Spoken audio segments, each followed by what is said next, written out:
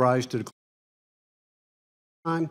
Without objection, all members shall have 5 legislative days within which to submit additional materials to the chair for inclusion in the record. Given that the ranking member is not present, we will forego opening remarks, both mine and hers. Now, pursuant to notice, I call up the task force to investigate terrorism financing resolution of 2016. The clerk will report the resolution, which was distributed in advance. Resolution establishing the House Committee on Financial Services Task Force to investigate terrorism financing. Resolved, Section 1. Without objection, the resolution is considered read and open to amendment at any point. The chair recognizes the gentleman from Pennsylvania, Mr. Fitzpatrick, the chairman of the task force, for 5 minutes. I thank the chairman and ranking member Waters for working to reestablish this important task force and also for reaffirming this committee's determination to use its role to address the dangers of terrorism.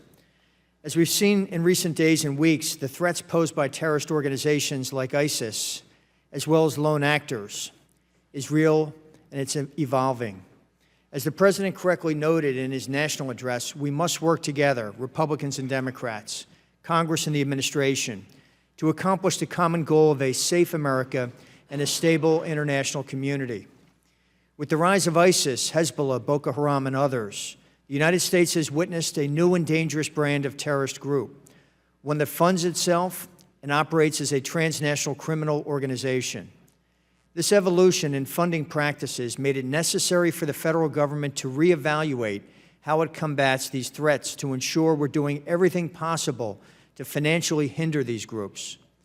On March 25th of this year, the House Committee on Financial Services responded by adopting the initial resolution to create the task force to investigate terrorism financing.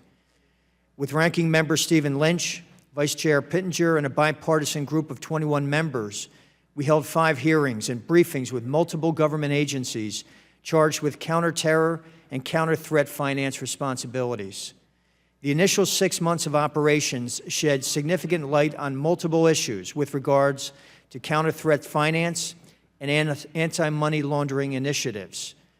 First was the discovery that various revenue streams ISIS utilizes to fund its terror operation and the ways in which the U.S. may effectively counter them, such as continuing to target IS oil infrastructure, work with regional allies to close porous borders, and to better police the travel of foreign fighters. Second, the task force brought about a consensus that there's a need for greater information sharing throughout the financial systems and between government agencies, as well as an increased integration of government databases. And finally, it became evident that through witness testimony and numerous briefings, that Congress needs to act on beneficial ownership and to provide the appropriate agencies with sufficient resources to address current challenges. So building on what we know, a new session of the Task Force to investigate terrorism financing will take a much closer look at several topics, including trade-based money laundering, terror funding streams from Latin America, developing our regional partners' capabilities to combat terror financing, and funding of foreign-based terrorists. It is our goal to advance upon the findings from the previous work to discover additional ways Congress may better assist our intelligence, law enforcement, and defense communities to cut off funding streams to terror groups seeking chaos and destruction. To this end, I'm confident that we can succeed together. Mr. Chairman, again, I thank you for your support of the work, and I yield back. Gentleman yields back. For what purpose does the gentleman from Massachusetts seek recognition? Mr. Chairman, I move to strike the last word. The ranking member of the Terrorism Financing Task Force recognized for 5 minutes. Thank you, Mr. Chairman. And I'm pleased that our committee is considering a resolution to renew the task force to investigate terrorism financing. During the last iteration of the task force, Chairman Fitzpatrick and Vice Chair Pittenger and I, and along with many members of the task force, worked to systematically examine how terrorist organizations obtain resources and execute their horrendous attacks. And as the chairman of the task force just mentioned, given the recent events at home and abroad, renewing the task force for an additional 6 months will enable us to work with FinCEN and continue to investigate this important evolving issue, and where necessary to pursue legislation to make it more difficult for terrorists to obtain funds and to track and disrupt the existing terrorist financing networks. We did note that there were two big loopholes raised during our earlier hearings and investigations that I hope we can work on in a bipartisan basis to resolve over the next 6 months. One issue already mentioned by the chairman, beneficial ownership and cross-border information sharing. Another pressing issue, as the chairman noted, the growing threat posed by Islamic State must also be addressed.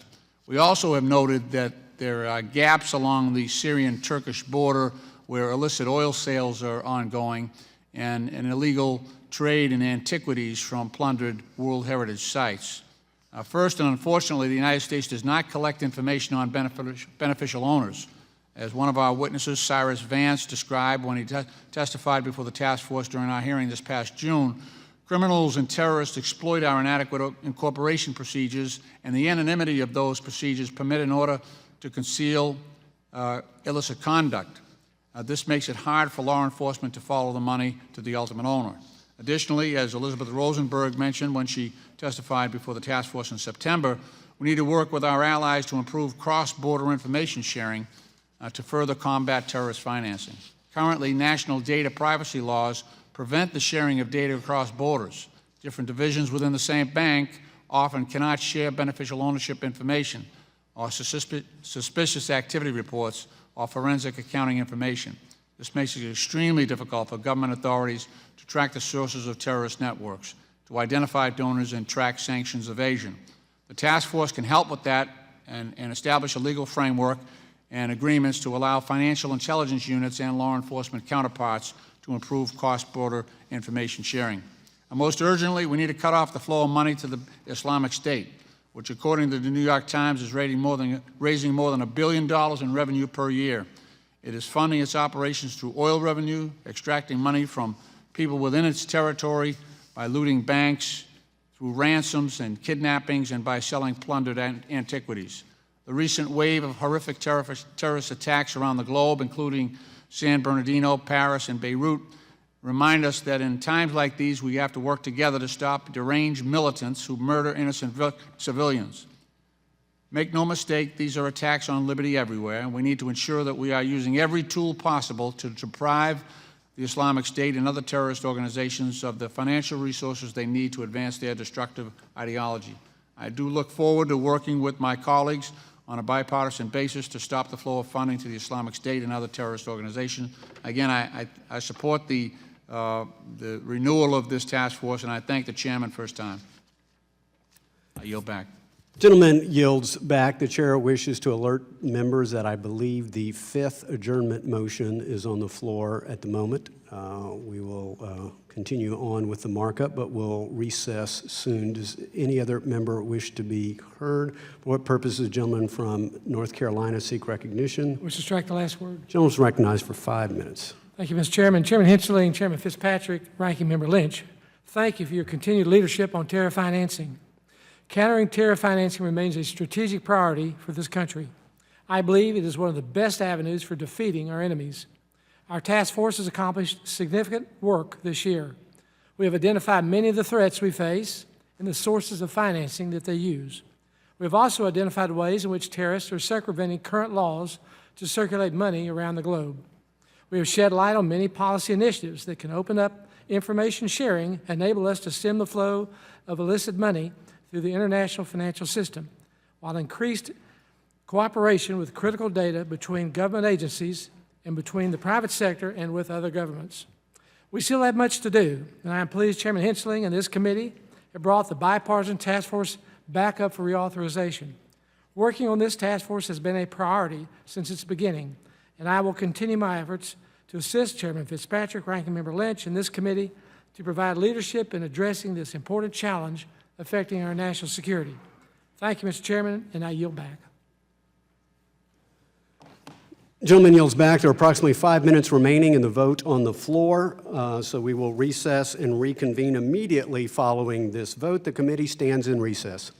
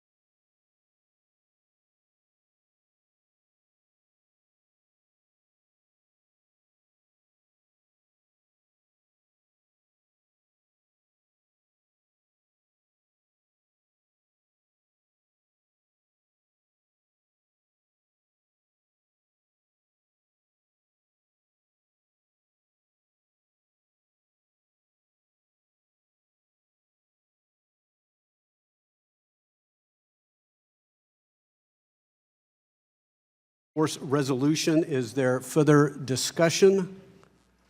For what purpose, the gentleman from Arkansas seek recognition? Mr. Chairman, I move to strike the last word. Gentleman is recognized for 5 minutes.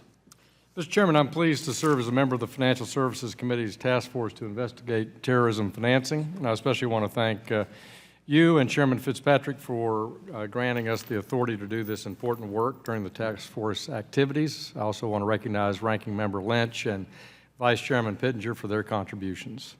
Over the past few months, we've discussed a wide range of topics, including survey of terrorism and terrorism financing, crime and the security of the U.S. financial sector, and the Iranian nuclear agreement. The recent attacks in Paris and San Bernardino demonstrate the continued need for congressional oversight in all aspects of terrorist activity, especially in how terrorists finance their attacks and their daily operations. Our war on terror finance is a fundamental weapon in the destruction of both ISIS and their fellow travelers. There are three key strategic areas that I think make this task force an essential asset in America's war against terrorism.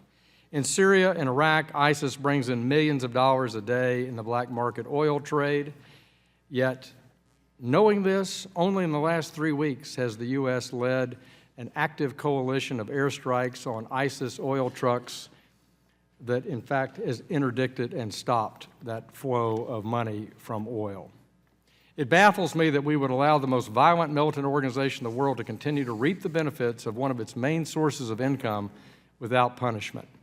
This is just another example that throughout this crisis, the administration has a gift for rhetoric, but has repeatedly demonstrated a lack of leadership.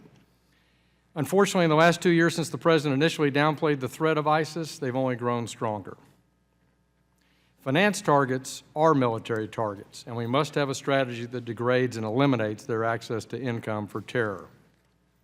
On the subject of Iran, Iran continues to take the required steps under the nuclear agreement. They will achieve sanctions relief. This task force can play an important role in ensuring that when Iran inevitably cheats, the American Congress will be there to insist that financial sanctions are put back on that country and entities acting in that manner. In regard to the drug trade in Afghanistan, last month I had the opportunity to travel to Afghanistan and meet with General John Campbell, commanding officer of NATO's Resolute Support Mission, as well as officials from the DEA, Department of Justice, and the State Department's Bureau on International Narcotics, to discuss what they're doing to combat the illicit drug trade in Afghanistan. This is another area I hope this task force will look at ways to stop the financial flow for those drugs in and along the Pakistan border. So in summary, there's still much work to be done to strengthen our relationship on terrorism finance and to guide American policy to see that it is truly a war on terrorism and terrorism finance. I'd like to thank the chairman for their continued leadership. I look forward to continuing the work of this task force. I yield back. Gentleman yields back. Who seeks recognition? For what purpose does the gentlelady from Arizona seek recognition? Thank you, Mr. Chair. I move to strike the last word. Gentlelady is recognized for 5 minutes. In light of the tragic acts of terrorism recently carried out in Paris, I commend Chairman Hensarling and Ranking Member Waters for reauthorizing the House Committee on Financial Services Task Force to investigate terrorism financing. The task force was previously authorized from March to September of 2015. During that time, we conducted valuable hearings and investigations related to terrorism financing issues within the committee's jurisdiction, including the nexus between terrorism, crime and corruption, and the private sector's role in counter-terrorist financing efforts. Recently, I joined Mr. Fitzpatrick, chairman of the task force, Mr. Pittenger, the vice chair, and Mr. Lynch, the ranking member, in urging the extension of the task force for another 6 months. Thank you again, Mr. Chairman, for renewing this important task force. I look forward to working with you to help safeguard the United States and the world community against terrorist attacks in the future. I yield back. Gentlelady yields back. Who seeks recognition? Chair will recognize himself simply to thank the gentleman from Pennsylvania, Mr. Fitzpatrick, gentleman from Massachusetts, Mr. Lynch, gentleman from North Carolina, Mr. Pittenger, for their leadership. Great work was done at the task force during its first term, clearly after Paris, after San Bernardino. Anything that this committee can do to contribute to the war against terrorism, against radical Islam, this committee must do. It is clear that work remains to be done And so I urge all members to adopt the resolution, and although she is not currently here, I have been well informed that the ranking member supports this resolution, so I urge its adoption so the task force can get back to its work, and we look forward to the legislative proposals that may come from this task force. I yield back the balance of my time. Who seeks recognition? If no other individual seeks recognition, there being no other amendments or further discussion, the question now occurs on adopting the resolution. All those in favor shall signify by saying aye. Aye. All those opposed shall signify by saying nay. In the opinion of the chair, the ayes appear to have it. The ayes have it, and the resolution is adopted. Now, pursuant to notice, I call up H.R. 3700. The clerk will report the bill, which was distributed in advance. H.R. 3700, to provide housing opportunities in the United States through modernization of various housing programs and for other purposes. Section 1. Without objection, the bill is considered read and open to amendment at any point. The chair recognizes the gentleman from Missouri, Mr. Lukemeyer, to offer an amendment in the nature of a substitute. Does the gentleman have an amendment at the desk? Yes, I do. I've been informed that the amendment is already on the dais. I'm sorry, the amendment is already on the dais. The clerk will report. Amendment in the nature of a substitute offered by Mr. Lukemeyer. Strike all after the enacting clause. Insert the following. Section 1, short Without title. objection, the amendment is considered read and will serve as base text for purpose of amendment. The gentleman is recognized for 5 minutes. Thank you, Mr. Chairman. When I took the gavel of the Subcommittee on Housing and Insurance, I told my colleagues I wanted to work with them across party lines to make meaningful changes that benefit the American people. H.R. 3700 represents our first joint effort forward and the first step in reforming a system that is, in many instances, outdated, duplicative, and burdensome. I'm proud to have worked with my ranking member, Mr. Cleaver, and ranking member Waters to create bipartisan legislation that begins to change the status quo. I'll be the first to point out that H.R. 3700, the Housing Opportunity through Modernization Act of 2015, won't necessarily change the world. It won't end homelessness overnight or meet the overwhelming need for affordable housing, but it's a significant step in the long journey to reforming our broken system. H.R. 3700 promotes greater efficiency in housing assistance programs and modernizes outdated rules and regulations, which in some cases have not been updated in over a generation. For example, the bill streamlines the inspection protocol for rental assistance units, simplifies the income recertification policies for all assisted households, clarifies homeless assistance program requirements, delegates rural housing loan approval authority, and provides targeted flexibility between public housing, operating, and capital funds. H.R. 3700 also gives state and local housing agencies and private owners enhanced flexibility in meeting key program objectives such as reducing homelessness, improving access to higher opportunity neighborhoods, and addressing repair needs in public housing. The bill also, for the first time in over 80 years of public housing policy, provides a thoughtful limitation on public housing tenancy for over-income families. Importantly, this legislation also pays special attention to our homeless veterans and children aging out of foster care, two vulnerable communities that need our support today.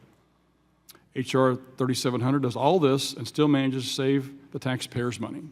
In all, by my count, there's about 19 sections of law that have been changed or touched, with about 65 to 70 different provisions doing all of this. My legislation doesn't include everything that everybody wants, but it gives us an opportunity to show that despite the rhetoric, Congress can work together and in collaboration with a diverse group of stakeholders, foster positive change. The majority of the provisions in this bill were agreed to years ago by members of Congress, housing advocates, and industry groups. H.R. 3700 is a set of solutions on which all parties in Congress, industry, and advocacy have agreed they can agree. It's time Congress put these changes on the President's desk. Mr. Chairman, this amendment in the nature of a substitute represents a bipartisan agreement that has been drafted and debated for over the past 4 months. I want to again thank Mr. Cleaver and Ms. Waters and their staffs for working with the majority on this amendment. Housing policy isn't easy. It's emotional. For better or for worse, it changes lives. It sets the stage for future generations. And because it's important, it isn't always easy to find policies in which we all agree. We have an opportunity today to show the nation that we are committed to working together for the American people. Be it a woman living in the public housing in New Orleans, a veteran living on the streets of St. Louis, or a child leaving the foster care system in Los Angeles. We are working toward not just helping individuals have a place to live, but a place to have a life. I thank the chairman for allowing this debate and ask my colleagues for the support of this important legislation. And with that, Mr. Chairman, I yield back the balance of my time. Gentleman yields back the balance of his time. Who seeks recognition? For what purpose does the gentleman from Missouri seek recognition? Move to strike the last word. Gentleman's recognized for 5 minutes. Mr. Chairman, let me thank you and Ranking Woman Maxine Waters. When we started this session of Congress, I had no idea that I would have the opportunity to work with someone who doesn't live that far from me in the state of Missouri, just down the highway a bit.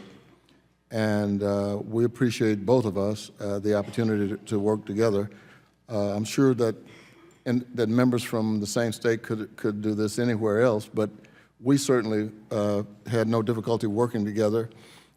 And when I assumed the ranking member position on this committee, Mr. Luchtenauer said to me exactly what he just said, and that is that he wanted to work to get something done on housing. We went to New Orleans together, along with some other members of this committee, Congressman Green, Congresswoman Waters. We looked at the progress that has been made with regard to housing in that area since Katrina. And I think that we are committed to working with each other. The secret is to gang up on a problem. I think that's the best way to beat a problem, just gang up on it, whip it.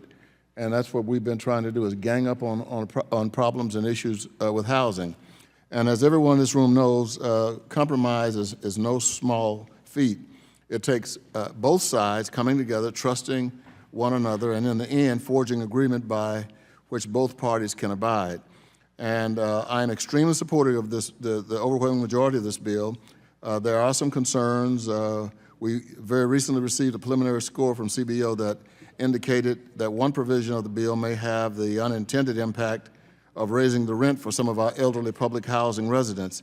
But I think we can move forward on the bill as long as we can work with the other side, which I don't think is going to be a problem either, to negate any harm to this vulnerable population. H.R. 3700 is a comprehensive housing bill that makes long-needed changes to public housing and Section 8 rental assistance programs, as well as programs within FHA and RHS. This bill, for example, contains provisions that streamline the inspection and income review process for families living in public housing. This is a big deal.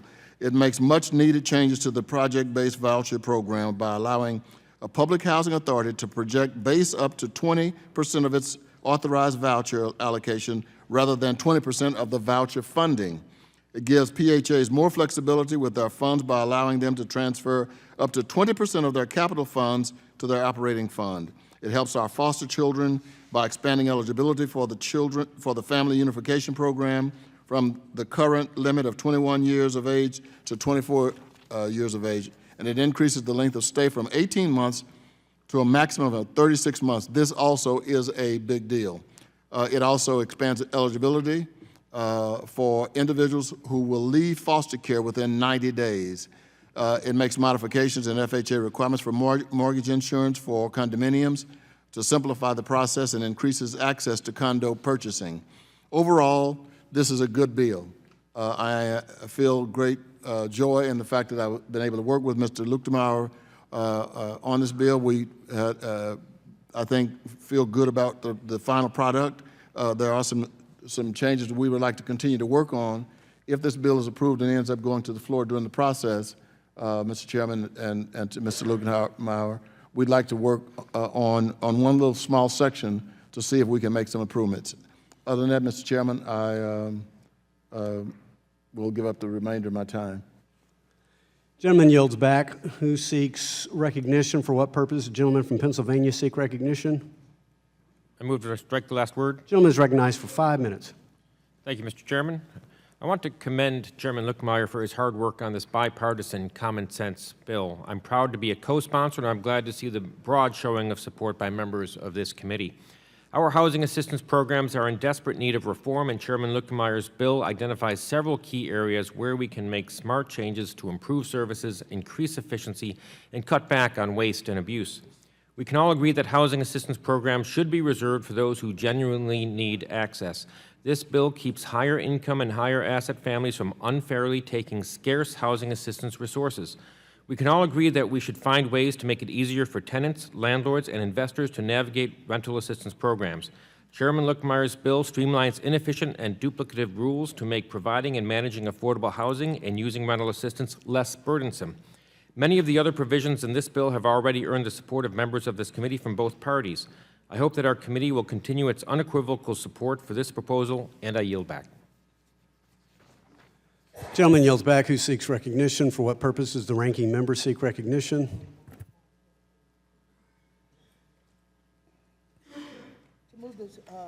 I move to strike the last word. Gentlelady is recognized for 5 minutes. Thank you very much, Mr. Chairman and members, and Mr. Cleaver and Mr. Luckmeyer.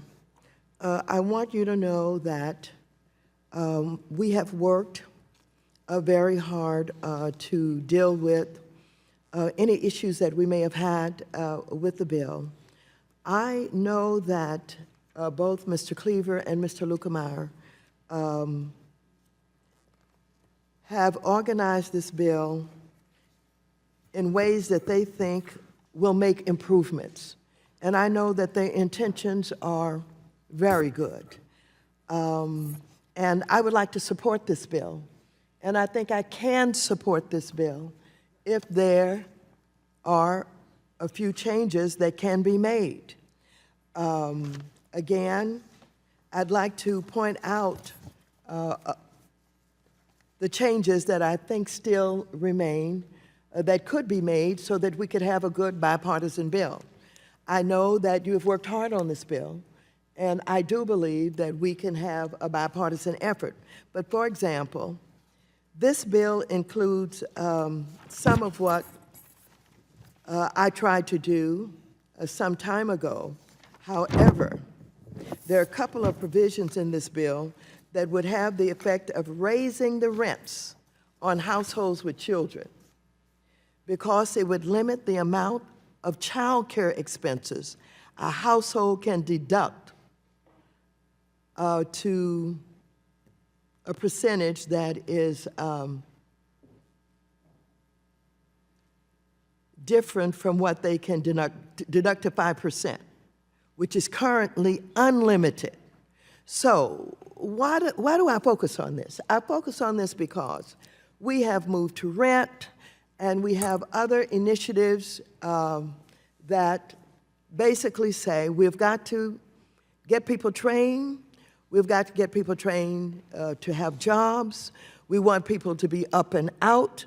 Well, I want you to know that women cannot get jobs and go to work without child care.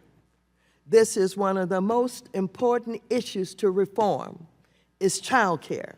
And when you're going to take away their ability to deduct the amount of child care that they would pay, that simply goes against what we all claim that we want to happen. We want people to be able to get job trained and to have jobs, and they have to have child care. They have to pay for it. And now we allow them to deduct that 5% of what they pay. And in this bill, we take it all away. That just doesn't make good sense to me. In addition to that, households with elderly or disabled persons, we would raise the rents on households with elderly or disabled persons. I know you didn't intend it that way. We were not aware of the extent of the impact until we received the preliminary score from the Congressional Budget Office very recently. So while I support other parts of this bill, I just simply can't in good conscience support the bill with these provisions included, as it will have an adverse impact on some of the most vulnerable HUD-assisted households, seniors, persons with disability, and families with children. And so, I have said to Mr. Cleaver, I haven't had a chance to talk with Mr. Lukemeyer, but I know that he has been talking with him, and they recognize that perhaps the bill, they did not intend for it to do that, and perhaps they're willing to work on it, but to take a vote that would send a message, a clear message to seniors and households with children and women, single parents who will be seeking to go to work, that we cannot support them in paying child care is just something I can't do at this point. And the other thing that I want to bring to our attention is this, and I don't like doing this, but I will do it. In this bill, we recognize that there are families that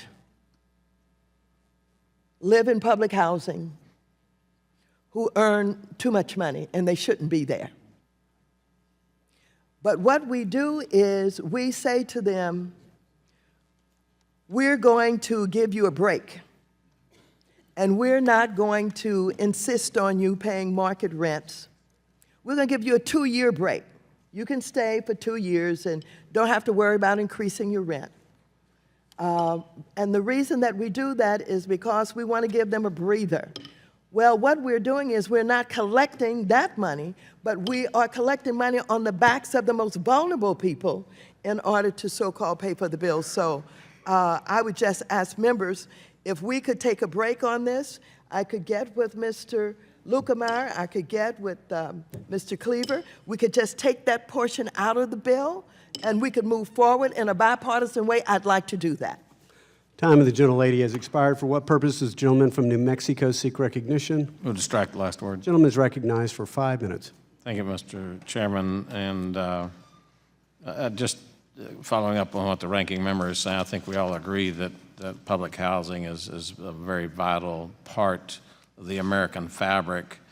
And I think they probably all agree that we need to move forward in assisting those people who are in need, that we need a system still that can maintain itself over the longer term, that it finds the efficiencies and effectiveness that programs should be naturally gravitating to.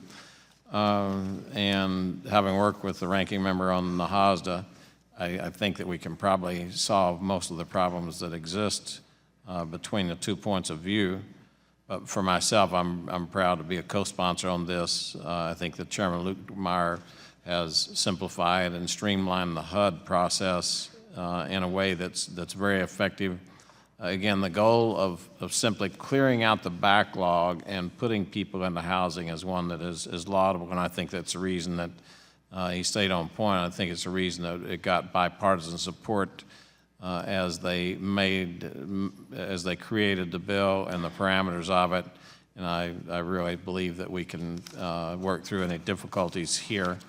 I think that it's imperative that we create a greater ease for the participants in the program to comply with the law, but also to understand their requirements in it and to give them incentives to better their lifestyle and to better their prosperity. And I think those things speak to the real heart of who we are in the country. So I think that is something that's common to both parties. I think we probably can work these viewpoints out.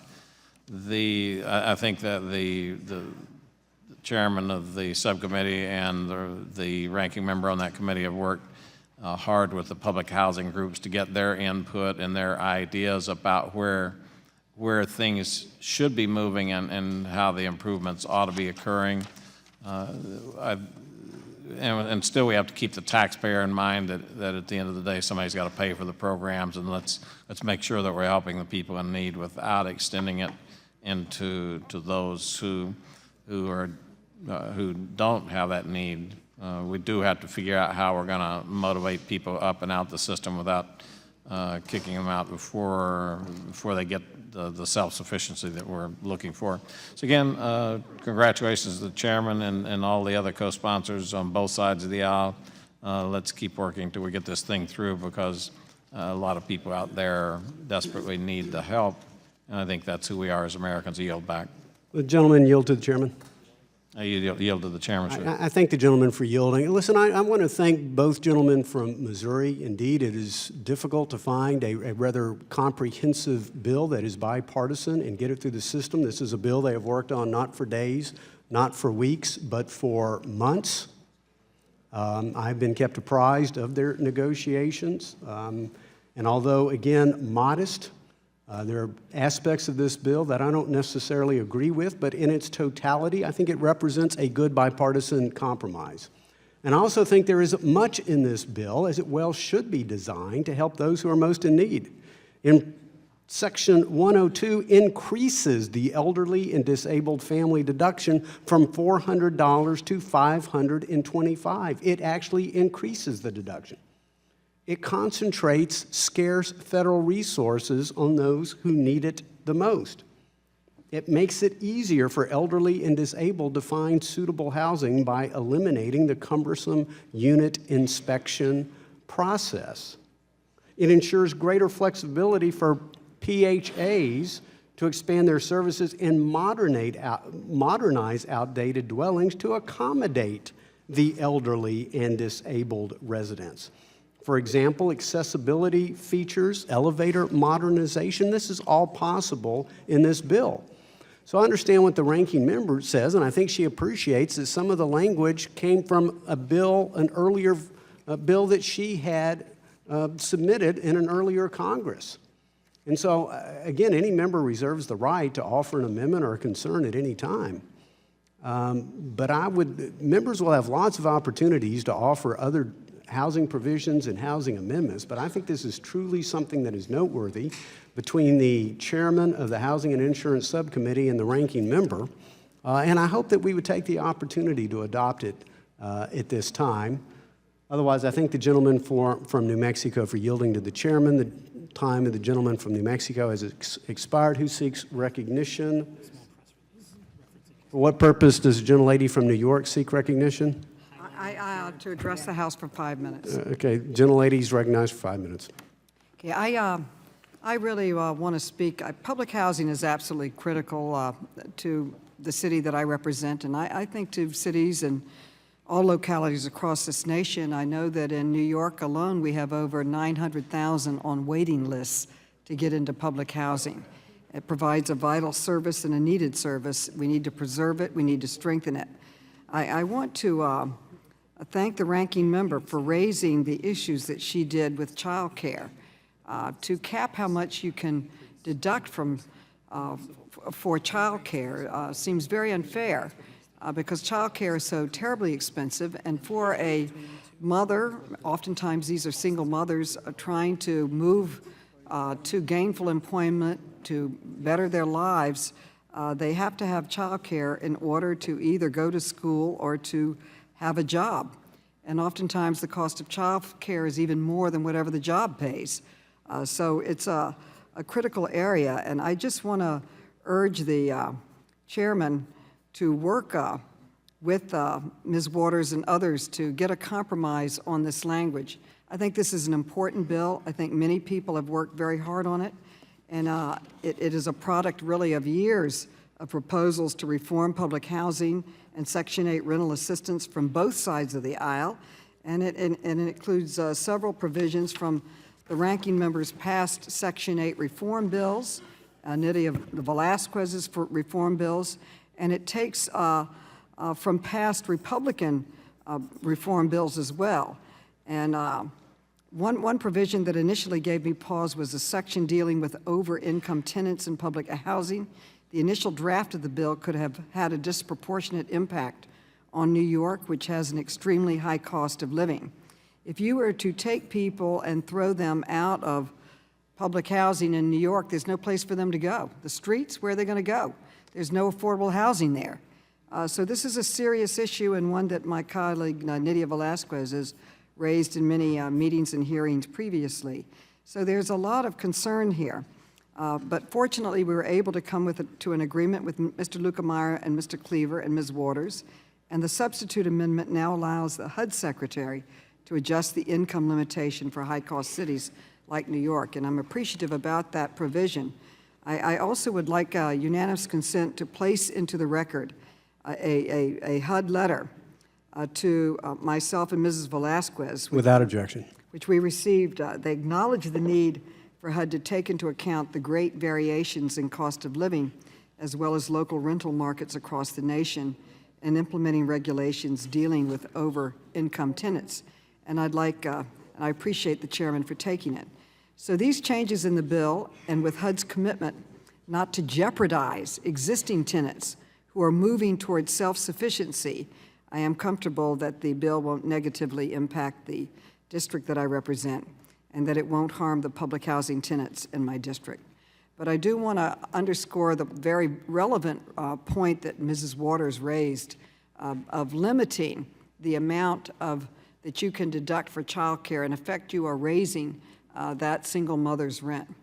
And I feel that that is just unfair and needs to be worked out. So I really want to appeal to Mr. Lukemeyer and others to work with Mrs. Waters and others in trying to come forward with a compromise. I am going to support this bill out of committee with a reservation that we will continue in a bipartisan way to work to improve it. We do need to make vital changes to public housing. I appreciate the efforts of Mr. Cleaver and Mr. Lukemeyer on some of the issues that I raised concerning New York. But this is just, I hope it can be reached before we go to the floor, because it needs to be worked out, and it's a very valuable and important point. Okay, well, I'll try to work something out and give it to you. Does the gentlelady yield back? I yield back. Gentlelady yields back. Who seeks recognition? For what purposes gentlemen from New Jersey seek recognition? Strike last word. Gentleman is recognized for 5 minutes. So thank you to the chairman, and also thank you to the sponsor for, as was indicated, not the hours, days, weeks, but literally months, and I'm sure even prior to that, a topic that the gentleman was interested in trying to resolve. Thank you also that this was done in a bipartisan manner. It is one of the significant points of much of the legislation that comes out of your committee and out of the overall committee, that we were able to do things in a bipartisan manner. Back in my district, people are often asking or making that point, can't you guys just work together? And you're able to go back, and we're all able to go back to our districts now after this and say, absolutely, we were able to do it. It's not a Democrat bill, it's not a Republican bill, it's an American public bill in the way you've done it.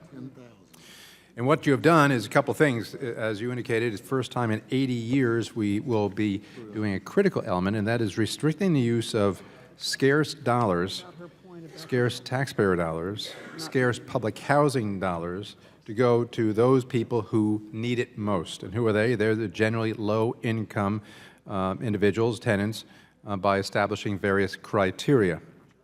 Mr. Chairman, you used to serve on the Budget Committee, and you know very well that the former chairman of that, the current chairman, Tom Price, and the former chairman of that, who is now the Speaker of this House, was very attuned to this issue of what we can do in order to make sure that the limited dollars we have actually go in the various welfare and housing programs to the people who need it the most. So I commend the chairman for continuing what our current Speaker is doing in this regard, because we know there's only a limited number of dollars. We would like to be able to provide housing for everyone, but that's not the way this country and our economy works. And secondly, that's not the way it's going to be able to work with the limited budget we have. The second, so the first point is the who, the second point is the what. So the who is this bill will help facilitate those limited dollars going to those who need it most. The second point is the what and how it gets done. When I came to this, my position as first ranking member and then chair of my subcommittee, I spoke to some members on the other side of the aisle who were more attuned to the issue of housing, and I said, how many various programs are there in housing? And it is literally in the dozens. I heard somewhere over in the 80s overall welfare programs. And it was my idea my thought back then is, can't we end the duplication, end the overlap, and bring them into a more coherent manner? That was never done when the majority was on the other side of the aisle. I again commend the gentleman the sponsor today for able to get it done. So what he has done in H.R. 3700 is cut down on the inefficiency, cut down on the duplicative areas and regulations, and by limiting or mitigating that overlapping, reducing the procedures that the folks involved in this have to go through. And this is done, and I'll close on this, in 3 different areas: to the benefit of A, the taxpayers; B, the benefit of efficiencies; and C, the enhancing those involved and the stakeholders in this, the local efforts, finally to give us a more positive result at the end of the day for those people who absolutely need it. So the first point is on saving the taxpayer dollars. Again, my opening comments are we have limited dollars. These are fungible. It can only go to certain places. It can go to either places, the efficient or not efficient. We would like to make them go to the efficient and to save the taxpayer dollars. Secondly, to go to the area of efficiencies. This bill does do that within the various programs under the bill. And thirdly, and this was interesting also with regard to the area of the testimony we have, enhancing local efforts in order to facilitate this. The chairman is, I will yield back my time then. I thank the gentleman for yielding. Again, I want to urge all members to support the underlying bill. There is much that is going to help our disabled veterans in this bill. There's a lot that's going to help our elderly. There's going to be much to help our disabled individuals, and there's actually something to help the taxpayer. You can actually get better government and more efficient government at the same time. Again, this is something that has been worked on not for days, not for weeks, but for months to be a bipartisan bill. I understand there still may be concerns. If so, the 2 gentlemen who worked on this bill, I'm sure they'll continue to work on it, but it is time for us to move this bill forward in the process now. And again, I think there's much to commend it, but there will be other opportunities to offer other housing bills. This is one where I think we can get together. And again, I understand there are some reservations on some side. I have reservations. I don't like everything that is in the bill. That's the purpose. That's part of the nature of a bipartisan compromise. And again, I urge its adoption. I thank the gentleman from New Jersey for yielding. The time of the gentleman from New Jersey has now expired. Who seeks recognition?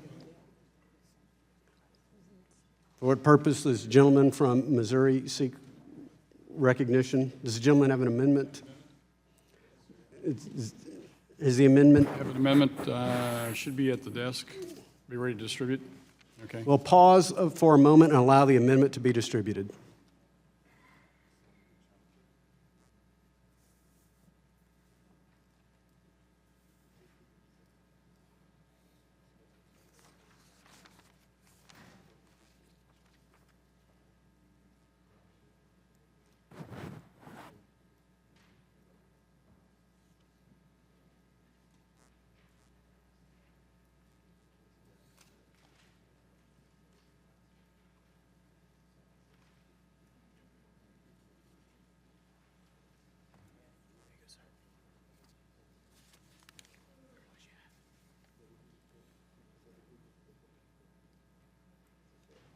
Have all members received a copy of the amendment?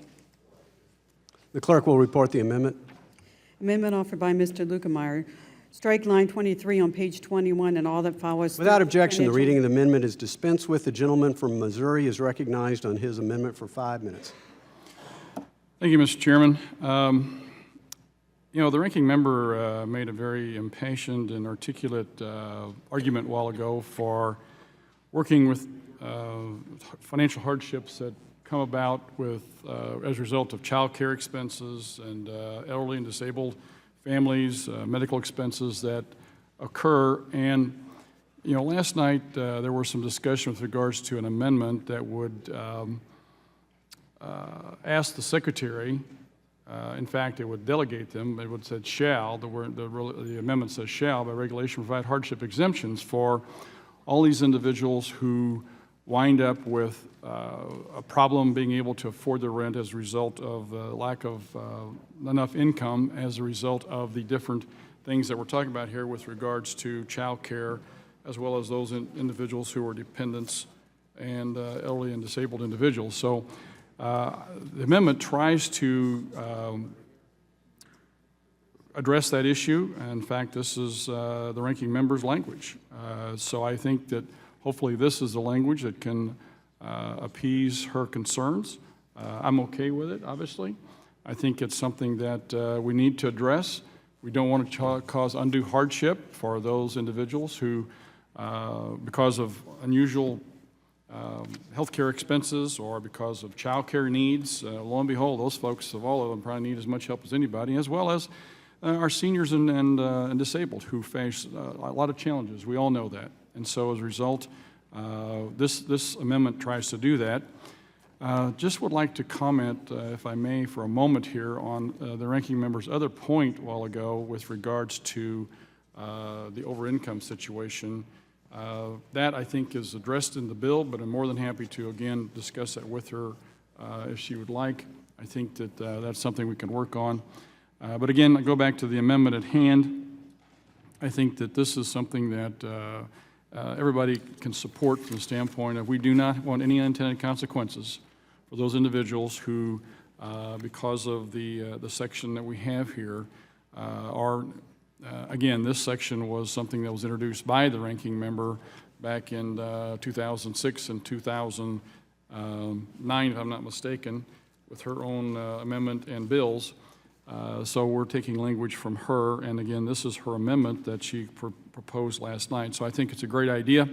And Mr. Chairman, with that, I yield back the... Will you yield to the I'll chairman? yield to the chairman, yes. I'd like to ask the gentleman from Missouri a question. The underlying bill that the gentleman had agreed to with the other gentleman from Missouri had a permissive hardship provision, correct? And this amendment will take it from permissive to shall, make it a mandatory. Is that correct? Yes. It mandatorily causes the secretary to do this, yeah. Otherwise, it was the secretary may do it. Now he shall do it. Okay, and again, another question to the gentleman who's kind enough to yield me time. And the genesis of this language, the origination of the language that you're using now? Origination, Mr. Chairman, started back in 2006 with this particular amendment by Ms. Waters, the ranking member. And then in 2009, she proposed this language in a bill. And then again last night, she indicated this is a concern of hers, and obviously today again. And I agree with her. I agree that this is something we need to address, and have taken that language and stuck it here in the form of an amendment so we can improve the bill and hopefully gain her support. Mr. Chairman. Well, if I could, I just want to, again, thank the gentleman for the clarification. I think, again, it's important to have the hardship provision in there. I frankly thought the language was sufficient. If it wasn't sufficient, I'm glad to support the amendment that the gentleman brings. I hope that it will address the concerns of the ranking member, and I sense the ranking member would like time. Perhaps you could yield her the last 45 seconds. Time belongs to that gentleman. Yes, would the ranking member like for me to yield to her, or you want your own time? I will yield back then, the balance of my time. Okay, well, I mean, you can do both. Thank you very much. To Mr. Lukemeyer, again, as I indicated when I first started to speak on this legislation, that I think your intentions are good. I think that Mr. Cleaver's intentions are good. And I want it very much to be supportive of this bill because I want this to be a bipartisan effort. Aside from the issues that I'm identifying, the rest of the bill is fine. The rest of the bill is fine. And I think if the gentlelady would suspend the time of the gentleman from Missouri has elapsed, I recognize the ranking member for 5 minutes of our own time. Thank you very much. And so what I submit to you is that you have a relatively good bill with two very significant flaws. And I will repeat that for mothers, most of whom are single women in public housing, who want to get job trained, who want to go to work, they have to have child care. Child care, as Mrs. Maloney has indicated, is expensive. And in present law, they can deduct 5%. And I think that makes good sense. As a matter of fact, for the years that all of us have worked on public housing, Democrats and Republicans alike have all been supportive of and knowledgeable enough about these issues to support child care for women and for these single parents. We can't go backwards on this and say, sorry, we have a bill that we need to pay for, and so we're going to take away your 5% deduction, and you will not have any deduction on child care. I don't think we want to do that. That's number one. Number two, for seniors and the disabled, even though you talk about a hardship exemption, what you're basically saying, both to the mothers and the families with children, and for seniors and the disabled, well, we're going to provide an opportunity for you to go and fight and convince public housing that you have a hardship here. And we're going to allow you to try and make your case. We're going to allow you, senior citizen disabled, to go and pull together all of your bills, make sure that you can identify your limited income, and make sure you can make the case and make the argument. And mothers, we're going to do the same for you. Well, I want to tell you, there is no reason why these most vulnerable people have to try and go and make these arguments and do this fighting for what I think we should be supporting. As a matter of fact, those residents who live in public housing that are beyond income don't have to go and make the case. You take care of them in this bill. You basically say that we recognize that you may be over income and you may not be eligible for public housing, but we're going to let you stay, and we're going to give you a 2-year break in doing that. And we're going to make it easier for you, not harder for you. And then you come with your hardship so-called amendment that's going to make it harder for the most vulnerable to prove their case. I just don't think it's right. And I don't think that you want to do this. And I think that this can be resolved. This can be worked out. This doesn't kill your bill. As a matter of fact, you have a lot of other stuff in the bill, again, that I support. But all I'm asking you to do is to eliminate that portion that takes away that exemption for mothers who need to pay the child care and for the seniors who should not be left to make the case and make the argument and do the fighting to prove that they have hardship. They have hardship by the fact that they are eligible to live in public housing. They are poor. They don't have anything. And so this is an amendment that certainly perhaps you believe that it may make it easier for them to get considered. However, I'm telling you, it doesn't. The ranking member yield. And so I yield to the gentleman. Thank you. I understand your concerns, but we address a lot of these in the bill. I beg your pardon? We address a lot of these in the bill. No, you have not. We add back into a $450 allowance for dependents. $525 in one case over here on page 20. Or excuse me, that's the income numbers. I mean, 525 is the amount per each member. That's there. Reclaiming my time, for example, my bill had a higher standard deduction at $725 as compared to your $525.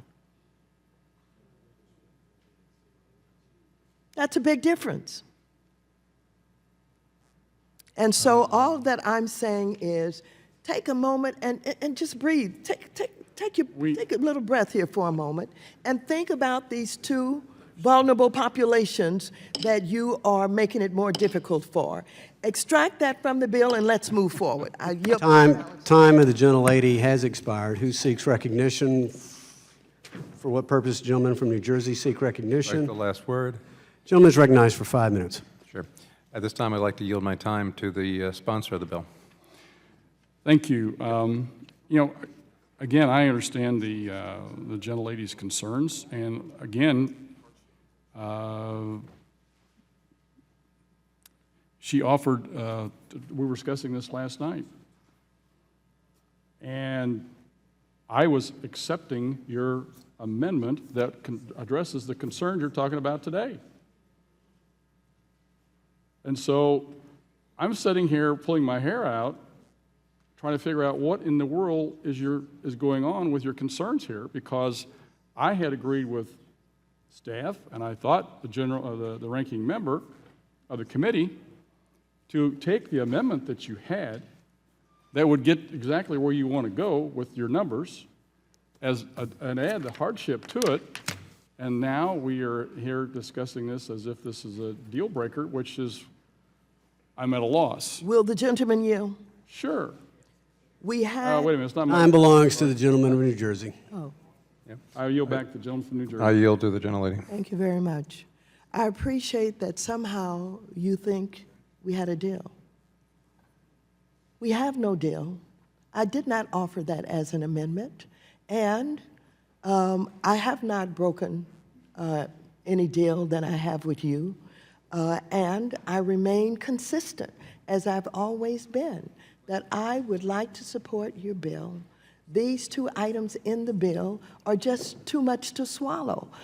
There's no way that any of us can feel good about leaving this committee having said to mothers that we're going to take away your exemption for child care, and then saying to the seniors, we're going to do the same to you. Reclaiming my time, I yield back to the gentleman who sponsored the bill to address the points. The child care is listed on page 21. It's there in the law.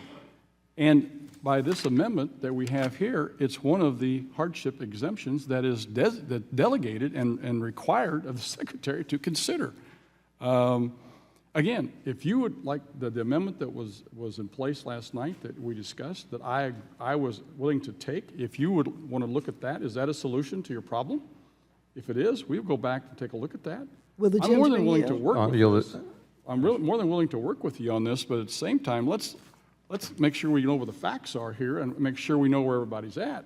I'm more than willing to work on these issues, but the parameters have been established, and so if we can find some common ground within those parameters, I'm ready to go to work. But Well, if the gentleman will yield, Yield to the gentlelady from California. thank you very much. Sure. got a new chairman, don't we? It's very clear. This is very simple. Mothers who have child care expenses now have a 5% exemption. I don't want to take it away. I want them to keep that. I think that is fair. I think that is reasonable. We put 525 back in the bill. So what I'm saying to the gentleman, instead of having a hardship exemption that's general in nature that says maybe you are eligible and maybe you should have it, but you got to fight for it. You got to come in here and you got to prove that you have a hardship. And it doesn't say that you have to prove that you're paying it. It just says you got to prove that you have a hardship and that even though you don't have the exemption, we should do something else for you. It's your language. It is not my language. Reclaiming my time. Does I yield back to the gentleman from New Jersey. Just a question to the sponsor. Does what you're holding up there indicate who is the sponsor? Who is? Well, I'm offering the amendment today, Yeah. but this was an amendment that was brought to us from the minority side last night so that we could address this issue that the ranking member has brought up today. And since she's raised concerns, we're more than willing to accept the amendment as it was presented last night to resolve her problems. But apparently now there is a new problem because I'm not understanding where she's going, because I thought this language solved her problem, but if it's not, we're more than willing to talk to her about it. But give me some specifics. I haven't heard anything yet except concerns about hardship exemptions with no definition beyond what's in the bill. The bill describes what hardship definitions are.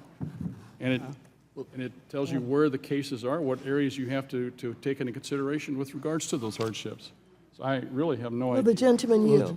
The last 10 seconds, yeah. Thank you very much. Sure.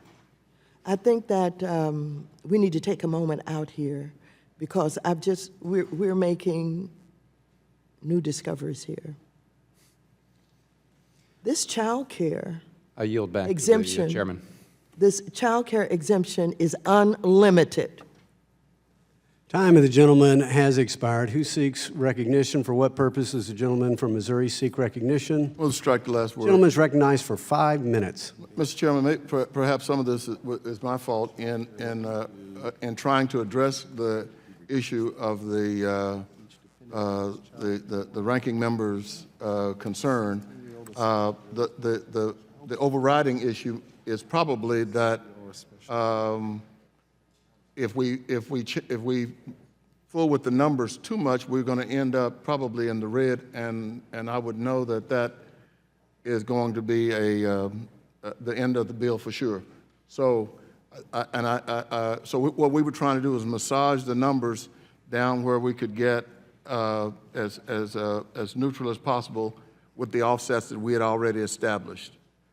So, in terms of the amendment that my Missouri colleague is speaking about, it was my attempt to address that issue.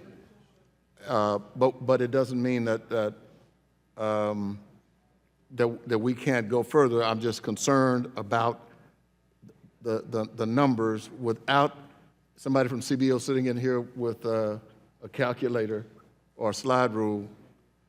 Most people probably don't know what a slide. But otherwise, we don't know what the numbers are. Would the gentleman yield on just that one point, because CBO will not run new numbers until after we report the bill. I want all members to understand that. Yes, thank you, Mr. Chairman, which I do understand that, and that's why I think we might be able to move the bill. At least my hope would be to move the bill and then look at different numbers that would prevent us from going into red, which I know we've been clear. All of us have been clear that would be a point of complete breakdown. I yield back the balance of my time. Gentleman yields back. Who seeks recognition? Is there any further debate on the amendment? If not, the question now occurs on the amendment offered by the gentleman from Missouri, Mr. Lukemeyer. All those in favor shall signify by saying aye. Aye. All those opposed signify by saying nay. Nay. In the opinion of the chair, the ayes appear to have it. The ayes have it, and the amendment is adopted. A recorded vote has been requested. All those in favor of a recorded vote shall raise their hand and be counted. A sufficient number having raised their hands, a recorded vote is so ordered, and pursuant to subsection C5 of Rule 3 of the committee rules, further proceedings on the amendment are postponed. Are there any further amendments or discussion?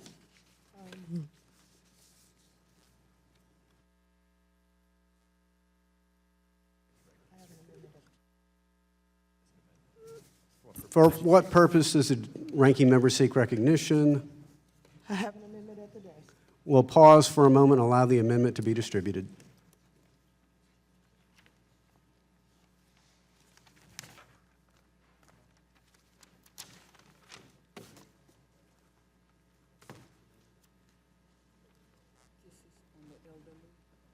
Yeah, this is,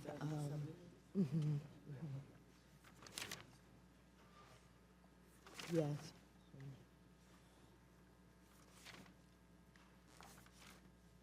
Is this the child care and the elderly in this amendment? Yeah, it's the child care and the elderly. Okay. Okay, all right.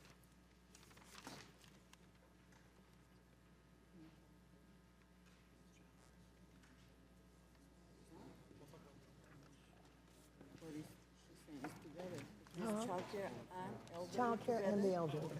Yeah. Yeah, 1 amendment.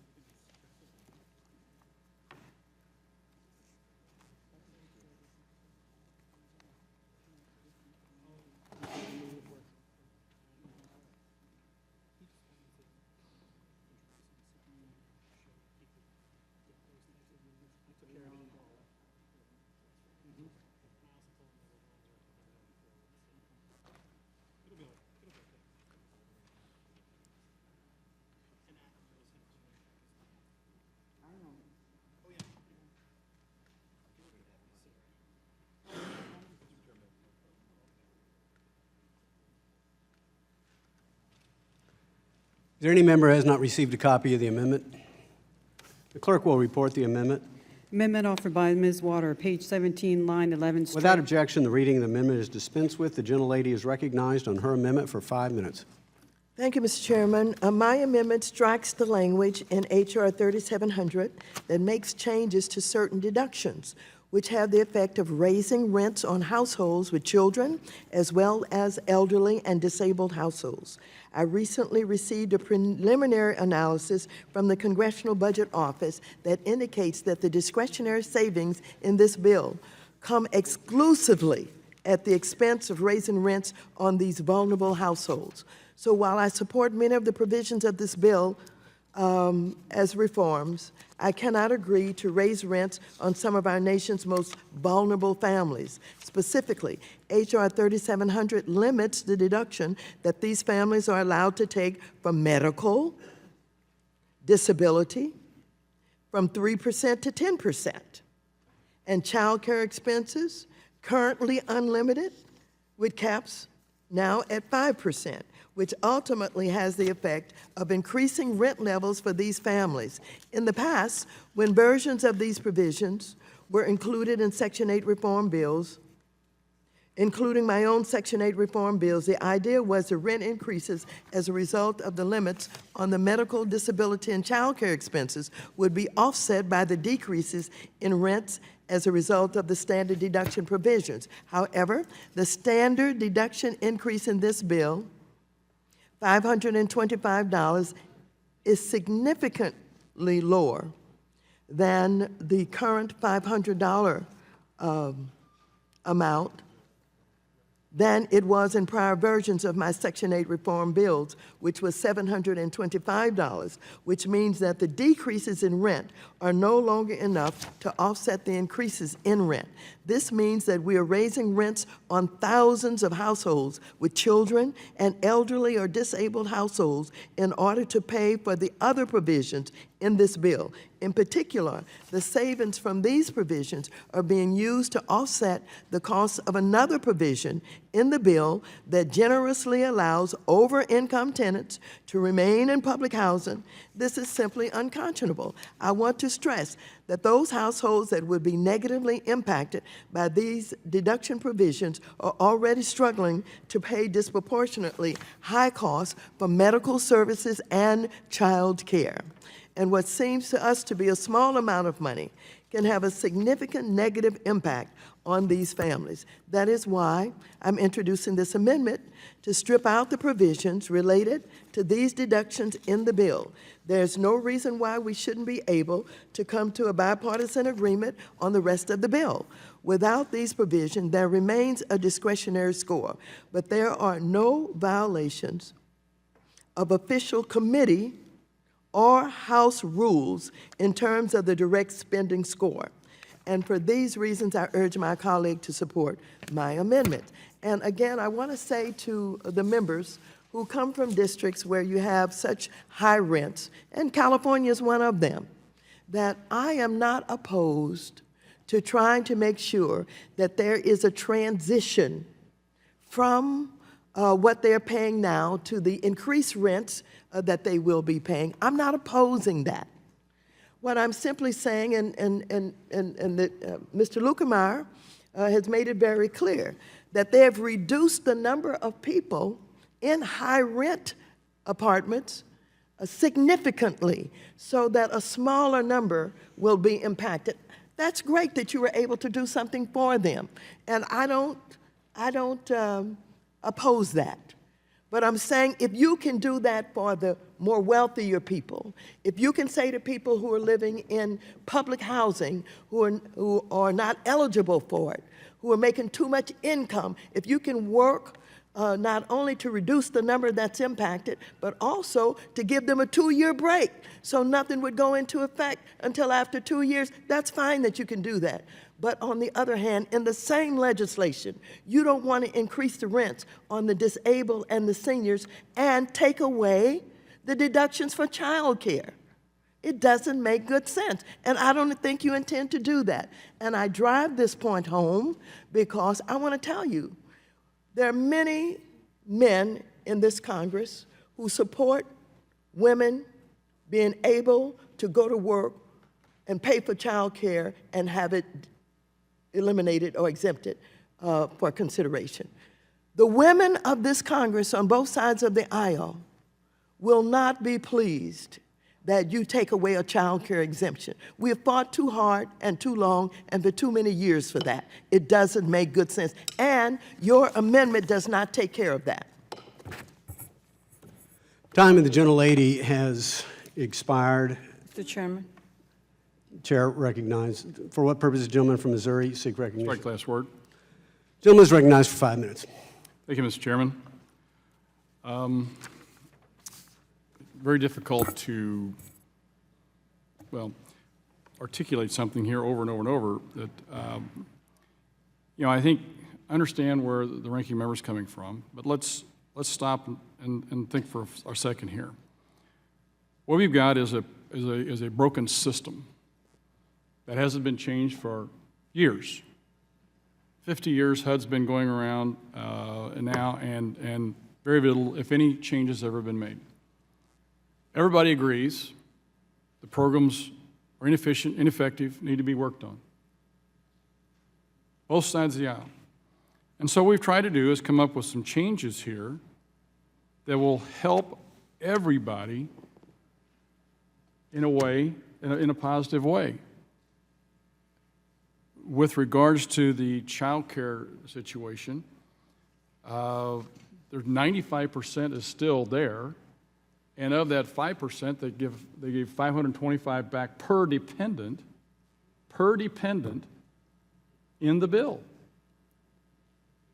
What we've got right now is waiting lists. New York City, 302,000. Boston, 117,000. Newark, 15,000. New Jersey, 9,000. LA, 43,000. Waiting lists right now. And so we need to find ways to enable people to better have access to the system, to be able to help them be able to find places to live, be able to help the public housing authorities build more, be able to have the private sector build more. And that's what this bill does throughout the bill, to be able to help better afford everybody from the standpoint of the public sector, the private sector, and the individuals to be able to work together to find better ways to do this. I think we're arguing over semantics here. Child care is a listed, covered situation here. We are not sending people out into the streets with kids. My gosh, I raised 3 myself. I've got 4 grandkids. The last thing I want to do is hurt the kids. I never have, never will. But I think what we're doing here is forgetting what is going on within the bill, which is to try and find some changes, substantive changes that can be helpful for everybody to be able to improve the public housing situation we have today and help those who need most the access to those opportunities. Will the gentleman yield? Sure, why not? Okay, so would you agree that you have eliminated the child care deduction? No, we have not. Okay. Ms. Waters, They have isn't it- unlimited child care It's deductions still now. 95% in the bill. Okay, it's unlimited All we did now. was take 5% out. They got everything else. It's a 95%. Anything And- over that, they still have. And we and stuck in there a dependent You want to rate of limit, 525, wanna- which basically is a wash. you would like to limit the deduction to 5%, is that right, rather than unlimited? Is that correct? No, that's not correct. We have a 5% deduction, and then we put back 525 per dependent. No, no, no. No, no, no. It doesn't work that way, Mr. Lukemeyer. Well, that's the What way the you're bill trying reads. to do is you're trying to say that in other aspects of the bill, you make up for the fact that you have limited this deduction, and it doesn't work. It does not work. And if you try to do it in your hardship exemption, you're saying mothers who we've taken away the exemption for, come and fight and tell us that you have a hardship that you can't afford Well, now- to have this. Ms. Waters, Yes. you know as well as everybody that every year you have to go back and requalify. You'll have your income checked. So don't tell me you have to go back and fight tooth and nail all the time. Well, that's what your hardship exemption They're going to says. be going in every year to have their income re-verified, their situation readjusted and looked at. I don't see the concern. Am I missing something? Yes. Okay. With that, Mr. Chairman, I'll yield back the balance of my 20 seconds. Gentleman yields back. Who seeks recognition? For what purpose does the gentlelady from New York seek recognition? I move to strike the last one. Gentlelady is recognized for 5 minutes. Thank you, Mr. Chairman. In New York City, access to safe and affordable housing is a critical issue. Just in Brooklyn, the housing shortage has driven rents to over $2,500 for a one-bedroom apartment. As a result, a majority of households spend more than 30% of their income on housing, making them rent burden. For this reason, the New York City Housing Authority plays a vital role in expanding affordable housing stock. As the largest public housing authority in the country, it provides a home to more than 400,000 New Yorkers. But unfortunately, tens of thousands of families remain on waiting lists for affordable units. Congress cannot dictate market rents. We all know that. However, by changing federal programs, we can give public housing authorities flexibility to address budgetary shortfalls, adapt to changing conditions, and ultimately better assist current and prospective tenants. H.R. 3700 makes several reforms to public housing and Section 8 rental assistance. Many of these changes are bipartisan and have been discussed for years. The bill will reduce administrative costs, simplify program rules, and provide flexibility for the Section 8 voucher and project-based assistance programs and public housing. Despite the valuable reforms in this bill, there remains an outstanding issue regarding the bill's impact on the elderly, persons with disability, and working mothers.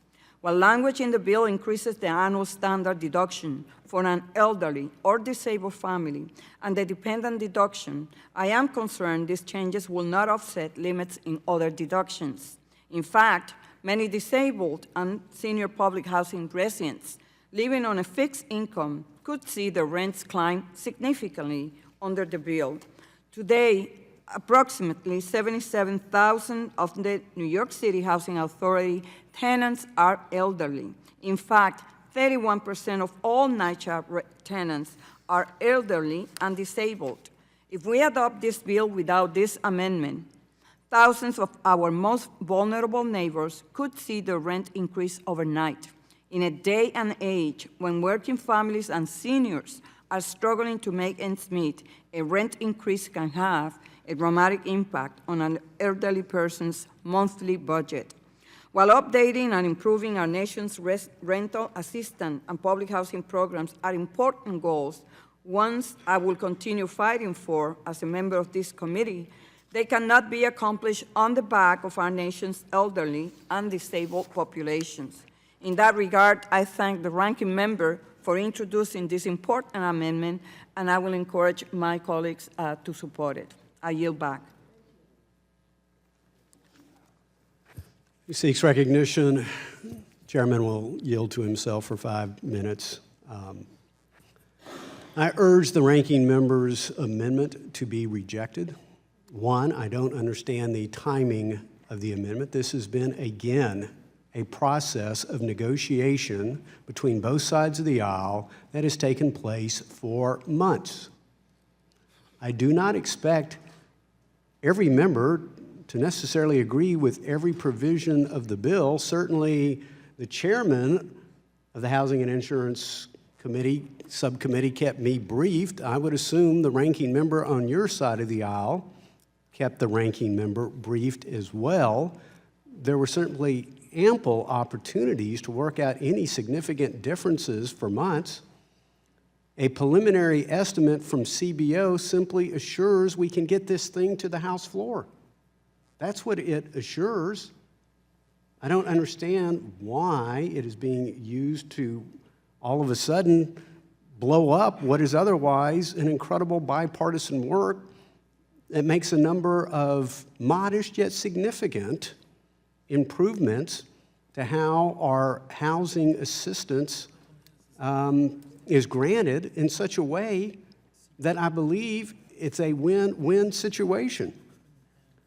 And I understand the concern for our most vulnerable population, but oftentimes we disagree on what those policies are. For example, in Obamacare, the medical expense exemption moves from 7.5% to 10%, hurting the sick, hurting the disabled, hurting the elderly. We didn't vote for Obamacare on our side of the aisle, but apparently other people on the other side of the aisle voted for it. I assume there were other provisions in Obamacare that you liked, but I don't recall an objection to that provision at that time. We just recently had the FORM Act in front of this committee. Now, I can't guarantee it would improve monetary policy, but I think it would. And if you want to talk about something that's hurting seniors in America today, it is a zero interest rate monetary policy, robbing seniors of any ability to derive income off a lifetime of savings. I didn't see the ranking member support the FORM Act. Where was the concern for the elderly at that time? And how about for our working mothers who are denied the ability in the nation's capital to be able to choose the school that's best for their children? One of our most vulnerable populations, single mothers, school-age children in the nation's capital, denied school choice. So again, I think we have a number of differences that we could debate on how best to help our most vulnerable populations. But here was a bill negotiated in good faith over a period of months between Republicans and Democrats. Chairman? Who seeks? I'd be happy to yield to the gentlelady. Yes, I understand your point, well taken, that it has been taken months of negotiations, but the truth of the matter is that we were basing those negotiations on preliminary numbers. So when the numbers came out just last Friday before Thanksgiving, then we have a better understanding as to the impact that this will have in the different populations that we're dealing with today. So the argument that negotiations for months, but we didn't have the exact numbers until just recently.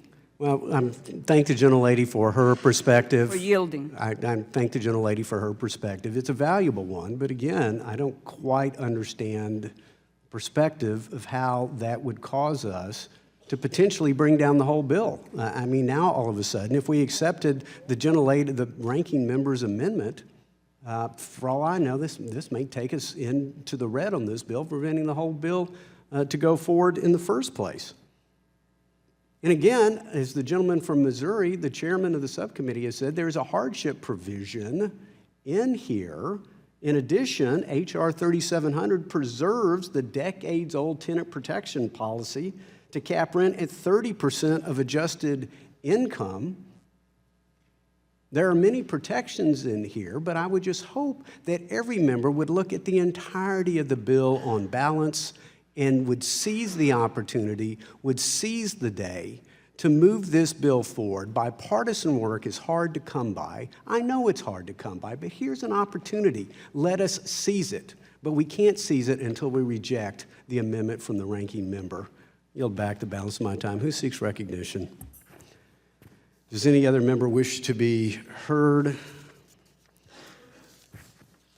Is there any further debate on the amendment? If not, the question occurs on the amendment offered by the ranking member, Ms. Waters from California. All those in favor shall signify by saying aye. All those opposed shall signify by saying nay. Nay, in the opinion of the chair, the nays appear to have it. The nays have it. A recorded vote has been requested. All those in favor of a recorded vote shall raise their hand and be counted. A sufficient number having raised their hands, a recorded vote is so ordered, and pursuant to subsection C5 of Rule 3 of the committee rules, for the proceedings on the amendment are postponed. Is there further amendment or discussion? If not, there being no further amendments, record votes on the pending amendments have been postponed. Once those votes are taken, the committee will immediately consider the motions to adopt the amendment in the nature of a substitute as amended, if amended, and to report the measure. Oops. Two votes have been called in the House. One is a 15-minute vote, one is a 5-minute vote. The committee will resume proceedings immediately after this vote series. The committee stands in recess.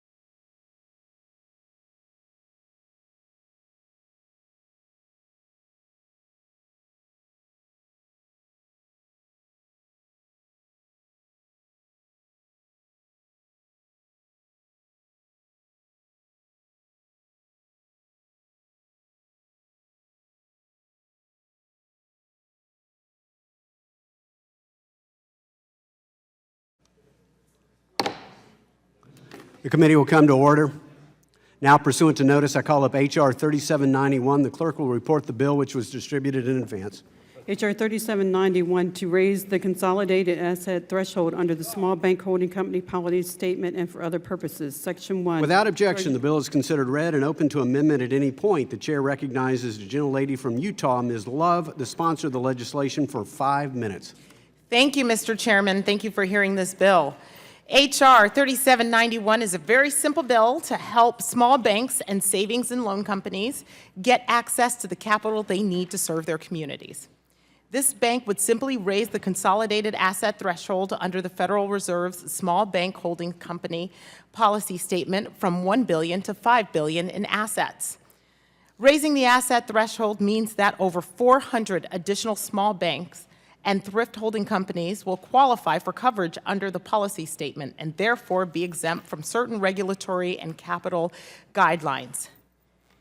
These exemptions make it easier for these small holding companies to raise capital and issue debt.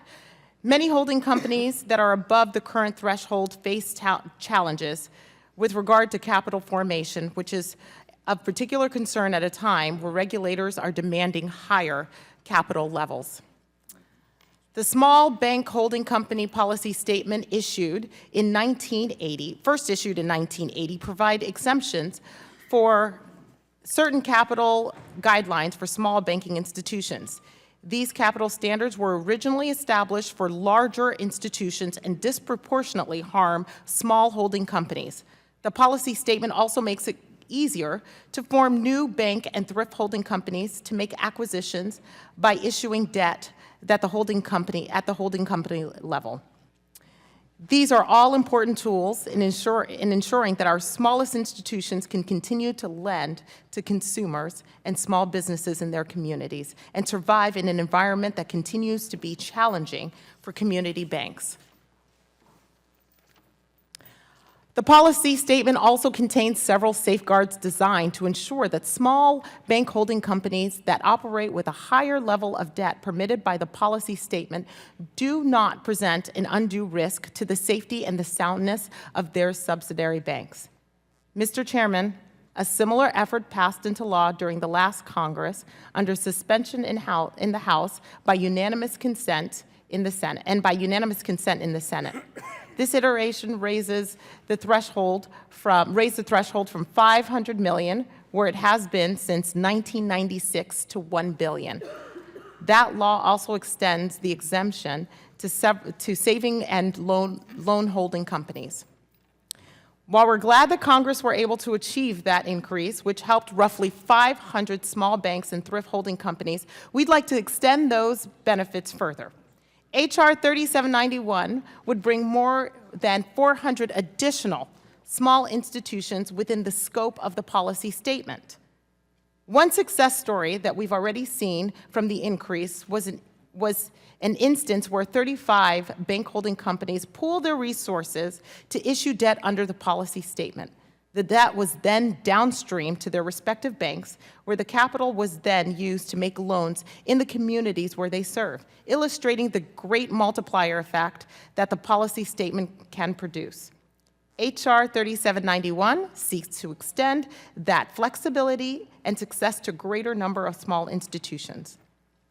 This is a simple bill to help our small banks stay strong and to continue to support their communities.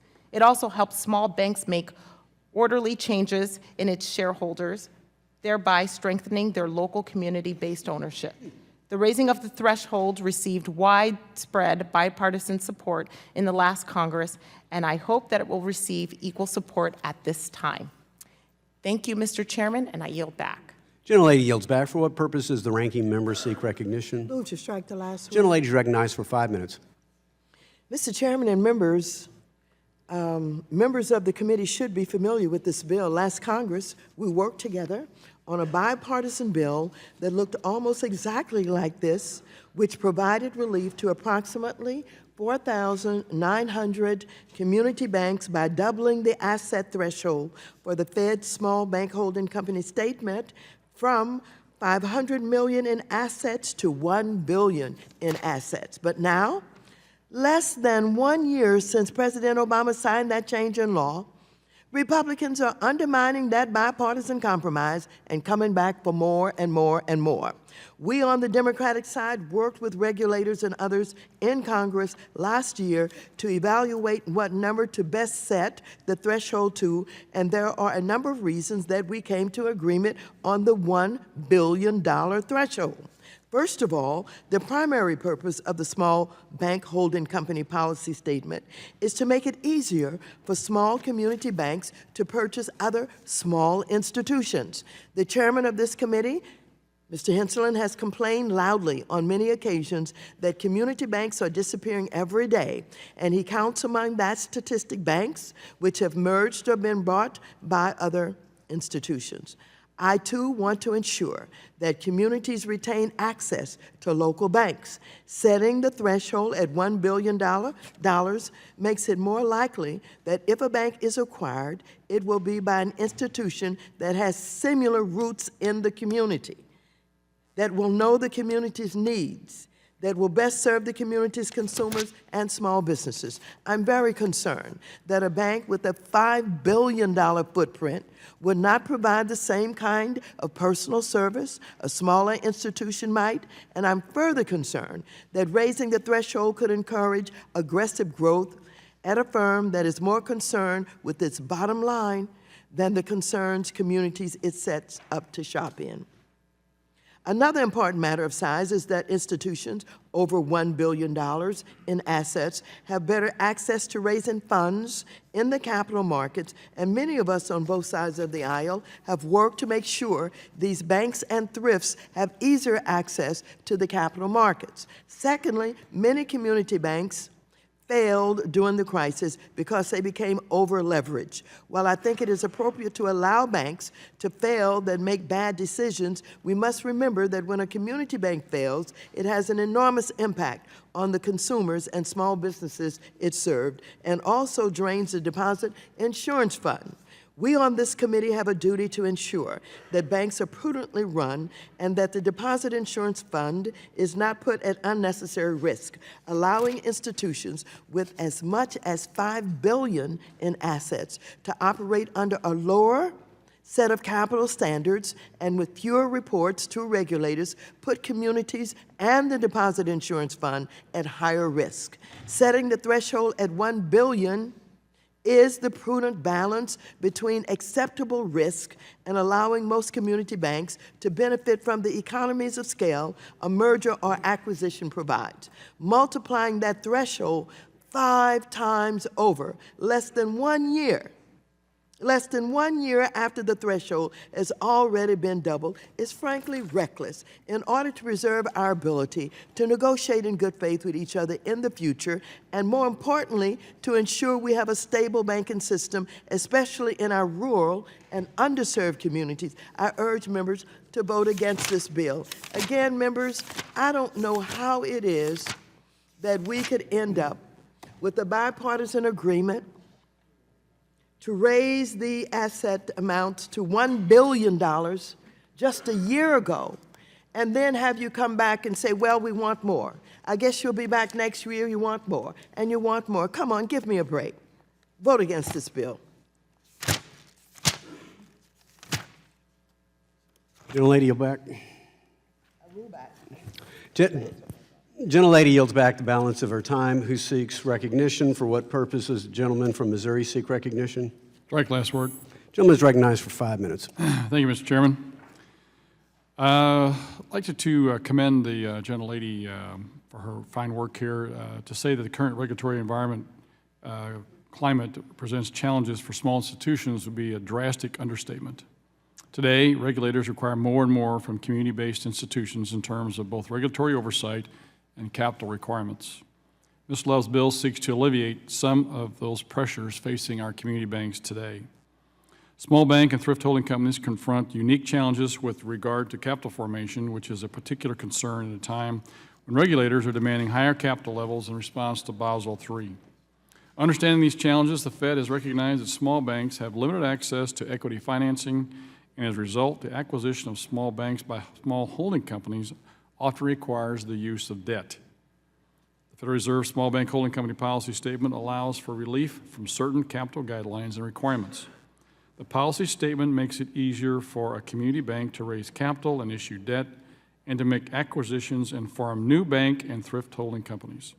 These are all important tools to ensure that our smallest institutions can continue to lend in their communities, hire new loan officers and staff, and survive what remains a difficult time for community banks.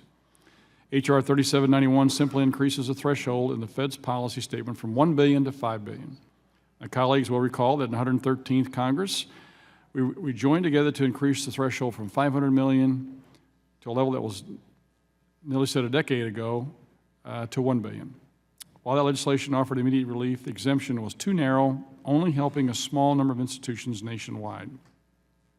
Our nation's smallest bank and thrift holding companies have faced significant recession, consolidation, and an alarming number of bank failures. We have an opportunity today to help an additional 400 true community banks. And I think it's important that we stop and think for a little bit and understand what's going on in the financial services world. Right now, you have a situation because of Dodd-Frank, all this regulation coming out. A lot of small institutions cannot survive the regulatory cost that they're having to incur, and as a result are selling out at record numbers and consolidating and merging at record numbers. And as a result, you see them going over this $1 billion figure, and they are still community banks, and we want to continue to provide for the ability of the local communities to continue to have the service of these institutions. I want to remind my colleagues that the Fed retains the right to impose capital standards on a holding company if the Board of Governors determines it's needed to protect the safety and soundness of the institution or its customers. In other words, the capital is still going to be imposed on our considerations can be imposed on these banks, on this holding company, if there is a need as a result of them needing that. And as a sideline, it's important to note that these consolidations never occur unless there is an approval by the Fed and FDIC. And sometimes those approvals will require the addition of capital to be able to have that consolidation take place. Additionally, the policy statement outlines further requirements that limit a bank holding company's ability to benefit from this relief. H.R. 3791 keeps those safeguards in place. Language identical to H.R. 3791 was introduced in my CLEAR Act and in the CLEAR Relief Act introduced in the 113th Congress. Both measures garnered bipartisan support. H.R. 3791 will go a long way in ensuring our nation's smallest institutions are able to grow stronger and continue to serve the communities in which they are located. I want to thank Ms. Love for her leadership on this issue and ask my colleagues to join me in supporting the bill. And with that, Mr. Chairman, I yield back the balance of my time. Gentleman yields back who seeks recognition. For what purposes, gentleman from Arkansas seek recognition? That's right, the last word. Gentleman is recognized for 5 minutes. Mr. Chairman, I want to add my support for Ms. Love's bill. I think it's a good suggestion, and to the contrary, $5 billion has actually been a level supported by Senator Brown on the other side of the aisle and in the other House, has been supportive of moving the small bank holding company policy statement up to that level, I believe, in the last Congress. So I think there is some bipartisan support for her approach. And two things are particularly of interest to me in this arena, given my background in community banking. One, we've made it so difficult and expensive to have a bank franchise. It's very hard to be able to find successor stock ownership for small banks, particularly in rural areas. And by expanding this, we make it a little easier for them to obtain a bank valuation and borrow the money of the holding company in order to finance a change of key shareholders. Not a change of control like in the case of an acquisition, but just simply borrow funds to change strategic shareholders or add shareholders to add capital. I find that a useful piece. Also, the Collins Amendment really wreaked havoc in the banking industry and in the trust preferred securities arena. Yes, some banks didn't use trust preferred securities in the right way or prudently, but it has been a major area for small privately held companies to raise capital, to increase their Tier 1 capital by using a holding company formation. So I think Mrs. Love has got a well-reasoned bill, and I support it, and I would yield the balance of my time to the bill's sponsor, Mrs. Love of Utah. Thank you very much. I wanted to just take a few moments to let you know what's actually happening here. As a former mayor of Saratoga Springs in Utah, We finally got our city, after a while, to great, firm financial standing. And I had some residents come to me and say, Mayor, we need a library. The other cities have a library, we need a library. Now, as you all know, libraries are all expenditure, no revenue comes in, it's a service. And somehow, we didn't have the revenues to do it, but we felt like we could do it as a community. So the residents came together. When we went to a restaurant, part of the portions on the Monday night would go to the library. We had movie nights together. We had other companies in our community help to make sure that they were helping with this library. And what we realized is that we weren't just building a library, we were building a community. If you go to Saratoga Springs right now and go into the library, you will find that many portions of that library is supported by who? Small banks in the community. I want you to know that when you are thinking about supporting this bill, don't think of it as just supporting 400 plus more banks, more small banks. Here's who you're supporting. You're supporting restaurants that are opening up. You're supporting small businesses. You're supporting community libraries. You're supporting people at the kitchen table. You're supporting people like Jennifer Jones in Utah, who has an Avondale Academy that teaches children to read at the age of 4 before they get to kindergarten, who can get the credit that she needs to expand her school and provide dance lessons, maybe some reading tutoring, so that some parents can continue to work and have some time before they pick up their children. I don't want you to just think about helping over 400 more small banks. I want you to think about the tens and thousands of more people you will be able to help. And with that, I yield back my time to Mr. Hill. Thank you. Go back, Mr. Chairman. Gentleman yields back. Who seeks recognition? For what purpose does the gentleman from Texas seek recognition? Strike the last word. Gentleman is recognized for 5 minutes. Thank you, Mr. Chairman. As a co-sponsor of H.R. 3791, I want to take just a moment to congratulate Congressman Love for her work on this simple but important legislation. By simply raising the consolidated threshold under the Federal Reserve Small Bank Holding Company policy statement from $1 billion to $5 billion, hundreds of community banks, including many in my home state of Texas, will be exempt from certain regulatory and capital guidelines. This much needed regulatory relief will allow small banks to issue debt and raise capital, and thus increase their ability to make loans. In many of the Texas communities I represent, the biggest complaint I hear, whether it's small mom-and-pop shop in Cleburne, Texas, or a dairy farmer in Stephenville, Texas, is the lack of banks that will lend or take a risk on them. In my mind, it's pretty simple. Small business owners, like myself, yes, I am a small business owner, we employ more than half of America's workforce. Promoting growth in our local community should be something we can all agree on, and I believe H.R. 3791 will help move us towards that goal. The environment that small bank and thrift holding companies face has become more difficult in the past few years, like nothing, frankly, we've ever seen, with massive increases in regulatory burdens and capital requirements. After all, the testimony we've heard before this committee over the last year about the burdens our small banks currently endure, no one case or person can argue this point. H.R. 3791 would ease some of these burdens and give banks the important tools to continue to lend in their communities, hire new staff, and survive what has become a very, very difficult environment for community banks. So I urge all my colleagues to support Congresswoman Love's bill, and I yield back the balance of my time. Would the gentleman yield to the chairman? Yes. I thank the gentleman for yielding. I, too, want to add my voice of congratulations to the gentlelady from Utah. She has certainly been a leader in this committee on trying to provide some needed relief to our community banks. I don't think there is anybody in the public policy space who believes that a bank at $5 billion of assets is anything but a community bank. It's a back of an envelope calculation, but I think $5 billion is roughly 0.2%, the size of our money center banks.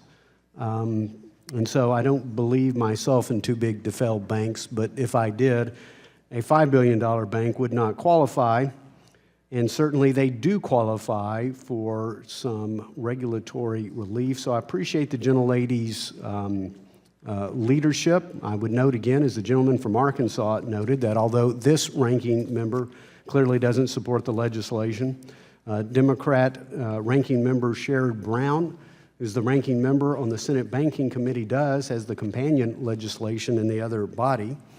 I know the ranking member said that the bill was undermining a bipartisan compromise. That's a topic of which she has great expertise. Witness our last debate. I just don't agree that it's taking place here.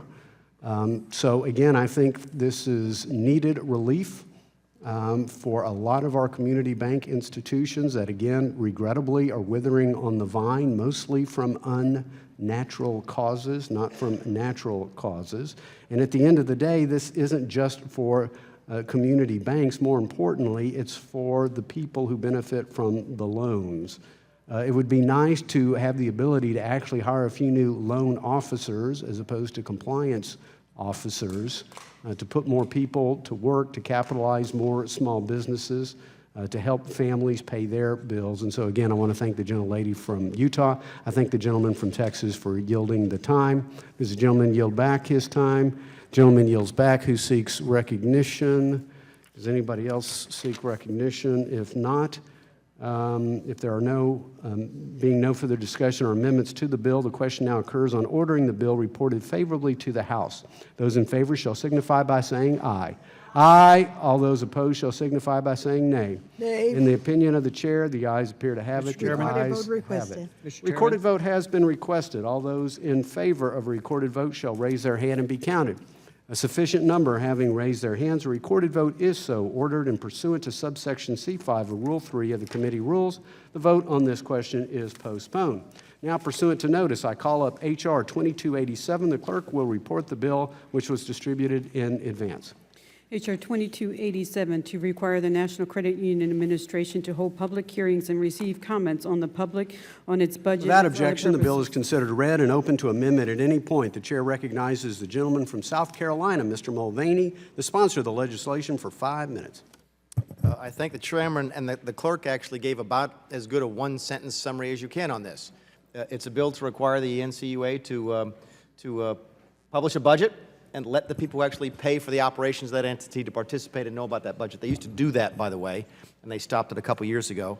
I won't go into too much on this, Mr. Chairman. We've had several hearings on this topic over the course of the last year.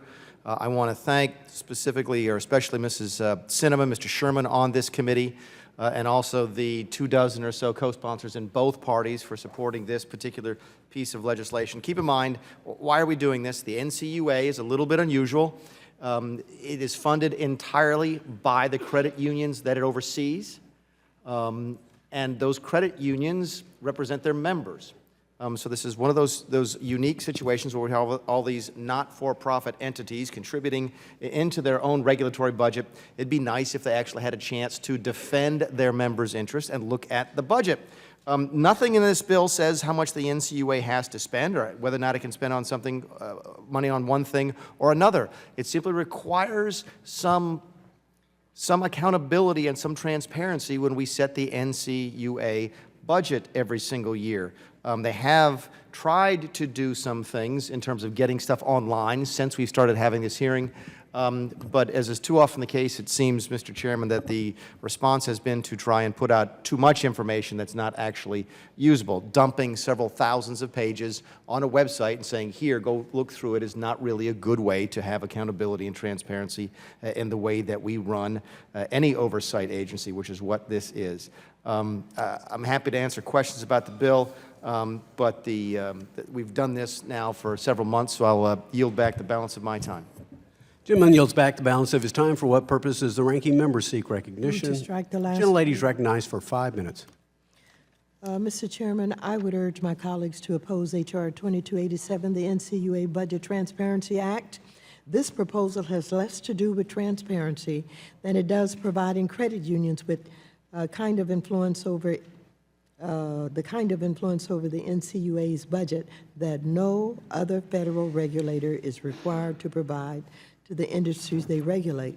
My colleagues should view proposals like H.R. 2287 the same way that we would attempts to subject the CFPB's budget to the congressional appropriations process, an obvious attempt by regulated entities to exert political pressure on the budgets of their regulators. Prudential regulators' budgets are insulated from the political process for an obvious reason, as safety and soundness would guide the decisions of our financial regulators, not pressure from the industries they regulate.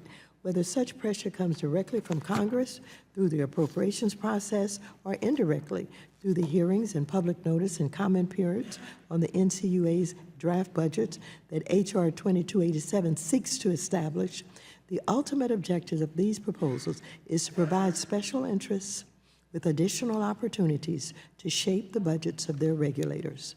The NCUA is a leader among its peers in the information that it already makes public concerning its budget. Unlike its peers, the NCUA engages in zero-based budgeting, where instead of building on their previous year's budget, like other regulators, they start each annual budget from scratch, where they justify each expenditure credit union by credit union. The NCUA also provides line item budgets of each of the funds it administers, as well as a web page dedicated to the NCUA's budget and its budgeting process. Make no mistake, H.R. 2287 isn't about transparency. It's about pressuring the NCUA to reduce its budget right at a time when credit unions are becoming larger, engaging in more business lending and derivatives, and becoming more complex. Between 2001 and 2008, the NCUA held the kinds of budget hearings that H.R. 2287 seeks to reestablish, and unsurprisingly, those hearings led to substantial reductions in the NCUA's budget, leaving the agency ill-prepared to deal with the financial crisis.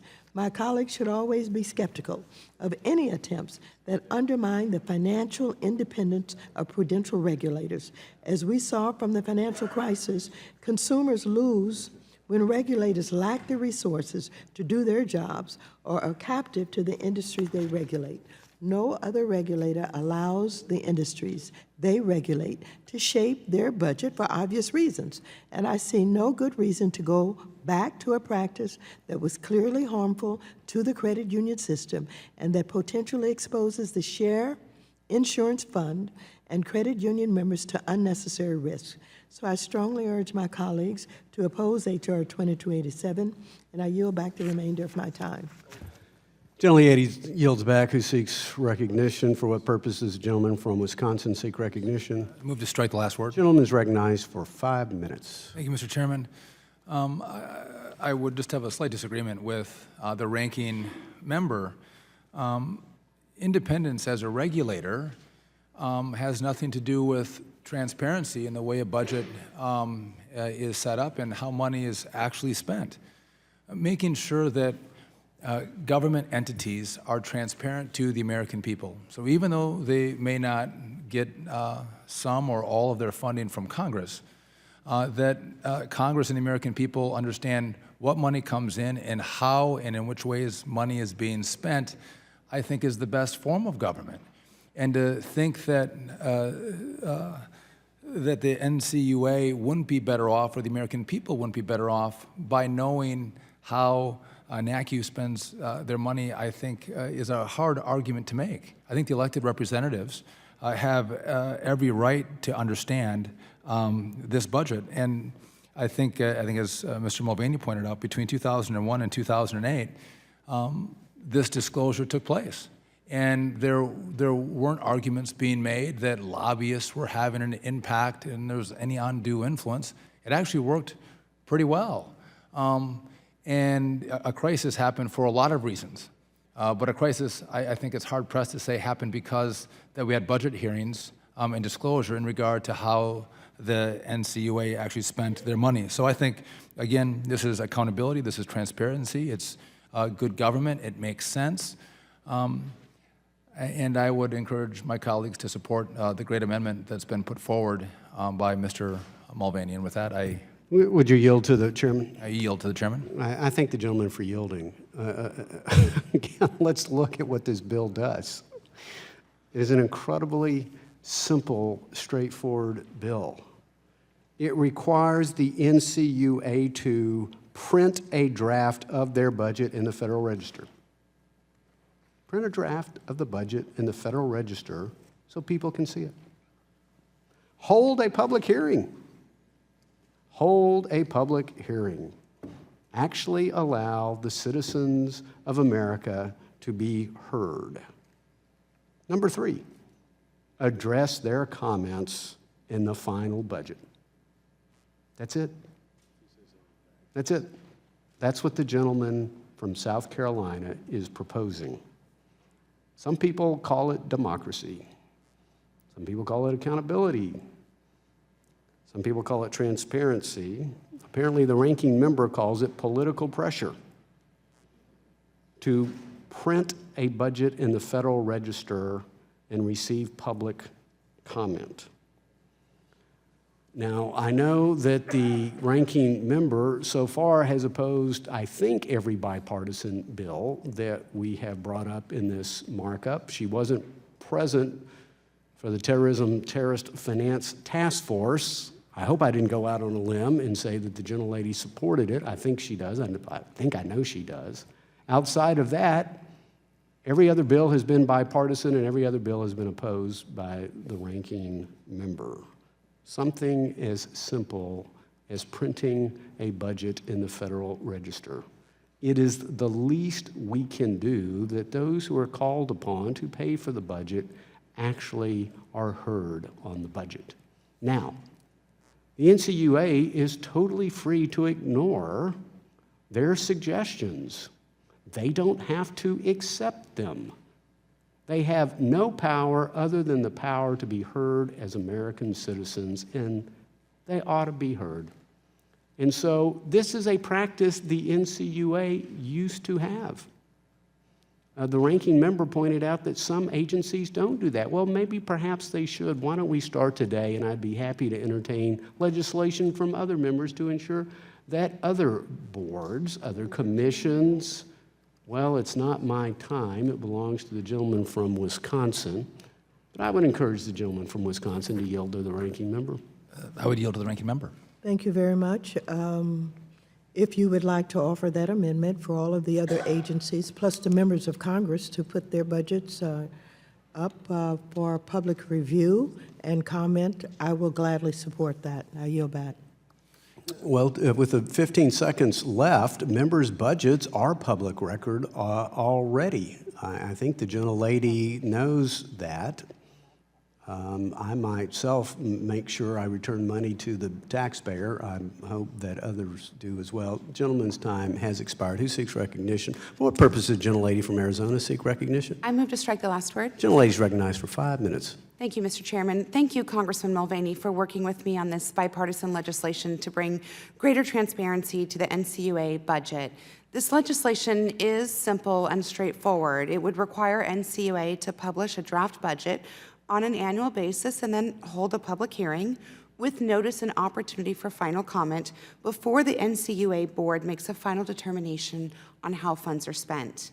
As NCUA is funded almost exclusively through fees assessed on credit unions, the public and the credit unions that NCUA regulates should have an opportunity to weigh in as NCUA considers its annual budget. Between the years of 2001 and 2008, NCUA held public hearings, providing transparency and accountability in the budget process. But since NCUA has stopped holding these hearings, the agency's budget has significantly increased.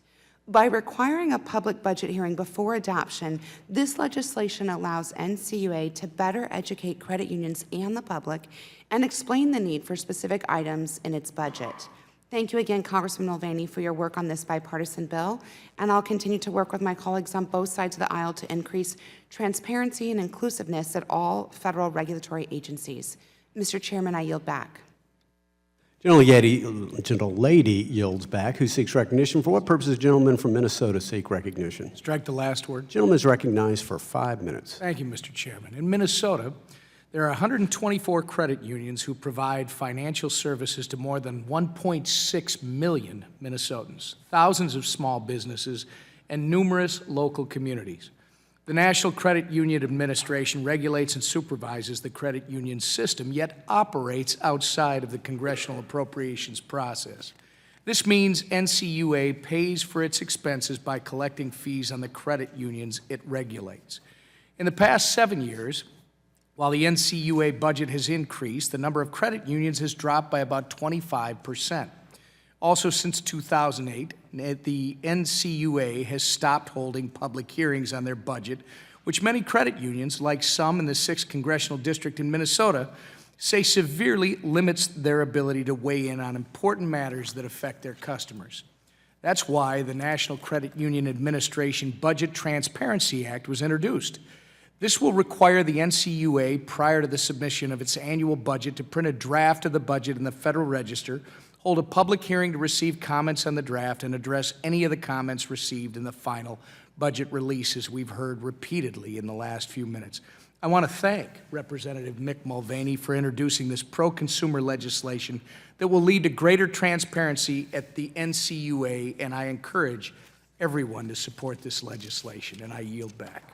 Would you yield to the chairman? I yield to the chairman. I thank the gentleman for yielding. I wanted to ask the sponsor of the bill a question. Was it my understanding that you had inquired of the chair of the NCUA about detailed budget, and it took almost 12 months to get the information? Do I have this correct? My recollection, sir, is that that's correct, and it mysteriously turned up the day of the hearing, as I recall. And that is as a member of Congress. So had you been a member of the public, perhaps you would have been waiting even longer. If the gentleman from Minnesota will yield me some time, look. I will. We all saw it here. I mean, in fact, the person who runs the NCUA was here earlier today on the FSOC hearing, Ms. Motz, and you all heard what she said, which is that she does not believe that the credit unions represent their members. That's absurd. And when you have, that's the type of arrogance that is bred by not having any accountability to the people that you serve. It's not healthy. Certainly, there is some benefit to having some distance between a regulator and the regulated. We would all admit to that. But to come out and tell a congressional hearing that you think the people that you're regulating are bad people and that they're out to get their customers. I don't know if anybody here is a member of a credit union. I am. I certainly do not have that attitude about my credit union. I actually think they do a pretty good job representing me and a pretty good job of defending my money. And I was actually offended, and it's really hard to offend me by having the head of the NCUA come in and say that my credit union doesn't do a good job representing me. These are small community-based financial institutions that, I mean, I go to church with these people. This is not like dealing with a mega bank someplace. And for the regulator to have that attitude, both towards this committee in terms of sharing information and towards the people that she oversees, if that doesn't speak for the need for some type of reform in the budget process, I don't know what does. So I appreciate Ms. Sinema's work. I appreciate the chairman giving the opportunity. I especially appreciate the time for the gentleman from Minnesota. Thank you. I thank the gentleman for South Carolina for his comments, and I thank the gentleman from Minnesota yielding. Does the gentleman from Minnesota yield back? I did. I yield back. Gentleman yields back. Who seeks recognition? For what purpose does the gentleman from California seek recognition? Would you? Chairman, I have an amendment at the desk. We'll pause a moment while the amendment is distributed.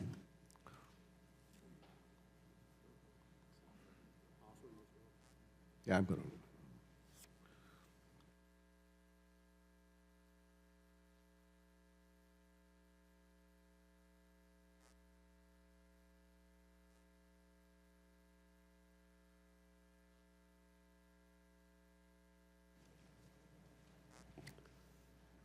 All members received the amendment. If so, the clerk will report the amendment.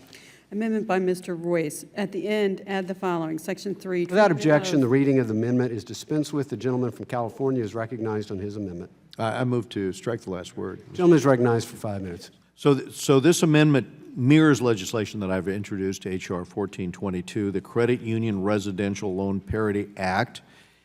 And what I'm doing here is drawing attention to the need for credit union regulatory relief, and hopefully, I'm not belaboring the point, but if I could just point out again The Credit Union Residential Loan Parity Act makes a small but very significant change to the MBL cap calculation for credit unions, and that change alone would unleash $11 billion in capital for small businesses, and it would do that, of course, without costing the taxpayers a dime. So this discussion is especially timely considering the Wall Street Journal's recent report on the biggest banks in the U.S. making far fewer loans to small businesses and ceding market share to alternative non-bank lenders that frankly charge significantly higher rates. So if we allow the credit unions to make some of these loans to the small businesses, obviously it's a win-win here. So without objection, I'd like to enter that report into the record. Without objection. Thank you. And credit unions, if I could just wrap up here, have a history of stepping into the small business lending space at times of economic hardship. The SBA finds that 80% of new credit union lending beyond the current cap would go to small businesses. We should allow them to do more. And Mr. Chairman, I appreciate your continued interest in this issue, and I look forward to working with you to advance credit union regulatory relief. And with that, I ask that the amendment would be withdrawn, Mr. Chairman, and I yield back. Gentleman withdraws his amendment and yields back. There being no further discussion or amendments to the bill, the question now occurs on ordering the bill reported favorably to the House. Those in favor shall signify by saying aye. Aye. All those opposed shall signify by saying nay. In the opinion of the chair, the ayes appear to have it. The ayes have it, and the bill is ordered reported. For what purpose does the gentleman from Texas seek recognition? Mr. Chairman, I ask a recorded vote. Recorded vote has been requested. All those in favor of recorded vote shall raise their hand and be counted. A sufficient number having raised their hands. Recorded vote is so ordered, and pursuant to subsection C5 of Rule 3 of the committee rules, the vote on this question is postponed. Now, pursuant to notice, I now call up H.R. 2205. The clerk will report the bill which was distributed in advance. H.R. 2205, to protect financial information relating to consumers, to require notice. Without objection, the bill is considered read and open to amendment at any point. The chair recognizes the gentleman from Texas, Mr. Nagelbauer, to offer an amendment in the nature of a substitute.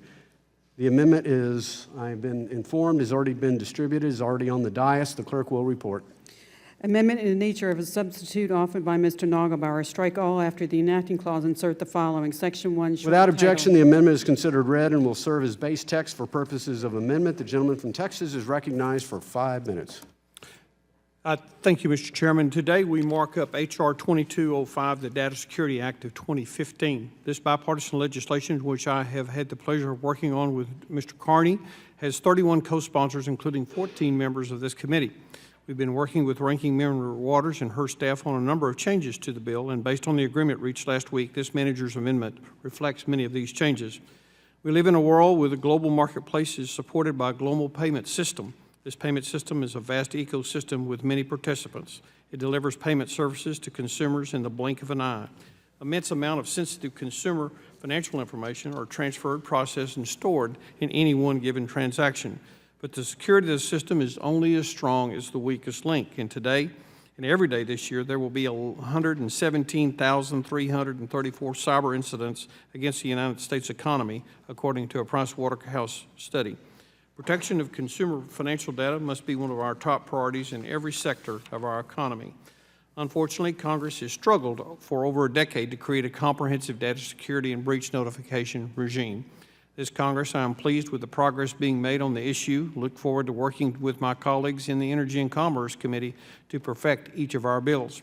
Today, we consider H.R. 2205. 2205's framework is based on certain core principles. First, because we have a global payment system, we need a national data security standard and a national breach notification standard.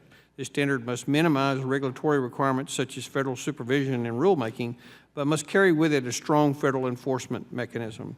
Second, the data security standard must be technology neutral and process specific. It must allow U.S. private sector to continue to be leaders in the technology and innovation. Further, it must lay out core process elements in the absence of rulemaking authority. And third, absolutely necessary, that the data security standard is scalable based on the size of the business, the scope of its operation, and the type of financial information that it holds. Legislation must recognize that local bakery cannot and should not have the same standard as the largest retailer in 50 states. Let me reiterate this point. The language in 2205 is flexible for businesses of all sizes.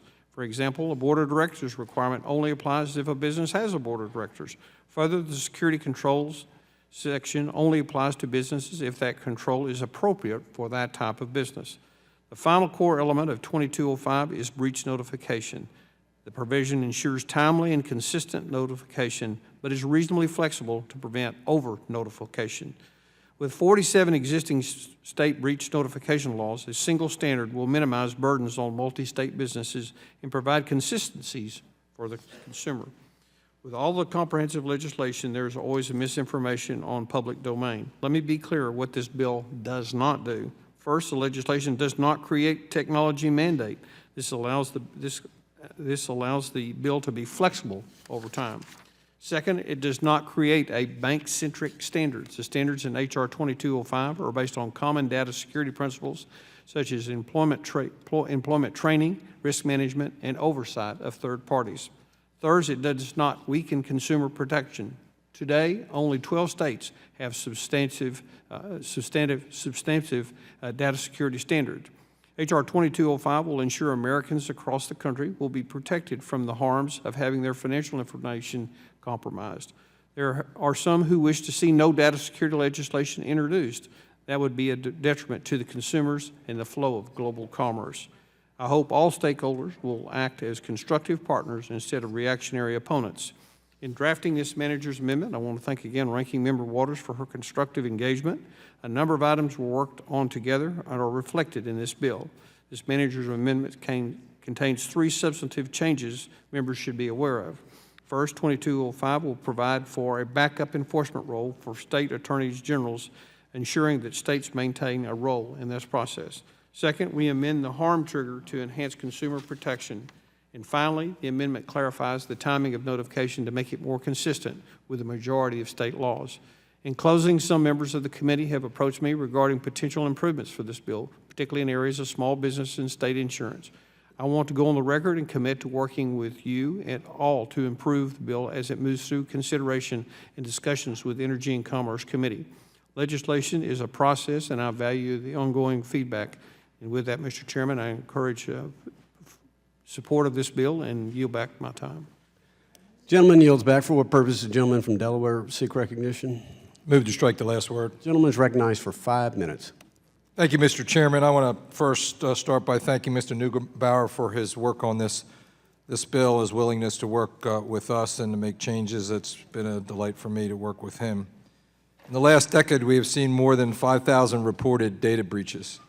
Each breach carries with it significant consequences not only for consumers, but for financial institutions, businesses, and ultimately for the whole economy.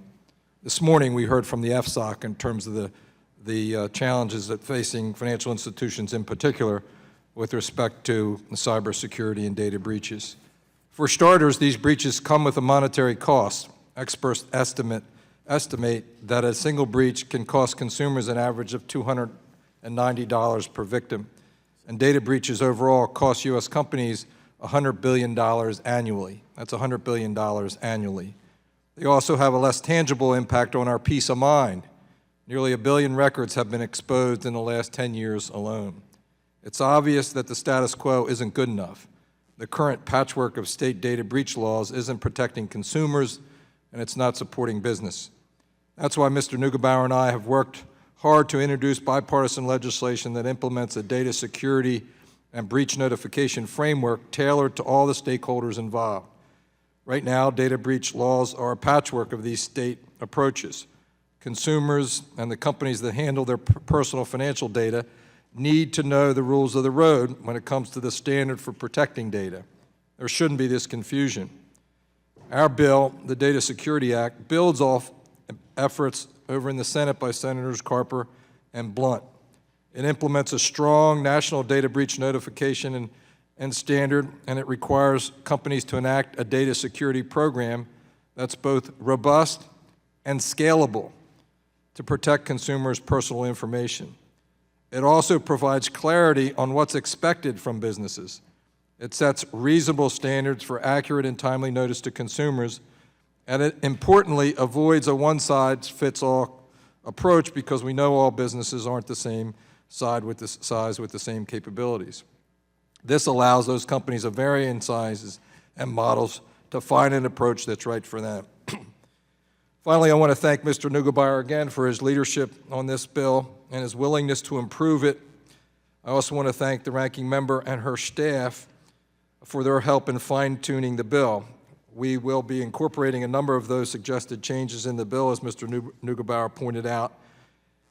We weren't able to address all those concerns, but we will incorporate the changes that, many of those changes into the bill, and as Mr. Neugebauer said, we're certainly willing to work with those of you who have other concerns. With that, I yield back the balance of my time. Gentleman yields back. For what purpose does the gentleman from California seek recognition? Yes, I thank Chairman Neugebauer. Gentleman is recognized for 5 minutes. Thank you, Mr. Chairman. I thank Chairman Neugebauer for his leadership on this important issue of breach notification and data protection. In May, at a committee hearing, I asked witnesses from both the financial industry and the retail industry, when a data breach occurs, how should we allocate financial responsibility for that breach? And both witnesses agreed that entities negligent in protecting consumer financial information should be responsible for any costs associated with that breach. I have drafted an amendment that codifies that question and that answer from that hearing, and it would require that in the case of a major data breach, one that harms more than 1 million consumers, the cost would be borne by the entity at fault when the breach is caused by its failure to implement and develop and maintain a comprehensive information security program, as H.R. 2205 in fact mandates. To be fair, at the earlier hearing, the representatives from the retail industry agreed those responsible should pay, but said that they already do and that this issue is settled through contracts. Well, I wish that were the case. The fact is that most major breaches have resulted in litigation to settle reimbursement. And even then, the rate of repayment does not come close to the cost of the breach, especially for community financial institutions. A recent survey by the American Bankers Association found that between 2009 and 2014, 2/3 of all banks surveyed did not receive any reimbursement for breaches. For those who did receive reimbursement, over 80% received no more than 10% of their total losses, and almost half said they received less than 1%. Credit unions in California have also been hard hit. The Target breach cost the Credit Union of Southern California $35,000. The Home Depot breach cost Schools First Federal Credit Union $700,000, with a 65% increase in card fraud. And Coast Hills Credit Union watched $71,000 in fraud on 7 cards hit their system in the first 4 minutes of that breach. And that's all the same breach, so you get a sense of how that fans out over all of these all these issuers. I raise this issue, Mr. Chairman, not to point fingers, but to say we can do better. We must incentivize companies to put in place comprehensive security protections that work. If they fail to do that, they should pay the price of the breach. I will not offer my amendment today in the hopes that we can work out the issue of liability as we continue the work on this subject with the many committees involved. I also want to raise one concern I have with the amendment in the nature of a substitute. The ambiguity in the notification trigger and the standard of harm is troubling. As we move forward, we need to define what is meant by harm. I think we should only be capturing consumers who are likely to be victims of identity theft. We don't want to create a situation where we sound like the boy who cried wolf and then a real wolf comes. A consumer doesn't hear us because they threw away the notice or ignored the call or ignored the email. We need to get this right. And I thank the gentleman from Texas for his leadership on this bill, and I yield back, Mr. Chairman. Gentleman yields back. For what purpose does the gentleman from California seek recognition? Strike the requisite number of words. Gentleman is recognized for 5 minutes. Thank you. I support the concept behind this bill and co-sponsored this bill because we need to stop these data breaches. The way to do that is to assign responsibility and cost to the entities best positioned to stop the data breaches. And that is the entities that are holding the information. And this bill endeavors to do that.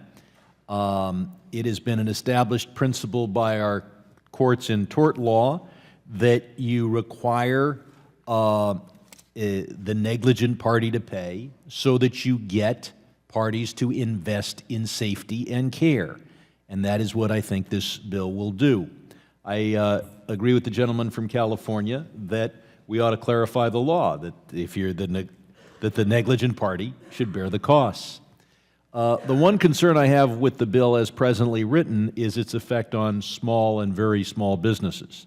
Now, I know the bill is scalable, but as I read it, it does require a company to have a chief information security officer. I know some companies that are basically a wife, a husband, and a neighbor down the street helping out part-time. That business can't have a chief information security officer.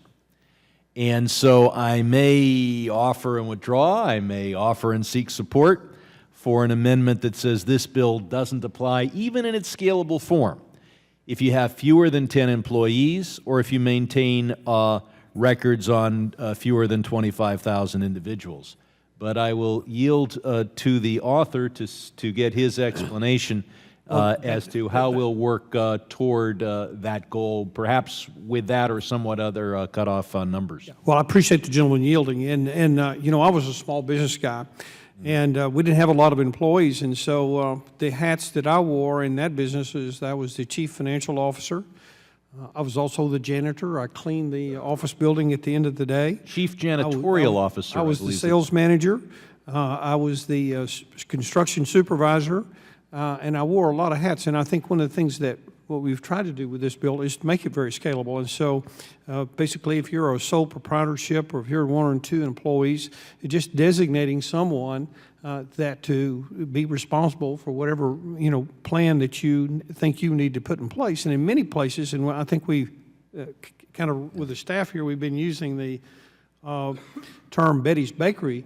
If you're Betty's Bakery and it's Betty and a helper and they're running this bakery, always we're saying for Betty is to make sure that she is, if she's accumulating data, then make sure that data is secure. But in many cases, these small businesses aren't retaining any of the customer's information. And so there's really a very nominal amount of work that's going to be on their behalf. And the only thing that usually for Betty's Bakery is she's using a third-party vendor, and we need to make sure that if that third-party vendor, you know, makes representations to Betty that if I'd like to reclaim it. I would like an exemption for the very small businesses. I realize we can say, hey, it's scalable. I don't think Betty's Bakery will even be aware that this bill becomes law. I don't think Betty's going to be watching on C-SPAN as the president signs it. And the push for this law comes from those who want us to target Home Depot, to use a phrase. They're not focused on very small businesses.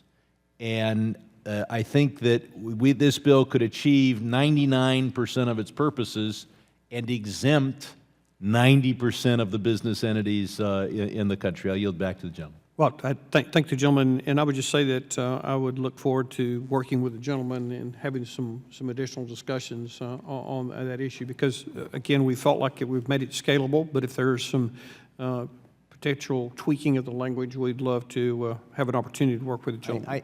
I think you scale it for between the company with 1 million records and the company with 500,000 records and the company with 50 million records.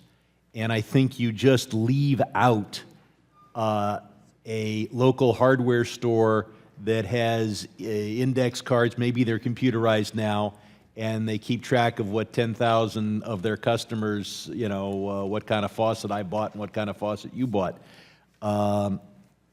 all of what our constituents want us to deal with in this bill deals with much larger companies. And I could offer this as an amendment if people think we should do that, or just work with the gentleman. But I hope that in addition to scalable, there's an exemption level. Time of the gentleman has expired. For what purpose does the gentlelady from Missouri seek recognition? I move to strike the last word. Gentlelady is recognized for 5 minutes. I'd like to thank both Representative Nagelbauer and from Texas and Representative Carney from Delaware for introducing this piece of legislation, H.R. 2205, the Data Security Act of 2015, that begins, I reiterate, begins the discussion on a critical issue affecting our consumer marketplace these days. Heading into the holiday seasons, consumers want to know that their sensitive personal information is protected when they go into the store. And in the event that their information is compromised, that there is a system in place to properly notify them in a timely manner. With so many players in the chain of commerce, it is important that data is adequately safeguarded at all stages in the process in order to protect consumers and prevent major economic costs from resulting due to a widespread data breach. I understand that there are still some concerns with this bill, and Mr. Chairman, I share those concerns, dealing with scalable size and other issues also. However, at this point, I will be voting in support of the legislation to move it out of committee, and I hope to see and be a part of work to reconcile some of these concerns in the future when further negotiations on the bill occur. I thank the chairman, I thank both gentlemen, and I yield back the balance of my time. Will the gentlelady yield for a second? I'm pleased to yield. Over here. Yes, So I yield to Chairman Garrett, yes. So I just appreciate your time, and I didn't want to use my own time. But along those same lines, I guess I would just, I have the same concerns you do, and I'm not sure whether maybe the sponsor can answer this through the lady as far as, is there a differentiation with regard to full and part-time employees in light of ladies' comments and also the gentleman from California's comments as well? Betty's Bakery may have 5 full-time, but if I own just even one restaurant, I may have 30 employees. They all work 5 hours a day or something like that. So is there differentiation through the lady, I assume? Well, there's no differentiation in the legislation as it currently exists as to how many employees you have. What we're concerned about here is not necessarily how many employees you have, but making sure that this process is scalable. And you have organizations that keep an inordinate amount of personal and financial information from their customers, and then you have a lot of businesses, like the cleaners that I go to. They're not collecting any of my personal data. What they want is my money. And so basically they have outsourced their payment system to a third-party vendor, and all they want to do is for Randy to stick his credit card in there and pay them for the dry cleaning that he's picking up that day. So that's the reason we say scalable. The only thing I would say to you about going down the road of saying, well, these small businesses, remember, we're talking about the entire payment chain here. And what we want to make sure is the entire chain is secure, and it's only as secure as the weakest linked. And so if we have a small business that is collecting data and is tied into a major database, we don't want employees in that company that aren't authorized or that shouldn't be accessing the database that may be a part of a larger provider out there. So we need to make sure that everybody is doing their part, but in many cases it's based on how that particular company is structured. And so a vast majority of your small businesses aren't probably collecting any personal data or financial data, retaining them on their servers. They may be using a third-party vendor that is retaining part of that data. So again, I'm very cognizant of what the gentlewoman from Missouri is saying and the gentleman from New Jersey is saying, and we think we've addressed that, but we're certainly willing and open to, if we need to, make sure that we have that language clarified in a way that it's everybody understands it. We're certainly open to working with you. But remember, we have to, no matter what size of company you are, you have a responsibility to protect the data that you are collecting from your customers, and we want to make sure that everybody's playing that. Some people be playing at a much smaller level because they're just not doing Mr. that Chairman, much. reclaim my time from the gentleman from Texas.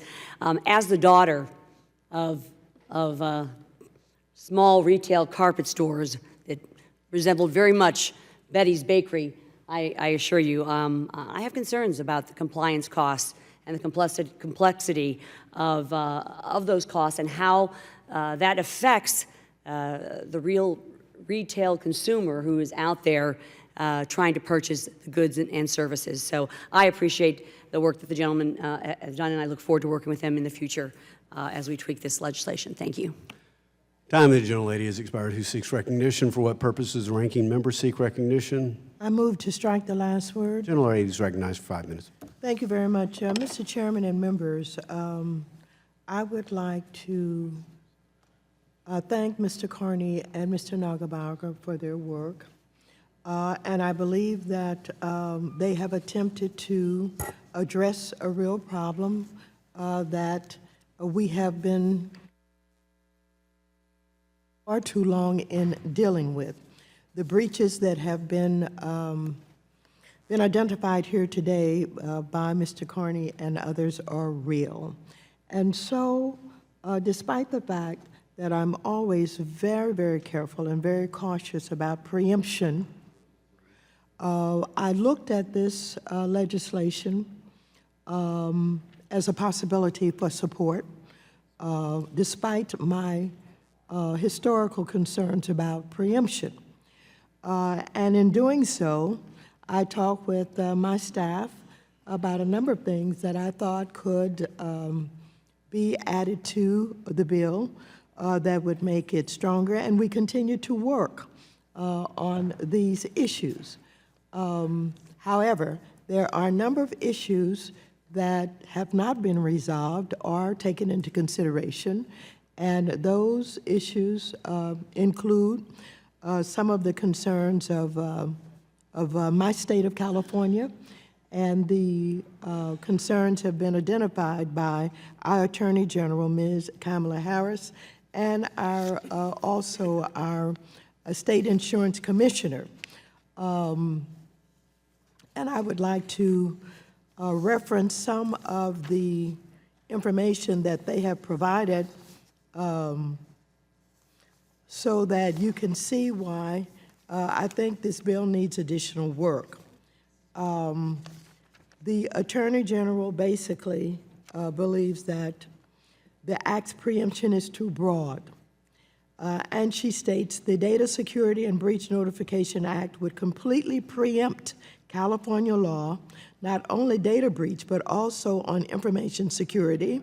Should any final legislation have preemption provisions, we would prefer they be limited only to state laws that are less protective than or conflict with the proposed law. This would ensure two things: our ability to enforce California statutes that more robustly protect the private interest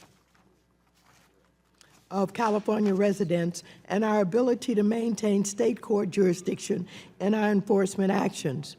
During these discussions, it was discovered that there are only 12 states that have extensive law that cover data breaches. And I suggested to Mr. Carney and to Mr. Nagelbauer that they exempt those 12 states.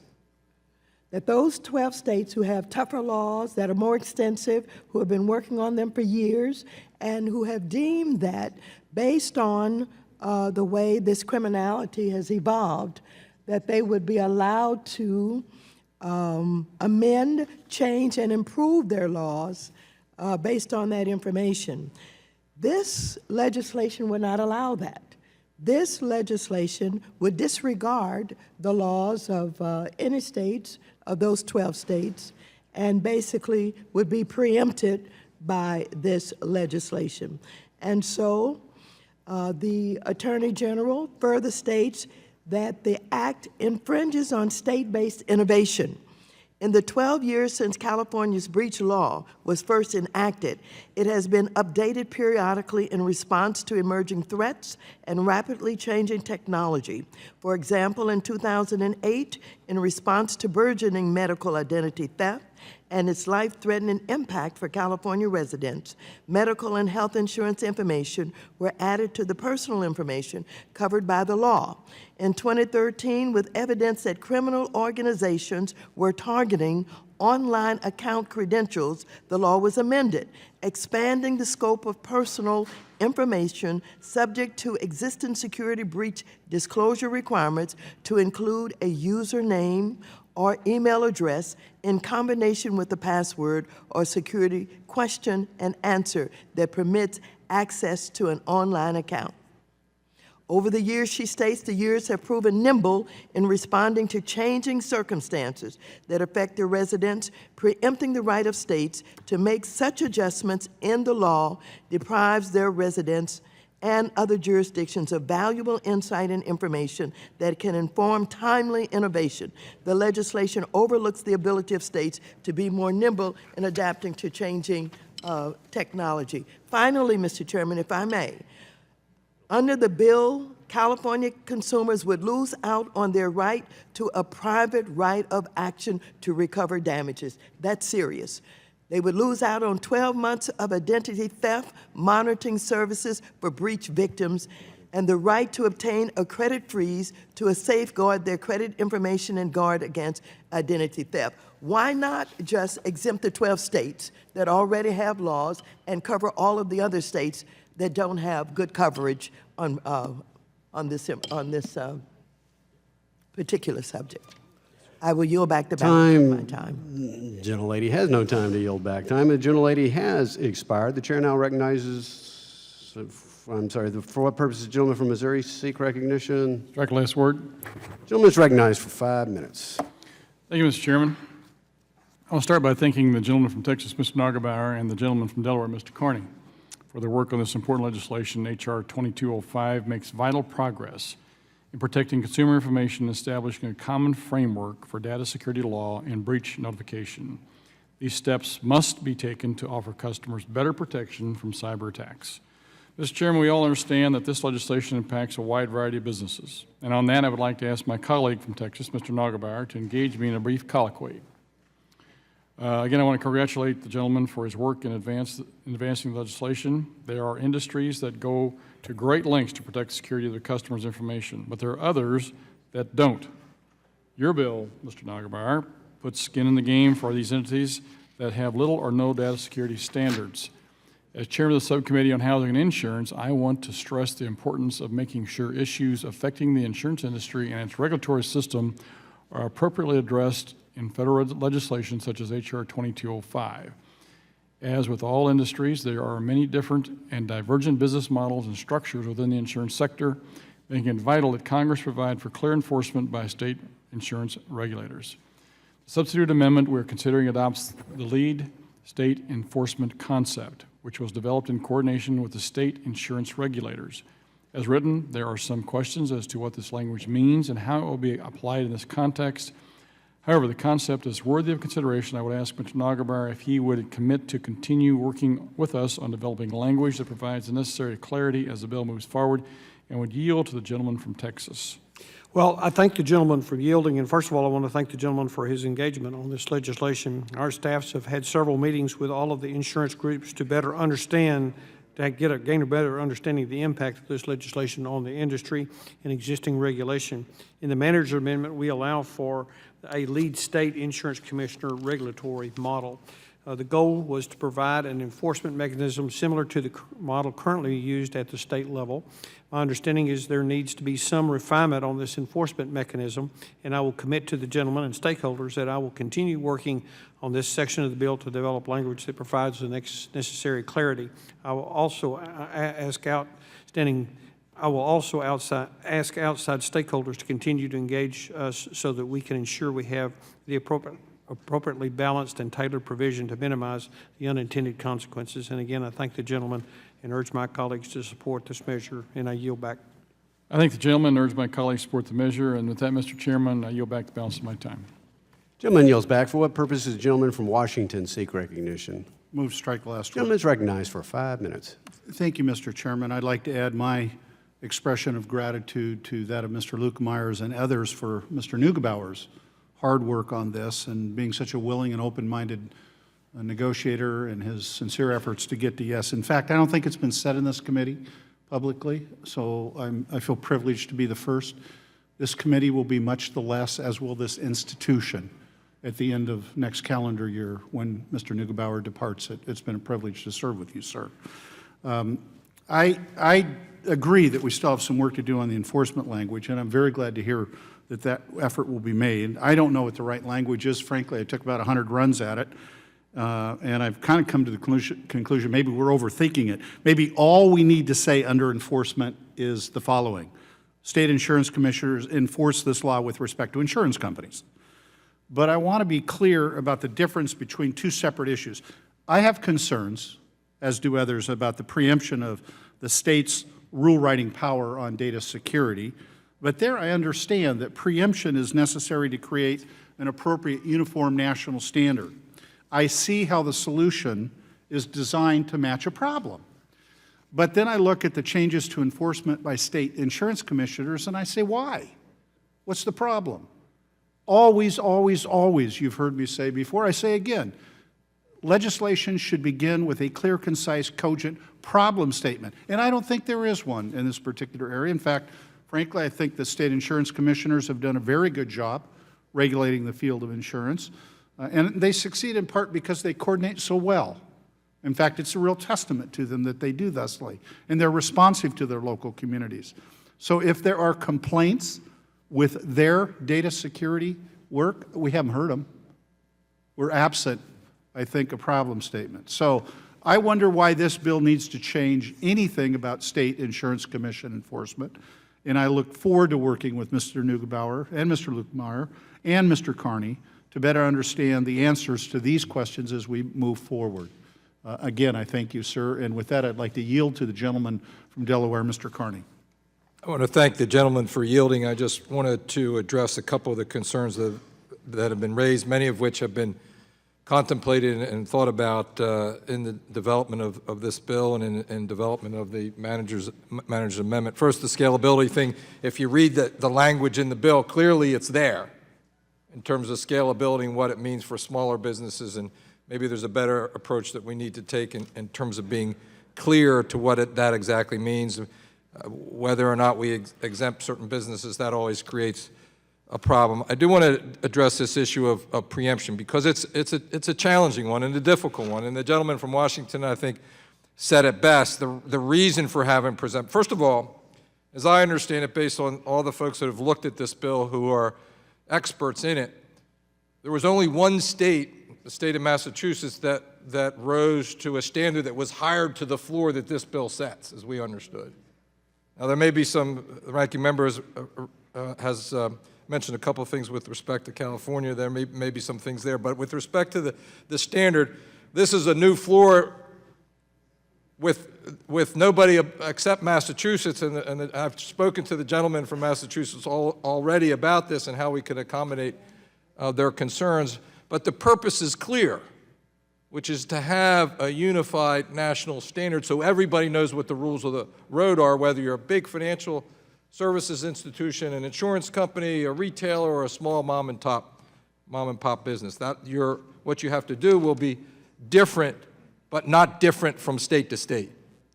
And that's our overall objective. We stand ready to work with the ranking member and others who have these concerns to improve and make this bill better. But we need a bill. There's no doubt about that. We need a piece of legislation that sets a national standard. It's being worked on hard over in the Senate. We ought to do our work here in the House, and I'm pleased to be working with a team of good staff people and Mr. Neugebauer and others in getting it right. And with that, I yield back to the gentleman from Washington. I yield back the balance of my time, Mr. Chairman. Gentleman yields back. For what purpose does the gentleman from North Carolina seek recognition?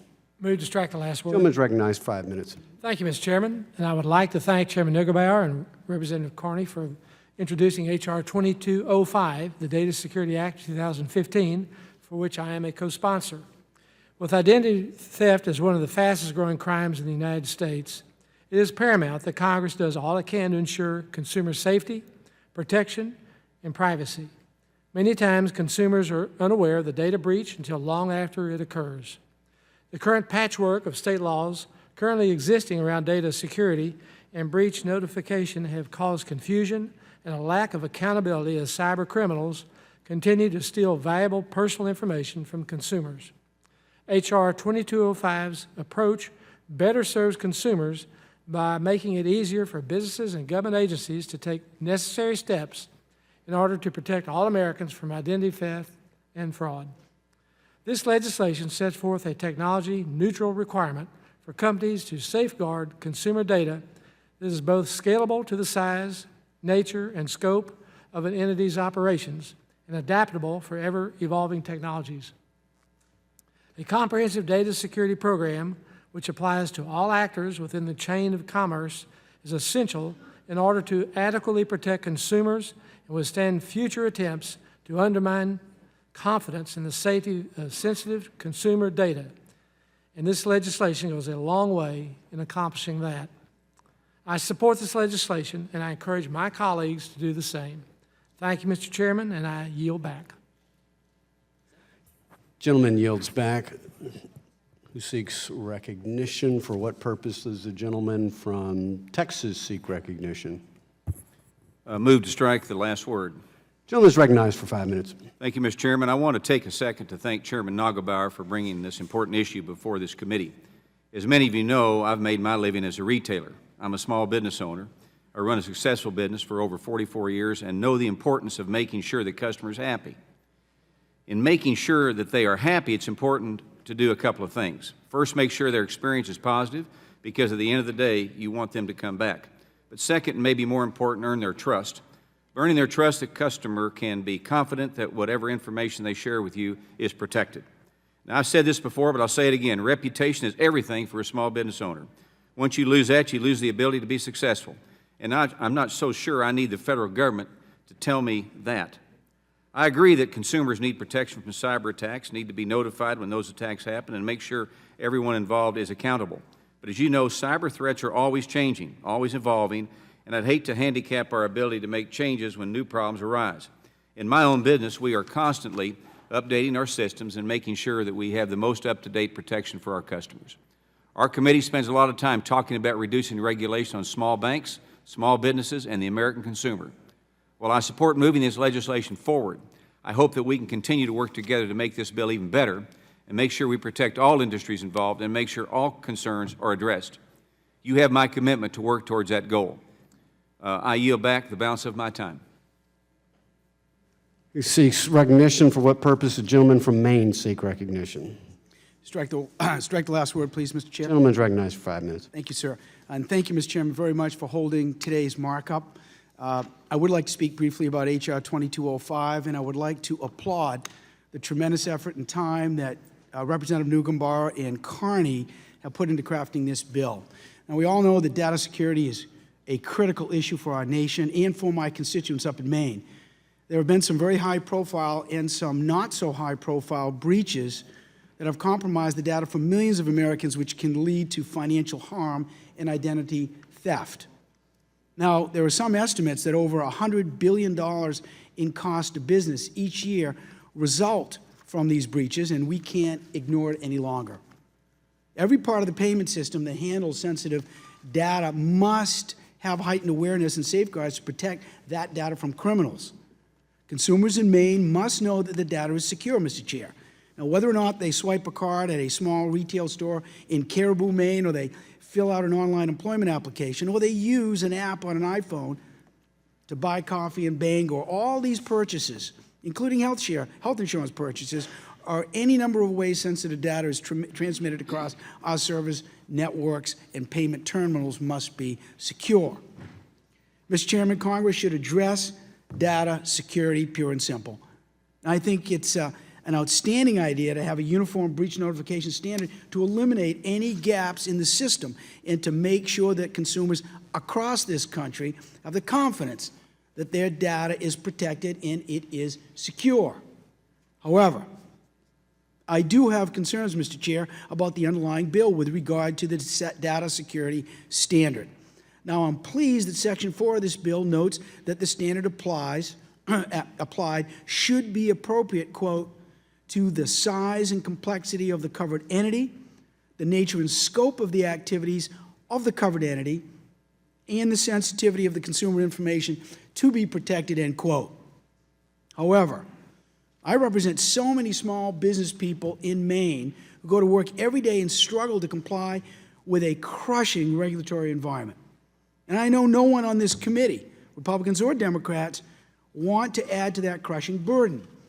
So I hope as this process moves forward, we can do more to maximize the impact of a reasonable data security standard while minimizing the compliance burden for millions and millions of small businesses across our great state of Maine and across America.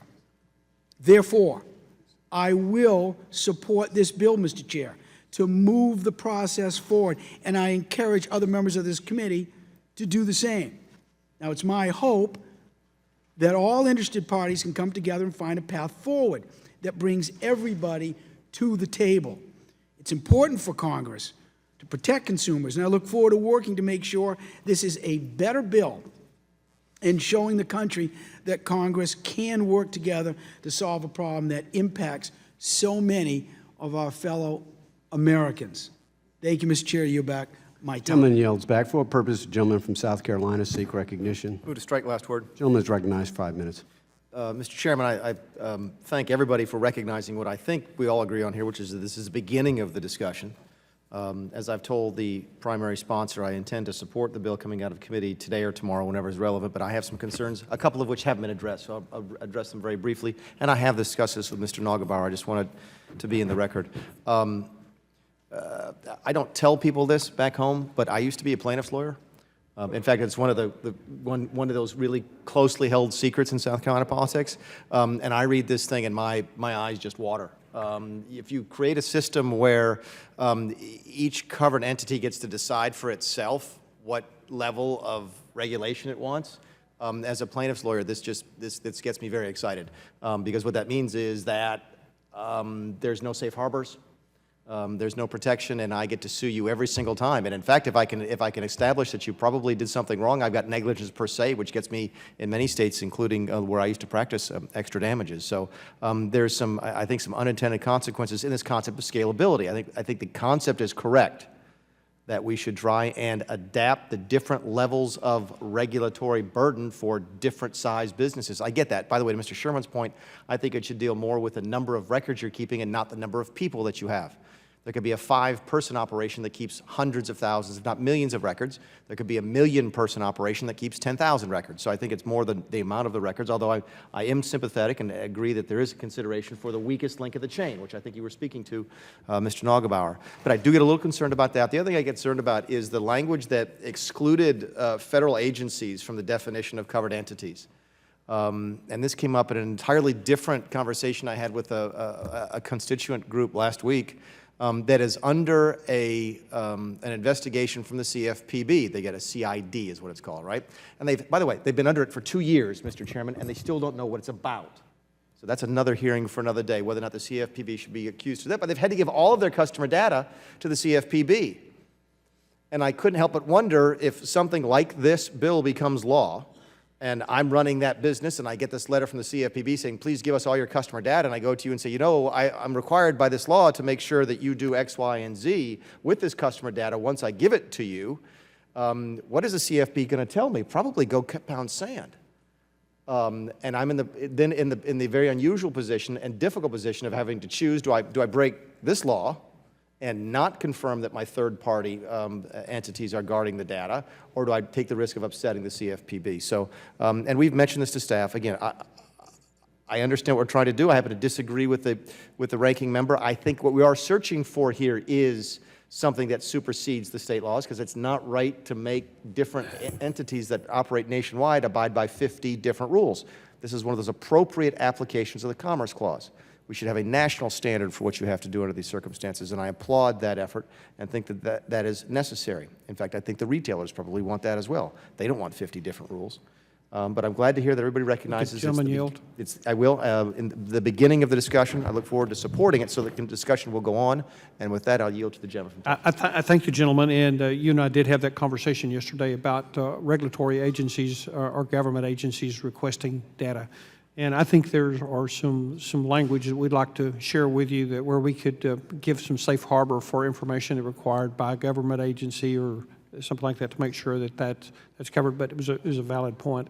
And again, you know, the scalability and the small businesses. I mean, I am a small business person, and so I get that. And the last thing that we want to do is, you know, create more burden for our small businesses. But at the same token, our goal here across the board, you have to understand what our goal was here. One is, and I'm glad you brought the Commerce Clause up, because I think certainly when you look at e-commerce today, and the payment system that we have, it's very sophisticated, and the economy relies on the reliability of that payment system, and that reliability can be challenged or compromised if we do not take the appropriate safeguards. And so I think this is a very appropriate use of the Commerce Clause.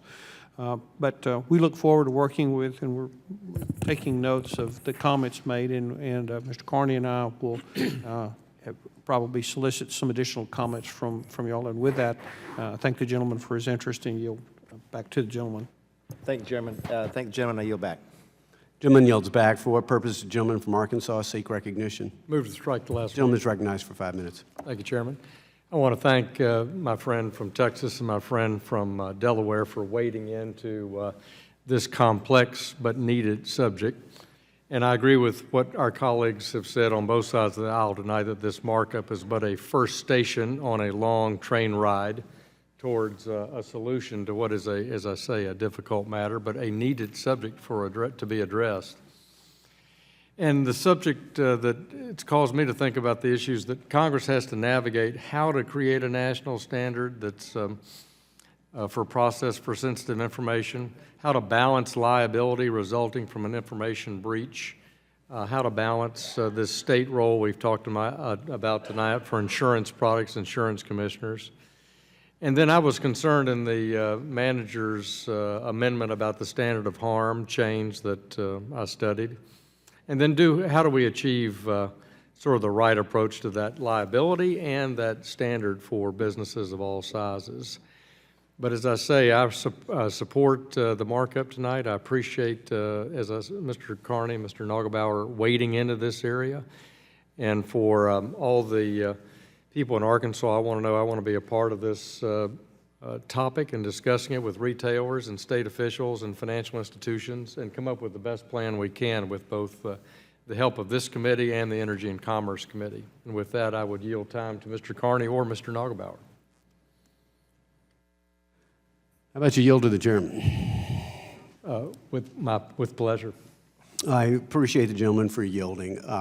I listened carefully to the debate and the comments tonight. I do again want to thank the gentleman from Texas for his leadership, the gentleman from Delaware, all the bipartisan co-sponsors of the legislation. Indeed, it is a weighty subject. I think there's some legitimate concerns that have been brought up, but as we know, the Energy and Commerce Committee has already moved a bill, also perhaps not quite a perfect bill. Again, I would emphasize from a process standpoint, this really is the beginning of the process, but for us to engage in both discussions and negotiations with that committee, because we know it is a matter of concurrent jurisdiction, I would urge all members to support this bill this evening, knowing that the gentleman from Delaware and the gentleman from Texas sincerely want to continue to address the concerns that have been raised. But again, I just wanted to add my voice of thanks and to again recognize it's the beginning of the process. I think most members recognize that, and so I thank the gentleman from Arkansas for yielding. I'm going to urge that members adopt the bill from the gentleman from Texas. I yield back to the gentleman from Arkansas who yields back. Is there any further discussion? If not, for I have an amendment at the desk. So the gentlelady from California has an amendment at the desk. We'll pause and allow the amendment to be distributed.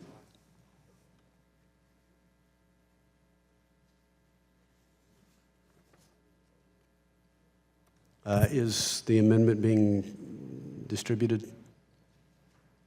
Is the amendment at the desk? The amendment is at the desk. Okay, we'll pause for a moment and have the amendment distributed.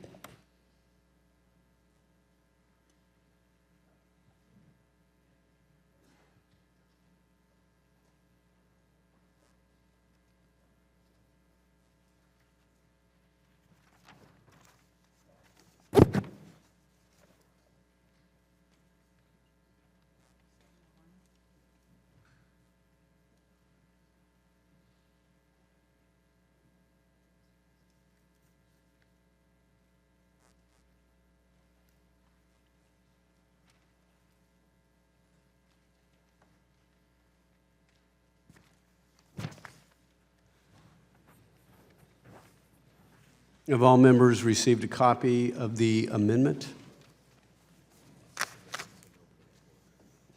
If so, the clerk will report the amendment. Amendment offered by Ms. Waters, page 1, line 8, add "and" at the end, page 1, strike line 9 through 11.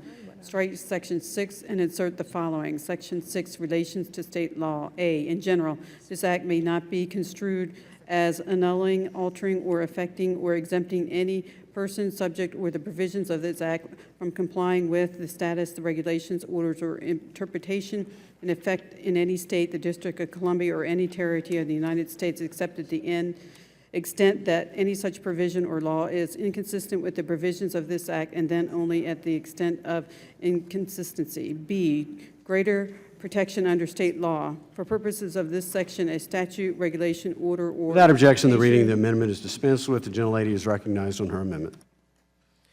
Thank you very much, Mr. Chairman and members.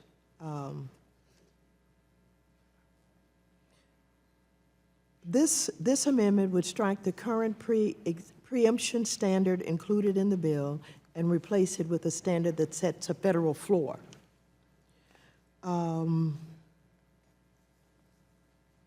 I'd like to state for the record that I appreciate the efforts of Mr. Nagelbauer and Carney and the way that they've tried to address the concerns that I have raised and that were raised by consumer advocates, state attorney generals, and other stakeholders.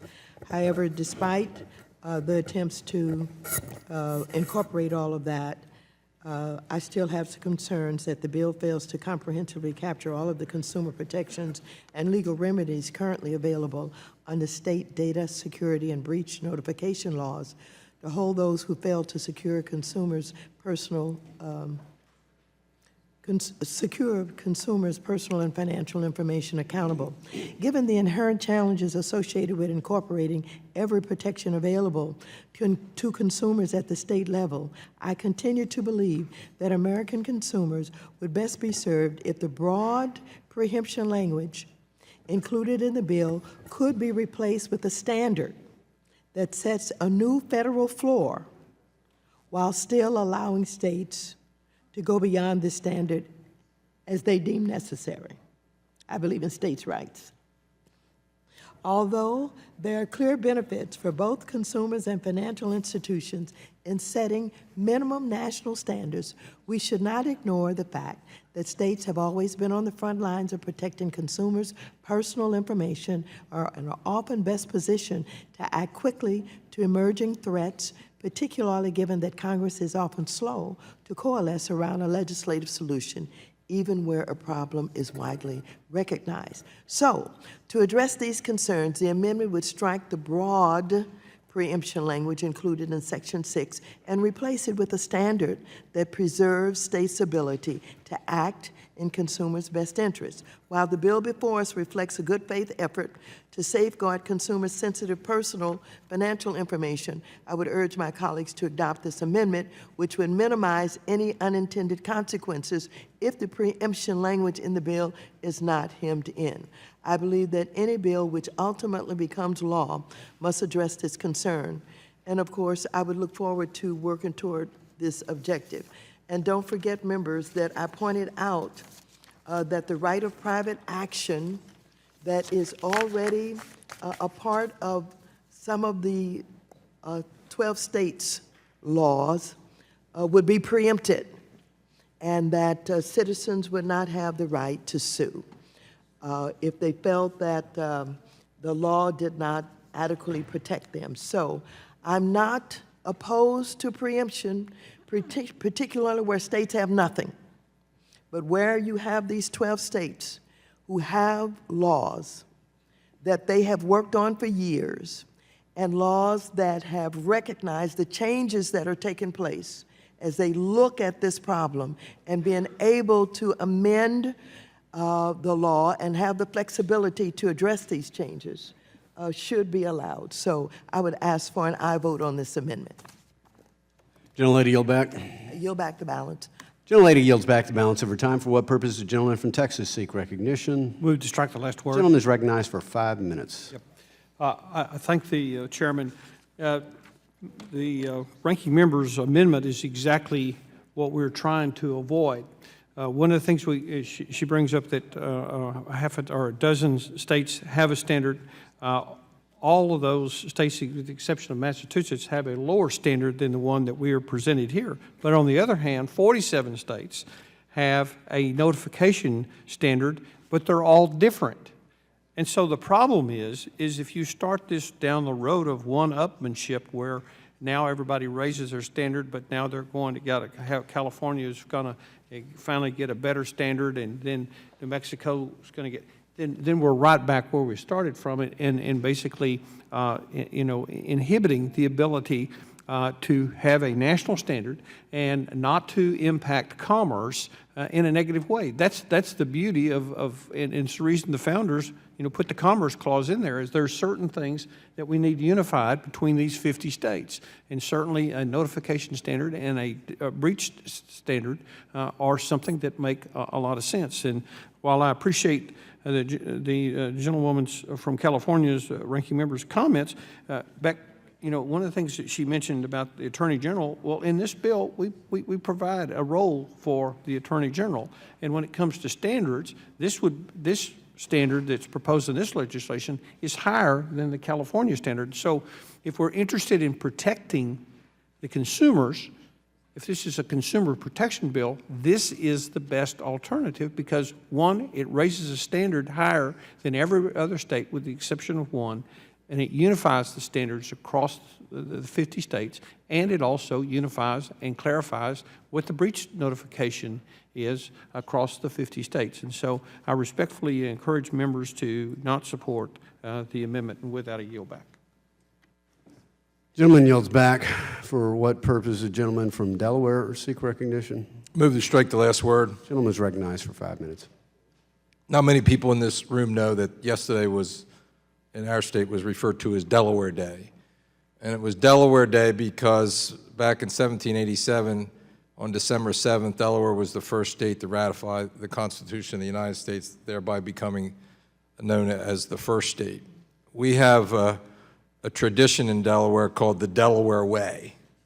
And the Delaware Way essentially is, in a political sense, Democrats and Republicans kind of working together for the good of the people of our state. And so my natural instinct is to try to find compromise and to try to find a way where everybody can be happy. And so as my ranking member presents an amendment like this one that, as Mr. Neugebauer very clearly explained, kind of undermines the major purpose of the bill, which is to set a national standard, I feel quite a bit of internal conflict, both colliding with the Delaware Way and my esteem for my ranking member. But it is that problem. Preemption is a difficult problem because I would feel the same way if it was my own state of Delaware, as small as we are, that was being preempted. Mr. Neugebauer pointed out very clearly, though, that this bill sets a standard that's currently above all the other bills by our assessment other than Massachusetts. This issue of private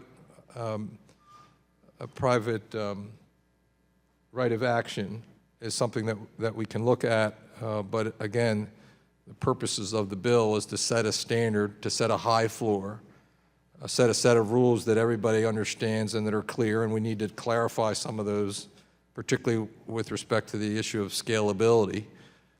But fundamentally, because the purpose of the bill is to set this national unified standard, the issue of preemption has to be dealt with head on, and this there may be an approach to this that's not as definitive as this, so that any state could do anything above the line, if you will. Maybe there's a different approach that we could, and I know some of those concepts have been bandying about among our staffs, and we're certainly willing to continue to work on that. But as it is, this amendment, Mr. Chairman and Madam Ranking Member, I cannot support. Thank you. I yield back. Gentleman yields back. Is any other? Yes. For what purpose, gentleman from Washington seek recognition? Move to strike last word. Gentleman is recognized for 5 minutes. Thank you, Mr. Chairman. I just want to preface my remarks by expressing my shock that not every day is Delaware Day in your state, Mr. Carney. I also want to express my appreciation to the ranking member for offering an amendment that puts this issue of preemption on the table. There are several states that have done innovative work in protecting consumers from the harm of data breaches, and I think we should think real hard about the balance between the virtues of uniformity, which I acknowledge, and innovation. Indeed, like a lot of you, I had a cup of coffee working in state government many years ago, and I know full well firsthand the frustration of distant Washington, D.C. potentates deciding they know best and preempting our state's laws. But now the shoe's on the other foot, and I have to admit that from this perspective, in some regards, a single uniform national standard looks pretty good. But again, I want to encourage everyone to think hard about the trade-offs and the options and where we might go from here. We all want to protect consumers nationwide. We all want to help good actors comply as efficiently as possible. If we have a fractured system with widely varying protections and standards, I think we'd be left with no choice but to preempt. None. But at least with respect to insurance, that's simply not the case. They coordinate legislation and exams and regulation and enforcement. And so, as I did earlier, I ask once again, what's the problem? Insurance is a unique world, and it's really what I'm focusing on here because the preemption in that regard concerns me. There are a lot of companies that hold personally identifiable information or financial information, and I think we have a decent handle on the harm that occurs if those data are released. But insurers also have health data, they have driving records, some may even have actual driving tracking data from people's cars. Insurance commissioners and insurers have worked together to secure these data, and their track record has frankly been largely good. Nobody disputed that, nobody took issue with me. So I understand the impulse to get everyone under the same standards, and again, in many respects, I share it. But I also believe in the commitment to state-based regulation of insurance that is enshrined in the McCarran-Ferguson Act. And let's be real clear here. Are we not implicitly amending the McCarran-Ferguson covenant? The 1945 law, which basically said, if states regulate, the feds will stand down on antitrust. That was the covenant 70 years ago this year. And by preempting here insurance regulation at the state level, I think we are encroaching upon that territory and somewhat dangerously. And in fact, the approach for the last 75 years, or 70 years, I think, everybody would agree has worked pretty well, and even with specific respect to data security. Would the gentleman yield? Absolutely, sir. Yeah, well, I certainly take at heart to the comments that you made as well as Mr. Lukemeyer, and I think what our intent was to be more clear about, we weren't doing that. And so you have my commitment, as I've made to Mr. Lukemeyer, is we'll work on the language to make sure that we clarify that, but that is certainly not the intent of this bill. And we thought, sometimes when you're writing stuff, we think we're clarifying it, and evidently from the comments that we've heard today, we did not clarify it. And so we look forward to, working with you and the stakeholders and making sure that it's clearly understood what the parameters are. I appreciate that, and a good faith commitment from you, sir, is one I take to the bank, and I look forward to that. I am going to support the bill, as I've said. I generally support the Uniform National Standard. I have these concerns, especially as it relates to insurance preemption and the implication for McCarran-Ferguson. So I'm going to make the point by supporting this amendment and continuing to support the legislation and continuing to be deeply appreciative of your good faith efforts to try and find it. I have to say, we tried. I tried very hard to thread this needle. It's a difficult Rubik's Cube to successfully get all the same colors on one side. So I wish you the best of luck in that and offer our efforts to support you in that regard. But I'm delighted to hear that you hear us, that this is a real concern. And with that, Mr. Chairman, I yield back the balance of my time. Gentleman yields back. Is there any further debate on the amendment? If not, the Chairman. question, he seeks recognition. For what purpose does the gentleman from Texas seek recognition? Like the last word. Gentleman is recognized for 5 minutes. Thank you, Mr. Chairman, and I want to extend my appreciation to all of the many who have worked on this piece of legislation.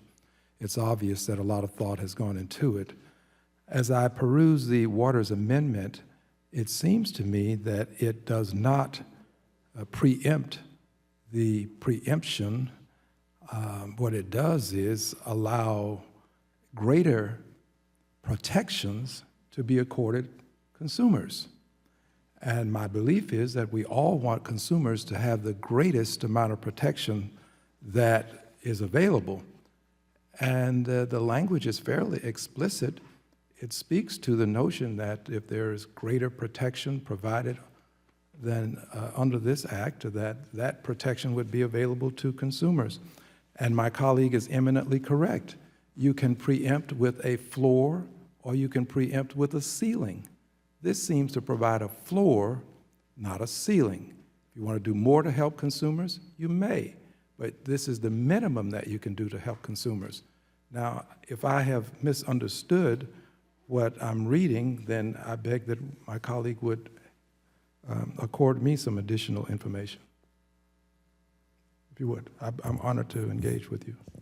Thank you. No, this is a floor, no question about it. I tried to explain that as well as I could. The current state of affairs, the current patchwork is that this floor would be above every set of state regulations except the state of Massachusetts, and I've had conversations with Mr. Capuano about that issue. But the point is to establish a national unified standard, whether you call it a ceiling or a floor. It's right now, it's a ceiling because everybody's below it, but you're right in terms of this, what this amendment does, yeah. Well, I support the notion of a national standard, and there are some other things that I'd like to standardize, but that's, of course, something we'll take up at a later time. It just seems to me that we're trying to do the best for the most in terms of consumers, and it just seems that this amendment, it just doesn't seem to eviscerate what you're attempting to do. It doesn't seem to emasculate it. It seems to really complement and provide greater protection. So I would suggest that we give it some consideration. And with that, unless someone would like some of my 2 minutes and 10 seconds, I'll yield back. Anyone? I yield back, Mr. Chairman. Gentleman yields back. Is there any further debate on the amendment? If not, the question now occurs on the amendment offered by the ranking member. All those in favor shall signify by saying aye. All those opposed shall signify by saying nay. Nay, in the opinion of the chair, the nays appear to have it. Recorded vote has been requested. All those in favor of recorded vote shall raise their hand and be counted. A sufficient number having raised their hands, a recorded vote is so ordered, and pursuant to subsection C5 of Rule 3 of the committee rules, further proceedings on the amendment are postponed. Is there further amendment or discussion? If not, there being no further amendments, record votes on the pending amendment has been postponed. Once that vote is taken, the committee will immediately consider motion to adopt the amendment in the nature of a substitute as amended, if amended, and to report the measure. I now call up H.R. 4168. The clerk will report the bill which was distributed in advance. H.R. 4168 to amend the Small Business Investment Incentive Act of 1980 to require an Without HR objection, the review. bill is considered read and open to amendment at any point. The chair recognizes the gentleman from Maine, Mr. Poliquin, the sponsor of the legislation, for 5 minutes. Thank you, Mr. Chair. Strike the last word. Mr. Chairman, I want to thank you for bringing to the floor H.R. 4168, the Small Business Capital Formation Enhancement Act, and for consideration during this markup today. I also want to thank Juan Vargas, Congressman from California, for agreeing to be the lead co-sponsor of this legislation. And you know, Mr. Chairman, there are so many small businesses throughout our great state of Maine and the entire country that struggle to raise capital, grow, and hire more workers. And we all know that about 80% of the new job creation in this country is as a result of the activities of small businesses. So we here in Congress and every level of government should do everything humanly possible to help them grow. Now, it doesn't matter if you're one of the greatest paper makers in the world up in Madawaska, Maine, or you're a boat builder in Ellsworth, Maine, or a biotech company in Lewiston. You need capital, you need cash, you need money to grow. Now, during the past 35 years, Mr. Chair, the SEC has held a very useful and important forum each year, the Government Business Forum on Capital Formation. And during that format, during that forum, they bring together some of the best minds in the public and the private sector, SEC attorneys, private sector attorneys, and folks specifically in the business community to make recommendations to the SEC about how to help small businesses raise more capital. What different regulations can be changed to allow them to grow and hire more people? Now, my bill, Mr. Chair, simply asks the SEC to take seriously each recommendation that comes out of that forum and determine if there is any specific action required as a result of each of these recommendations. Now, some of these recommendations, Mr. Chair, have been taken up and adopted by this very committee and have resulted in a change in legislation that helps our small businesses raise money, grow, and hire more workers. So all we're saying is that if the SEC has gone through this tremendous effort and folks in the private and public sector have contributed their time to this process, and with good recommendations coming out of this forum, that the SEC does not keep this information, Mr. Chair, on the shelf. They issue a public statement, and they address each and every recommendation to see that if it makes sense to adjust the laws we have in this country to help small businesses raise capital. With that, Mr. Chair, I yield back my time, and I encourage everybody in this committee, please, to support H.R. 4168, the Small Business Capital Formation Enhancement Act. It is pure Maine common sense. The gentleman yields back, and with that admonition of pure Maine common sense, I assume that everyone else will probably want me to move the question right at this point in time, but maybe not. I yield now to the gentlelady from California for, well, why is it? Strike last word? Move to strike the last word. Gentlelady is recognized for 5 minutes. And the reason I will not allow you to move forward without my statement is because the chairman implied earlier that I haven't supported anything that has been put forward today. I support this bill, and so that must be on the record. So I move to strike the last word, and I thank you. The bill would require the SEC to respond to the recommendations made by the annual Government Business Forum on Small Business Capital Formation. I understand that this bill is modeled after an identical statutory requirement for the SEC to respond to the recommendations of the Investor Advisory Committee. However, since its first meeting in 2012, the IAC has only put forth 12 recommendations. During the same time frame, the forum issued 98 recommendations. While I can appreciate the desire for the SEC to respond to and address the concerns of the forum, I realize that the SEC, a woefully underfunded agency, may not have sufficient resources to do so. I'm also aware of concerns by investor groups that the current statutory process for the SEC to respond to the IAC does not provide for timely and sufficient commission feedback. So I would welcome the opportunity to work with my Republican colleagues to address these concerns and determine how best to ensure the SEC adequately responds to and addresses recommendations put forth by the forum as well as the IEC. Nevertheless, I'd like to thank Mr. Poliquin and Mr. Vargas for this bill, and I will vote yes. I yield back the balance of my time. And before the general yields, So I supported something today? before the gentlelady yields back, does she want to yield a bit of her time to the sponsor of the bill to say anything? Oh, absolutely. I yield to the gentleman to further say how right I am to support him. That's right. Ms. Waters, this is a landmark for you and I. And I want to thank you from the bottom of my heart. This is a great thing that you're helping us all do to help your constituents in California, my constituents in Maine. Who says, Mr. Chair, this is not a coast-to-coast committee? Thank you very much, Ms. Waters. Gentleman, I yield back my time. gentleman Thank you. yields back to the Would gentlelady. the gentlelady yield to Would the Al gentlelady Green yield? from Texas? Yes, I yield to the gentleman from Texas. I am inspired by the bipartisanship that I'm seeing and would like to go on record indicating that I, too, will support the bill. Did the gentleman indicate that's because I just moved into the chair here? And Yeah, the inspiration comes from the chair. thank you, I appreciate that. So with that, the gentleman yields back to the gentlelady from California. The gentlelady yields back the balance of her time. Gentlemen, members, Move to strike the last word. thank you. The gentleman is recognized for 5 minutes. Thank you, Mr. Chair. The future of our economy is based on the ability of businesses to develop reliable and useful products that consumers want or need.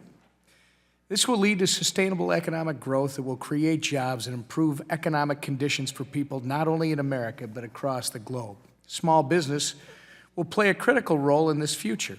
Already in Minnesota, our 500,000 small businesses have created more than 1.2 million jobs and employ more than half of our private workforce.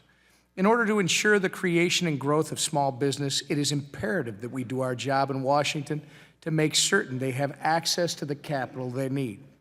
Since 1980, the Security and Exchange Commission has been required to conduct a government business forum each year, as Representative Poliquin has noted, to present and discuss ways to improve small business capital formation. However, the SEC is under no legal obligation to respond to any of the findings or recommendations of the forum. That is why the Small Business Capital Formation Enhancement Act was introduced, which will address this problem by requiring the SEC to respond to the findings and recommendations of the forum. This will ensure that the ideas formulated at these government business forums will be carefully considered at the SEC and, if possible, implemented. I want to thank Representative Bruce Poliquin and Juan Vargas for their hard work on behalf of consumers and small business, and I urge my colleagues to support the Small Business Capital Formation Enhancement Act, and I yield back. The gentleman yields back. Is there any other? Mr. Schweiker is not.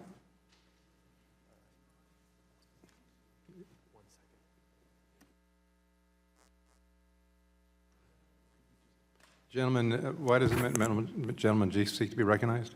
Mr. Chairman, I'd Strike the last strike word. the last word. The gentleman is recognized for 5 minutes. And I would yield some time to Mr. Poliquin. Thank you. I yield back my time to the chair. But thank you very much, Mr. Schweiker. Okay. Yeah, technically you yield back to me and I yield back to the chair. As long as I have a few minutes here. Anyone else had something they want to share? If not, with that, I yield back to the chair. Thank you. The gentleman yields back. Everyone yields back. There are no amendments. There being no further discussion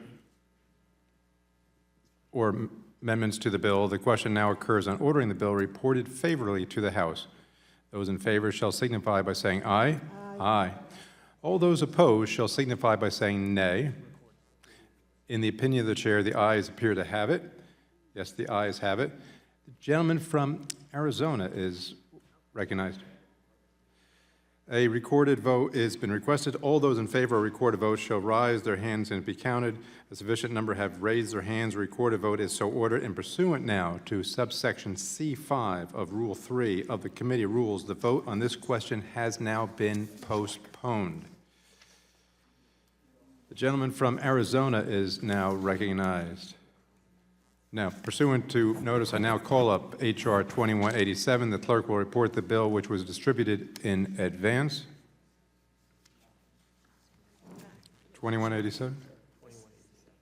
2187? H.R. 2187, to direct the Securities and Exchange Commission to revise its regulations regarding the qualifications of natural persons as accredited investors. Section 1, short title. This act. Without objection, the bill is now considered read, and it is open to amendment at any point. The chair hereby recognizes the gentleman from Arizona, Mr. Schweikert, to offer an amendment in the nature of a substitute. Does the gentleman have an amendment at the desk? Mr. Chairman, I have an amendment that I believe has been distributed. And I believe you're correct. The amendment is already on the dais. The clerk will now report Amendment in the nature of a substitute offered by Mr. Schweikert. Strike all after the enacting clause. Insert the following. Section Mr. 1, Chairman? definition. Yeah, without objection, the amendment is considered as read and now will serve as a base text for purposes of amendment. And now, the gentleman from Arizona is recognized for 5 minutes on the amendment. Thank you, Mr. Chairman. And this really is one of those occasions where you get behind the microphone and you have a number of people to thank. Mr. Hill, who's not here right now, was actually incredibly helpful after we did our first discussion draft. A couple of my friends on the other side have been very forthright in understanding the underlying concept, even down to the ranking member being willing to work with us. Underlying concept on this piece of legislation, it's in today's world, if you wish to invest in a startup, what percentage of our population is eligible to invest today? Only 3% of our population under the accredited investor rules are allowed to participate. And the reality of it is only a small fraction of that have actually ever gone through the process to actually get certified to invest. So we have a world today where if you don't have $1 million in the bank, excluding your home, or you and your spouse don't make $300,000, you are not allowed to participate in the startup portion of our economy. So we have these arguments and these discussions, and this has been going on for years in this committee, saying, how do you deal with the differentials in income in our society? That sort of, we get into these have-nots, what's wrong, why the accumulation of wealth? Well, one of the reasons there's accumulation of wealth is you've taken a small sliver of your society, set up rules and laws, and only they are actually allowed to participate in the opportunity to take a risk and and invest in that startup. So what we're trying to do here today, and from a personal standpoint, I wish it went much further. But this is where we've come to sort of an agreement amongst all of us, a simple concept that says if you have particular talents, knowledge, you understand the rules and the mechanics of investing, you should also be able to get a definition that's called an accredited investor. And some of this is actually noteworthy because if we even go back to the members here that voted for Dodd-Frank or were around during Dodd-Frank, this was actually partially supposed to be studied by one of the designated committees under Dodd-Frank. It's just the fact of the matter is in today's world, the SEC, as we know, never gets around to actually dealing with some of these minute details. So, Mr. Chairman, with that, I will see if there's other questions. I know there may be an amendment or two here, but that's the underlying concept. We're trying to expand opportunity for Americans to participate in taking a risk, but also engaging in the benefits of the upside, using their knowledge, not only just a threshold that says you get to invest just because you have wealth. And Mr. Chairman, with that, I yield back. Gentleman yields back. Who seeks recognition?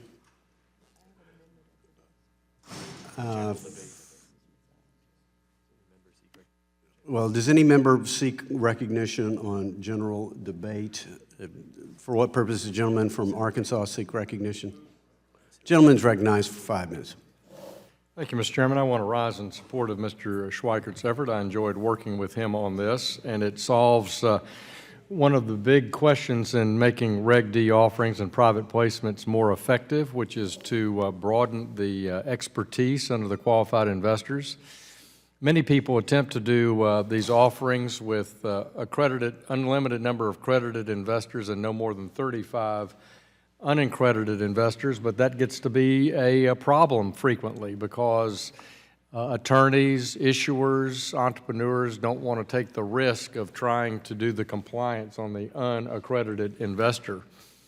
And many times these unaccredited investors, in fact, are people who know the company very well. They're accountants, they're stockbrokers, they are venture capital people that hold a money management type license as a registered investment advisor or have a Series 7 broker-dealer license.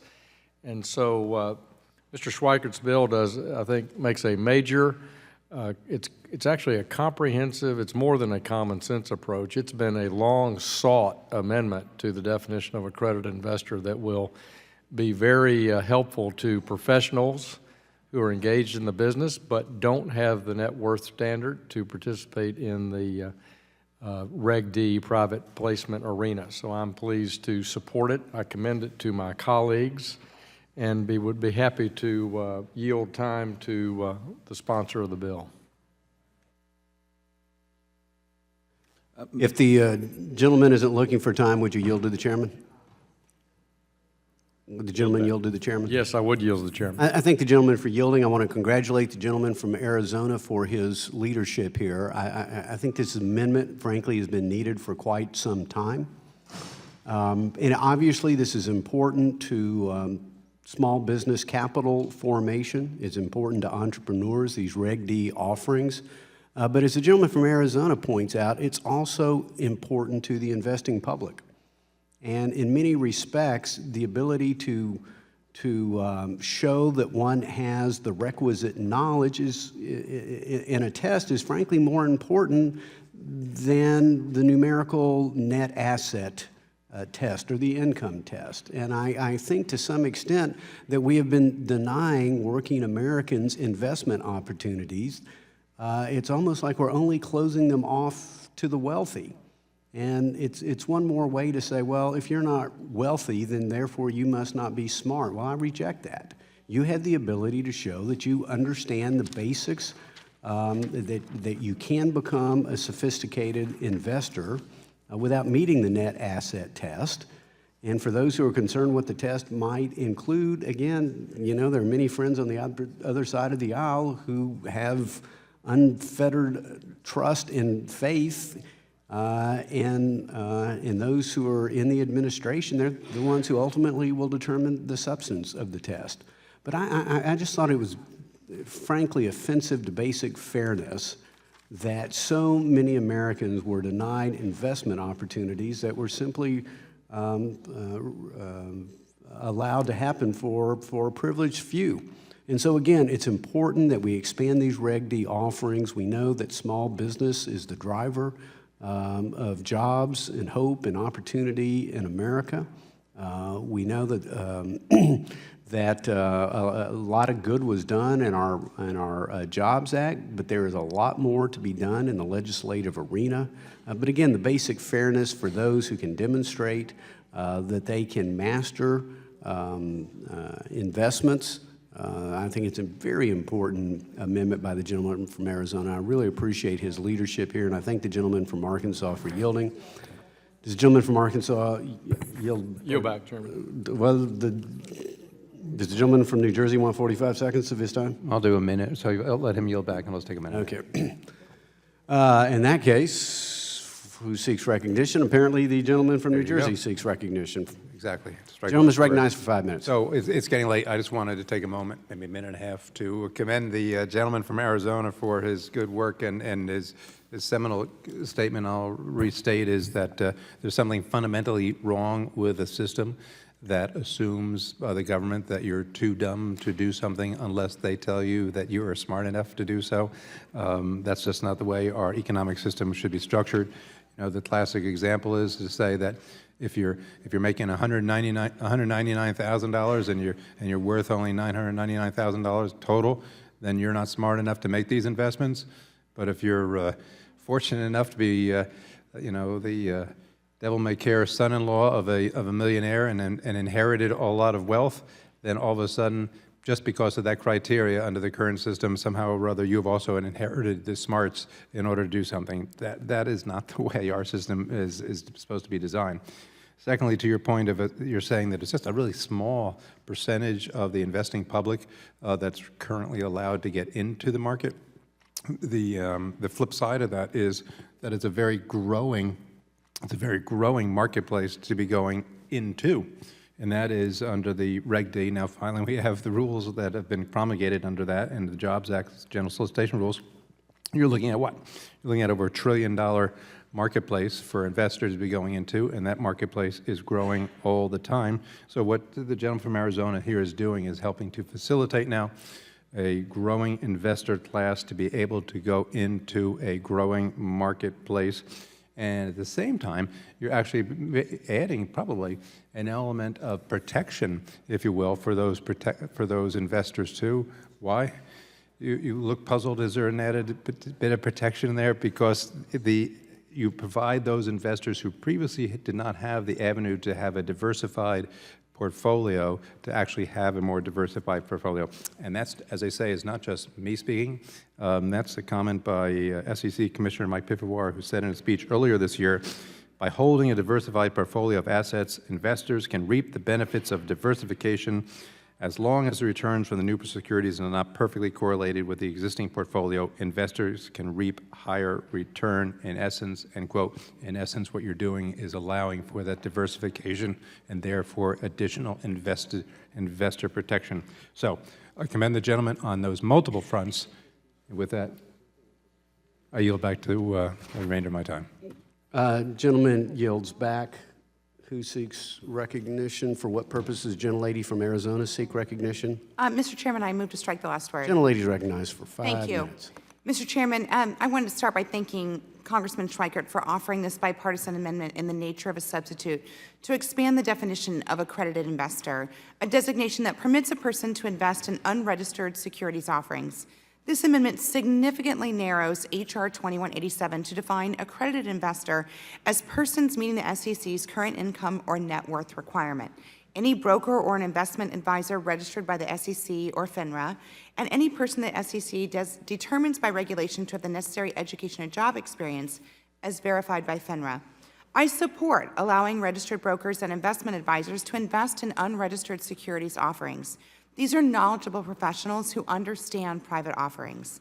It's also common sense that a person with expertise in a subject related to a particular investment should be able to invest.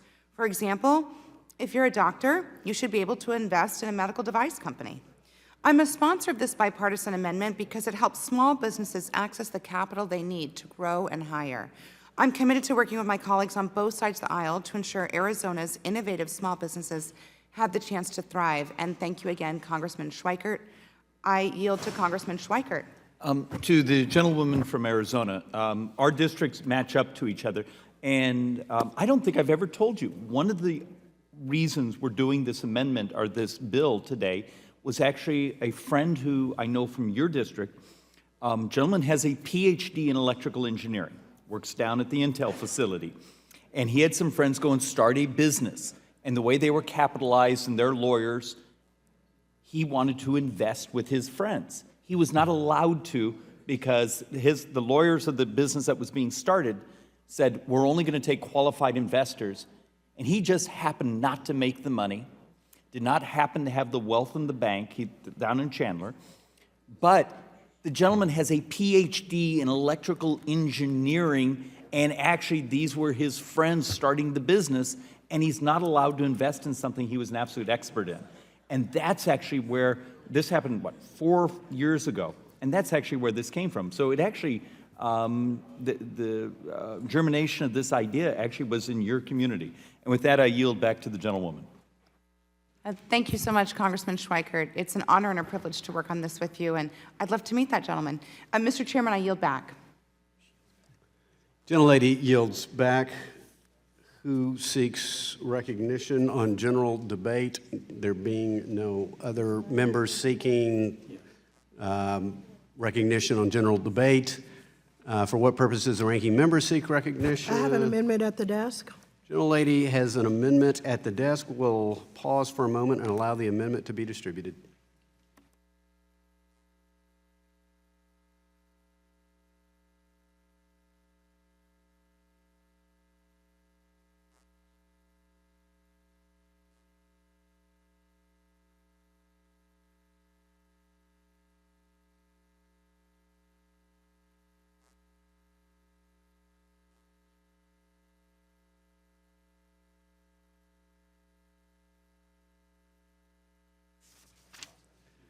The clerk will report the amendment. Amendment offered by Ms. Waters, page 1, line 11 on the amendment. Without objection, the reading of the amendment is dispensed with, and the gentlelady is recognized on her amendment.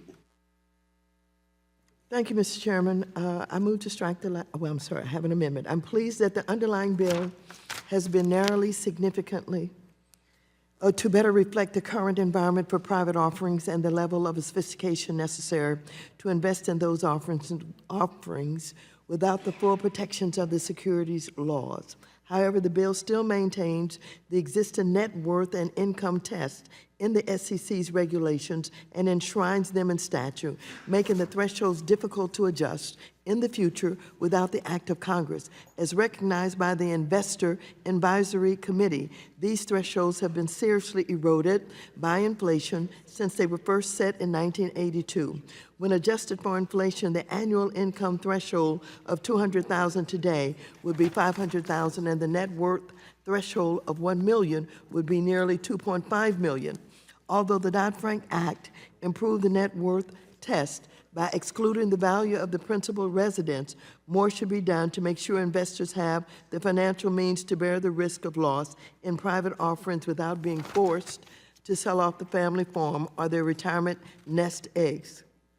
I believe that this amendment, which requires the income and net worth thresholds to be adjusted for inflation every 5 years, is a modest improvement that going forward will ensure that the status of accredited investor is reserved for individuals that can fend for themselves. I urge my colleagues to join me in supporting this amendment, and I yield back the balance. Would the gentlelady yield to the chair?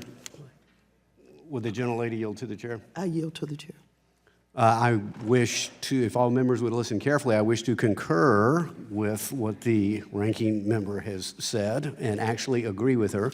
It is a modest improvement in the amendment, and I would certainly, to shock all members, encourage its adoption. I thank the gentlelady for yielding. Reclaiming my time, I would like to, Will the gentlelady not take yes for an answer? I would like to commend the chair for finally being a part of a bipartisan effort today. Thank you very much. I yield The back. gentlelady would yield back. I think the gentlelady missed 4 opportunities earlier today. Is there any further debate on the amendment? If not, the question now occurs on the amendment offered by the ranking member. All those in favor shall signify by saying aye. Aye. All those opposed shall signify by saying nay. In the opinion of the chair, the ayes appear to have it. The ayes have it, and the amendment is adopted. Is there further discussion? If not, are there no further amendments? There being no further discussion or amendments to the bill, the question now occurs on adoption of the substitute amendment offered by the gentleman from Arizona as amended. All those in favor shall signify by saying aye. Aye. All those opposed shall signify by saying nay. In the opinion of the chair, the ayes appear to have it. The ayes have it, and the amendment as amended is adopted. Question now occurs on ordering the bill as amended reported to the House with a favorable recommendation. Those in favor shall signify by saying aye. Aye. All those opposed shall signify by saying nay. In the opinion of the, what purpose does the gentleman from Texas seek recognition?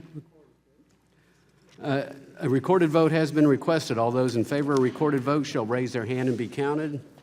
A sufficient number having raised their hands, a recorded vote is so ordered, and pursuant to subsection C5 of Rule 3 of the committee rules, the vote on this question is postponed. Now, pursuant to notice, I call up H.R. 3784. The clerk will report the bill which was distributed in advance. H.R. 3784 to amend the Securities Exchange Act of 1934 to establish an Without office objection, of- the bill is considered read and open to amendment at any point. The chair recognizes the gentleman from Delaware, Mr. Carney, the sponsor of the legislation, for 5 minutes. Thank you very much, Mr. Chairman. Let me start by thanking Mr. Duffy again for his help on this piece of legislation, another bill that we've worked on together to help small businesses get access to needed capital. I want to thank all those others who have worked with us to introduce and improve this legislation. A special thanks to Ranking Member Waters and her staff and SEC staff for their help with the bill.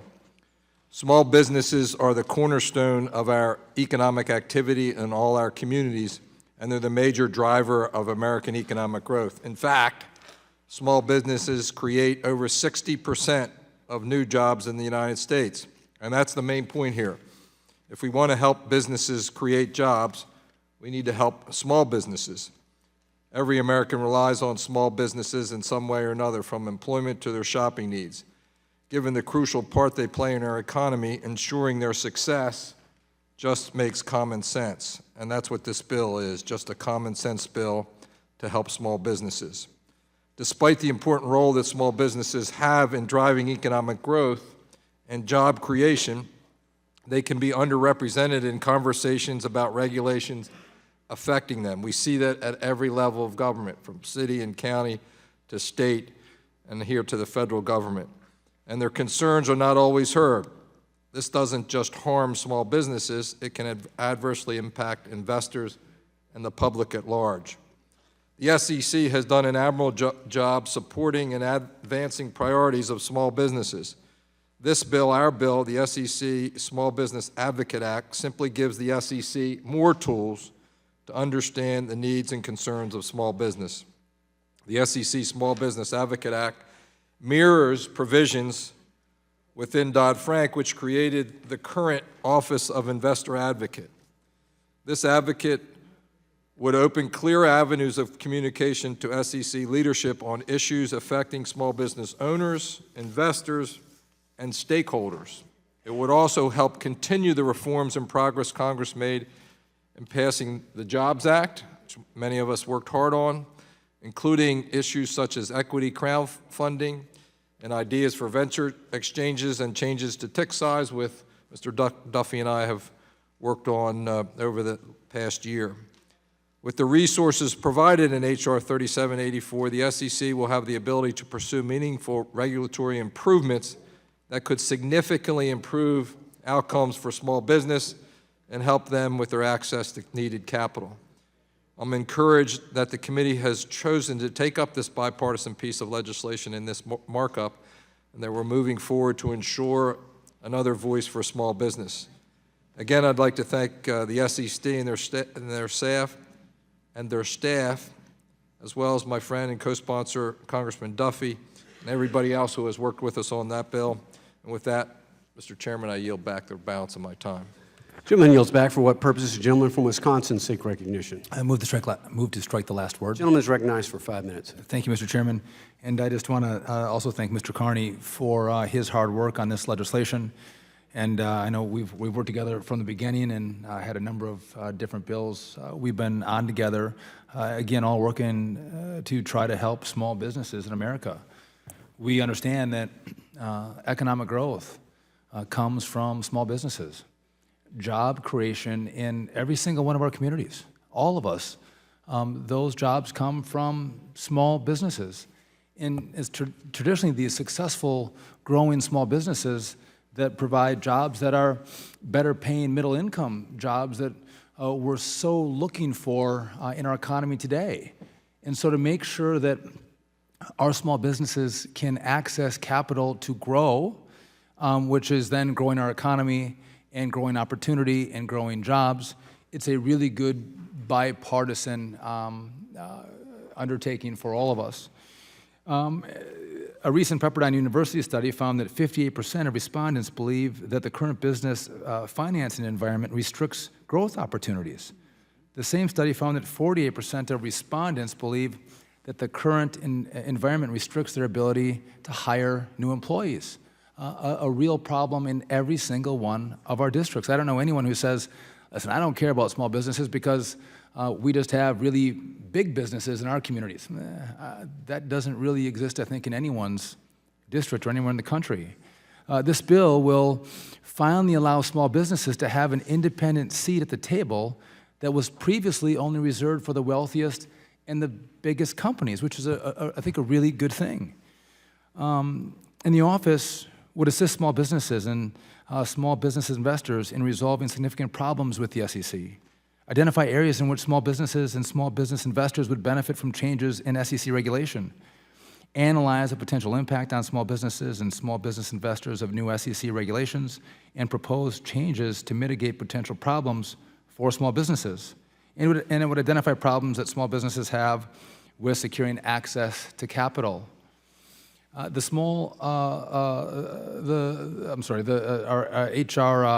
3784 also establishes the SEC Small Business Advisory Committee. The committee will provide the SEC with advice on capital formation, securities trading, public reporting, and corporate governance for emerging privately held businesses and smaller public companies. It's this kind of bill, I think, that can give some insight to the SEC to make sure they're reforming or implementing rules and regulations that help the engine of our economy, those small businesses that employ the families in our communities. And so, Mr. Carney, I appreciate your work.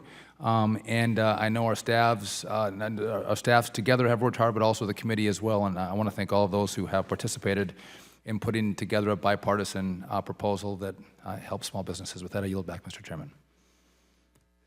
Gentleman yields back. Who seeks recognition on, for what purposes the gentleman from Minnesota seek recognition? I have an amendment at the desk, but I'll wait if the ranking member wants to go before I do.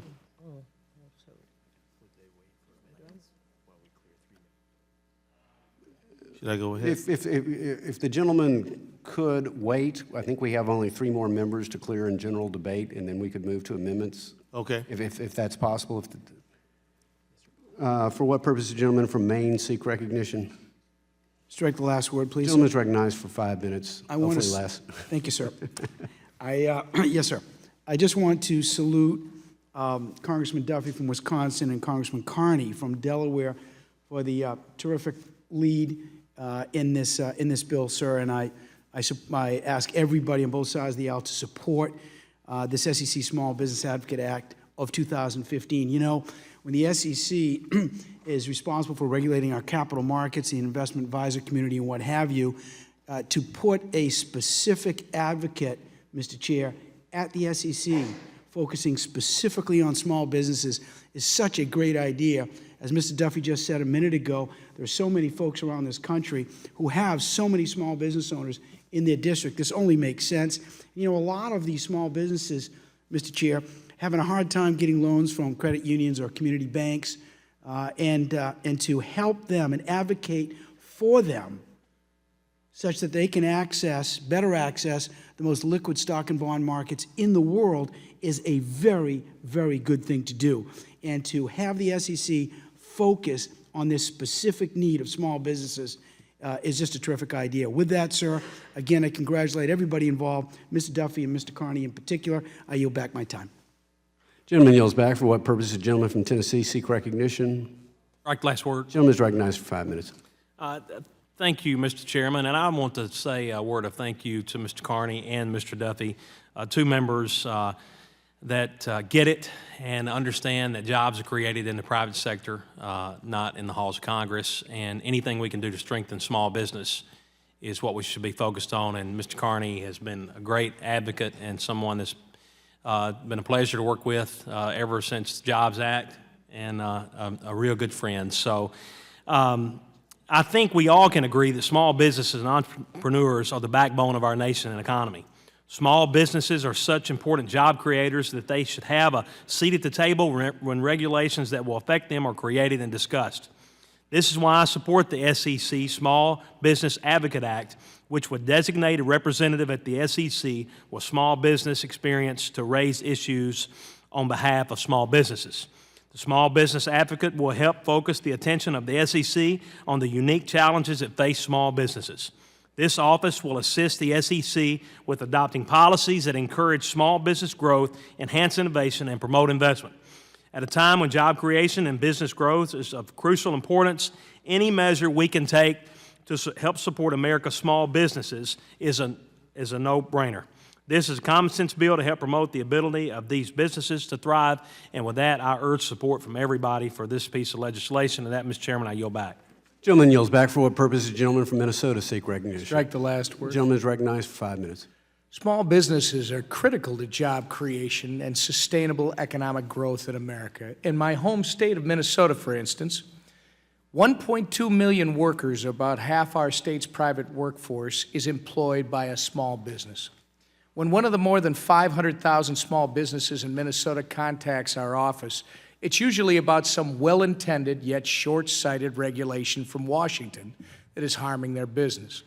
Congressman Carney and Duffy introduced the SEC Small Business Advocate Act to give small businesses a greater voice at the Securities and Exchange Commission, something that is sorely needed. The legislation establishes an SEC Small Business Advisory Committee to provide counsel on capital formation, securities trading, public reporting, and other important small business issues. This important legislation will also establish a small business advocate to help resolve small business and investor challenges with the SEC. I want to thank the gentlemen from Delaware and Wisconsin for their leadership on this issue and encourage my colleagues to support the SEC Small Business Advocate Act. And I yield back. Gentleman yields back.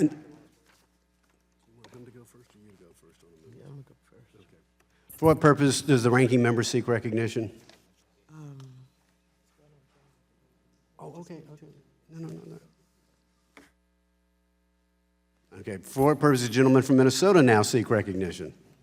Thank the ranking member and the chairman. I have an amendment at the desk. Okay, well, pause for a moment and allow the amendment to be distributed.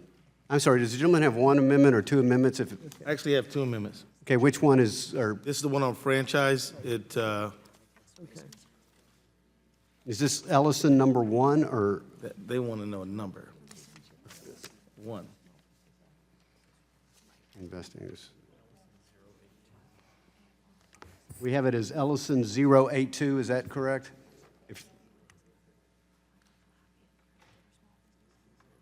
Is that right? Yeah. Okay. What should be distributed is 082.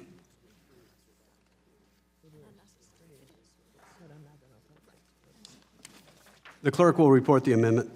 Amendment offered by Mr. Ellison on page 4, line 7, insert before the semicolon the following. And without objection, the reading of the amendment is dispensed with. The gentleman from Minnesota is recognized on his amendment.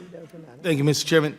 Mr. Chairman, this amendment is actually intended to improve the bill. One of the things that I appreciate is this effort to address small business. I agree. While I don't agree that government is not important to help business and opportunity, I do agree that it is essential to that purpose, along with the private sector. I also do agree that the private sector and small business are key. Here's a reality. You talking small business, you got to be talking about franchising. It is an important part of what it means to be in small business. So to that end, let me share this amendment with you. This amendment ensures that issues important to franchisees be considered within the new office and committee this bill creates. If this bill passes, the Office of the Advocate for Small Business Capital Formation and Small Business Capital Formation Advisory Committee will be charged to consider specific issues of concern to small businesses. One of the areas where I've become increasingly concerned is the sustainability of the franchise model. Franchise businesses represent a large segment of retail and service businesses. Oftentimes, it's the way that people get into small businesses through franchise. You can't ignore the franchise reality. Franchise businesses represent a large segment. They're rapidly replacing more traditional forms of small business ownership in the American economy. And franchise businesses consist of a joint enterprise between a franchisor and a franchisee, each with a vested interest in the success of the business. Unfortunately, there can be a significant imbalance of power within the relationship between the franchisor in the franchisor's favor. This imbalance could lead to franchisor's abuses of that power. Not all the time, but it has happened, and we need an advocate for small business to be on the lookout. This can contribute to an environment that makes it difficult for the franchisee to retain their profits and provide fair wages and reasonable benefits to workers. Since many franchise corporations are regulated by Securities and Exchange Commission, it makes sense that any office charged with identifying problems that small businesses have with securing access to capital ensures that franchisees are fairly treated. As you can see from the chart up here, a number of franchisees have very high loan charge-offs, very high. 2,500 Quiznos loans were charged off. Quiznos was regulated by the SEC. When Quiznos went bankrupt, the media reported that Avenue Capital and Fortress wrote off $450 million of investor money. What they didn't report is that the franchisee owners, as a class, lost more than $1.5 billion on investment and business losses. And that doesn't look at the fact that many of these franchisees also filed bankruptcy too. People also forget that on most investments, the SEC protects the investor risk is limited by investment. Worst case, they lose what they invested. As you may have learned from watching Shark Tank in franchising, personal guarantees are usually required. So someone buying a franchise not only risks the investment, but potentially every asset that the investor has. My amendment adds language related to franchisees throughout the bill, and the Small Business Advocate should do its part to reset the balance of the franchisor-franchisee relationship. It should make recommendations on how to put more power in the hands of small business owners. We need government entities to insist on transparent franchise agreements based on honesty, fairness, and equal standing for both parties, and there should be no misrepresentation in required disclosure. Franchisees should be able to exercise their First Amendment rights to discuss their experiences with the brand, which have been denied, and to participate in franchisee associations without retaliation. The franchisor practices must be in good faith and protect the ability of the business owner to build equity in the business. So I have two amendments related to I have two bills separate from this conversation on franchise issues. Two bills that I'm pushing. I'd love some support on. One is the Fair Franchisee Act, which just makes sure that you have a workable relationship between two very imbalanced entities, and the other is the SBA Franchise Loans Transparency Act, which would simply require that when we invest our money with an SBA loan, that real, solid, reliable data is given to the franchisee so they can know, is this likely to succeed or fail? So I welcome support on both, but if my amendment's not adopted, I fear we're going to have a missed opportunity to protect current and future small business franchisee owners. I would like to elaborate a little bit if somebody wants to give me some time. I'm ran out. For our purposes, gentlemen from Wisconsin seek recognition. Move to strike the last word. Gentleman is recognized for 5 minutes. Thank you, Mr. Chairman. And I love Mr. Ellison's passion on franchisees. It's great stuff. And I think it's important to note that all of us, as we have small businesses in our communities, we all have franchisees in our districts as well. And the reason is that the franchisees fit under the umbrella that we've crafted as a small business, which is a good thing. And so my concern is with this amendment, not that we look out for franchisees, but we start to delineate different business models or different businesses. What's great about Mr. Carney's language is if you are a small business, you're a winner, you get the chicken dinner, you are going to be covered under this definition. And I think, I know that, Mr. Ellison, you've been a strong advocate on the franchisees issues. I'm aware you've had a couple of different bills that are out there. I think this might be a little bit of a square peg in a round hole trying to fit it in here, just because we are including franchisees as small businesses in addition to many other different business lines. So I think I just want to make that point, and I'm not sure if the bills as a whole, I haven't looked at them, but I will. I'd like that opportunity. I'm not sure if they belong here, or I've heard they might have been in the Judiciary or Small Business Committee. But take heart, franchisees and that passion are covered under Mr. Carney's definition. With that, if you want, Mr. Ellison, I'd yield to you.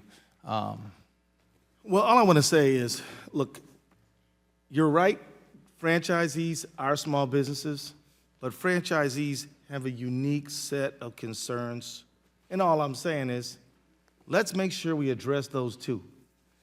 The independent coffee shop is a central part of small business on Main Street, and there's 1,000 other types of businesses like that too. But another major type of small business is a franchisee. And the problems are unique, because if you just start your own small business, you have all kinds of issues from employees to financing. I used to be a small business owner myself. I ran my own law firm. But if I were a franchise, I would have a major corporation that I would have to negotiate all kinds of stuff with. and I need somebody on my side. I'm hoping your idea can be that. I'm not here to mess with your bill. I'm here to make it a better one. And I wish you guys would just, if it's not going to hurt anything, and if you say it's already covered, why not just agree to accept my amendment? If I'd reclaim my time, because I think then we start to delineate all different kinds of small businesses. And I'll tell you, Mr. Ellison, I'll look at your bills. I haven't yet, your franchise bills. But I would argue that all small businesses are unique. That's what's so cool about American small businesses. I could tell you, there's a lot of small cheese companies that are very unique in my district. Little brat manufacturers, micro brewers that are unique, that have special challenges. Will the gentleman yield for a quick Sure. moment? And I totally am with you there. But what I'm saying is, when I had Ellison Law Offices opened, if I wanted to hire an investigator, I hired him. If I couldn't afford him, I better let him go or get more cases in the door.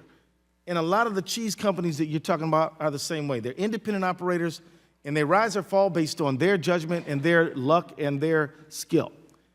In the franchise situation, it's not that simple. You got a whole nother big dog that you got to deal with, and that is a unique sort of thing. So I yield back. And thank you. And I just want to be clear, this is a small business capital bill.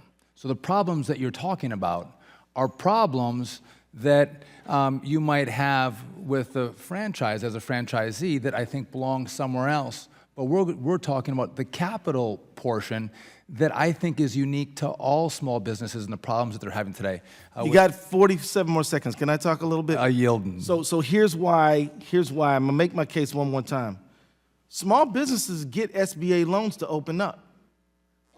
But the problem is that the franchisor, not in all cases, some relationships are good, doesn't always give them the proper financials that they need.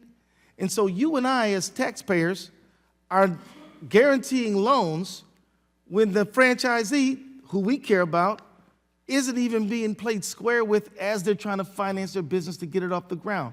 That's what I'm talking about. And I'm just saying, put them in, and it's all good, and I yield back. And thank you. And I just want to make the point that there's a lot of unique small businesses, and to delineate one business model over another, I think is unnecessary and unwarranted. With that, I yield back, Mr. Chairman.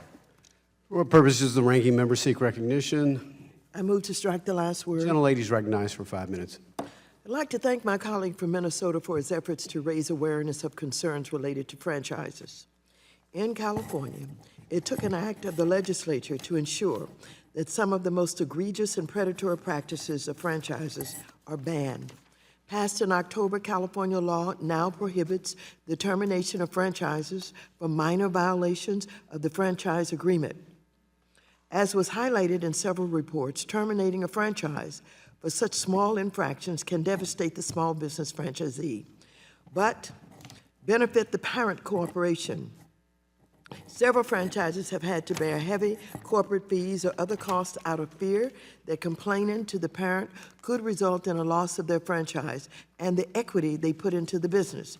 Given that the franchise model employs nearly 1 million people and generates nearly $94 billion in annual revenue at 83,000 businesses in California alone, it is important that the small business advocate also consider additional challenges to franchisees. I support the Ellison Amendment and urge its adoption. I yield back the balance of my time. Gentlelady yields back the balance of her time. Is there further debate on for what purpose the gentleman from Delaware seek recognition? Move to strike the last word. Gentleman is recognized for 5 minutes. Thank you, Mr. Chairman. First, I'd like to thank my friend from Minnesota for raising these concerns. I got to admit, I don't know a lot about franchises and franchisees. I do agree with Mr. Duffy that franchise businesses are small businesses largely. In my own state of Delaware, one of the leaders of the small business advocacy groups in our state was a McDonald's franchise operator who owned several of those. My initial reaction is, as Mr. Duffy was, that this is a round peg in a square hole, that fundamentally this bill mostly is about small business access to capital. Having said that, I'm happy to have further discussions with the gentleman in terms of whether it might fit in. You've talked about other pieces of legislation that you have that maybe are targeted towards the Small Business Administration, which at first thought that's where I would think something like this would belong. But again, I'm happy to take a look and see whether it does fit in here with respect to the fundamental purposes of the bill. I do agree with Mr. Duffy in trying to keep the focus generally on just small business as a big category, because there are all kinds of small businesses the two of you discussed back and forth, as opposed to identifying this wouldn't exclude, this legislation that we have currently wouldn't exclude franchises and their relationship with the parent company, if that's the right terminology. It sounds like, though, that there are issues above and beyond, operational issues, other issues above and beyond financing issues that are part of your concerns, legitimate concerns for sure, ones that I'm just not familiar with, and be happy to discuss with those with you, and have my staff do the same with your staff, and you're happy. I would be happy to yield the remaining time to you if you like. Well, thank you for that. And I look, this is no like liberal messaging bill. You know, this is real. You know, I really want to talk to y'all about this, and I hope that you consider this thing up here, this chart. This chart, the bills that I have submitted, the bills, they are in energy and commerce, and I'll try to move them as best I can there. But there is a whole element of this franchisee thing that has to do with financing too. And so in that case, I think this amendment does fit with your bill. Now, if you guys are telling me you haven't had a chance to really think about it, my question to you is, can we have a serious discussion about reclaiming my time? We're happy to have a serious discussion about it. I think clearly the question is, where does this, your other pieces of legislation identify another place in the federal system for these issues? And that may be the appropriate place for the concerns that you raise, legitimate concerns that you raise. To the extent that there are issues that carry over to the fundamental purpose of this bill and the purview of the SEC, we would argue that it's covered under the language here, but we'll certainly take a look at the language that you've presented as amendment. I'm not in a position to support it now, but happy to discuss it further with you as this moves forward. Since you got a little bit more time. Yield your time, yeah, sure. Yeah, since you got a little more time. You know, look, this language, I've met with people who represent franchisees. I didn't just write it myself. They know the purpose of your bill, and we thought it fit well. It's pretty clear you guys aren't ready to include my amendment on this thing right now. I will assure you you're making a mistake, but I'm going to give you a chance to correct it later. But thank you for listening. Maybe I should reclaim my time before you go any further. Seriously, this is the first time that I've even thought about it, and I'm happy to have a further discussion and think about it more. All right. And with that, I yield back the balance of my time. To me, I still got a few more minutes. Sure. Gentleman yields back. Is there any further debate on the amendment? If not, the question now occurs on the amendment offered by the gentleman from Minnesota. All those in favor shall signify by saying aye. All those opposed shall signify by saying nay. Nay, in the opinion of the chair, the nays appear to have it. The nays have it, and the amendment is for what purpose?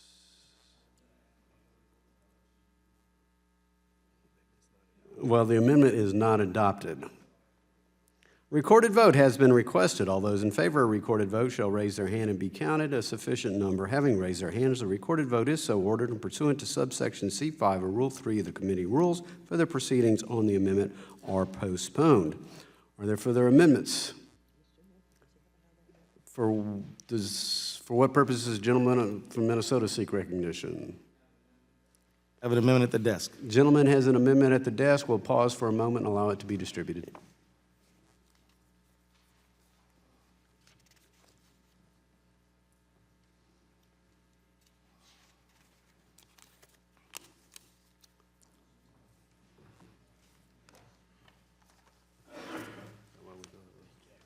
The clerk will report the amendment.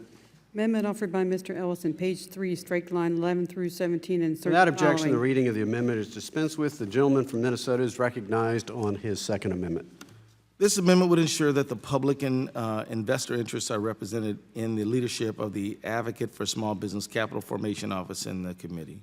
My amendment makes the following changes. 1, it requires that the advocate hire a person with significant expertise regarding investing in small businesses. 2, requires that the commissioner appoint people who represent the interests of institutional investors to the Small Business Advisory Committee. This would include the interests of pension funds and registered investment companies. 3, clarifies that representatives from business development companies and small business investment companies should also be included. BDCs and SIBCs play a big role in providing capital to small businesses. And ensure that not less than 1/3 of the advisory committee includes representatives of investors.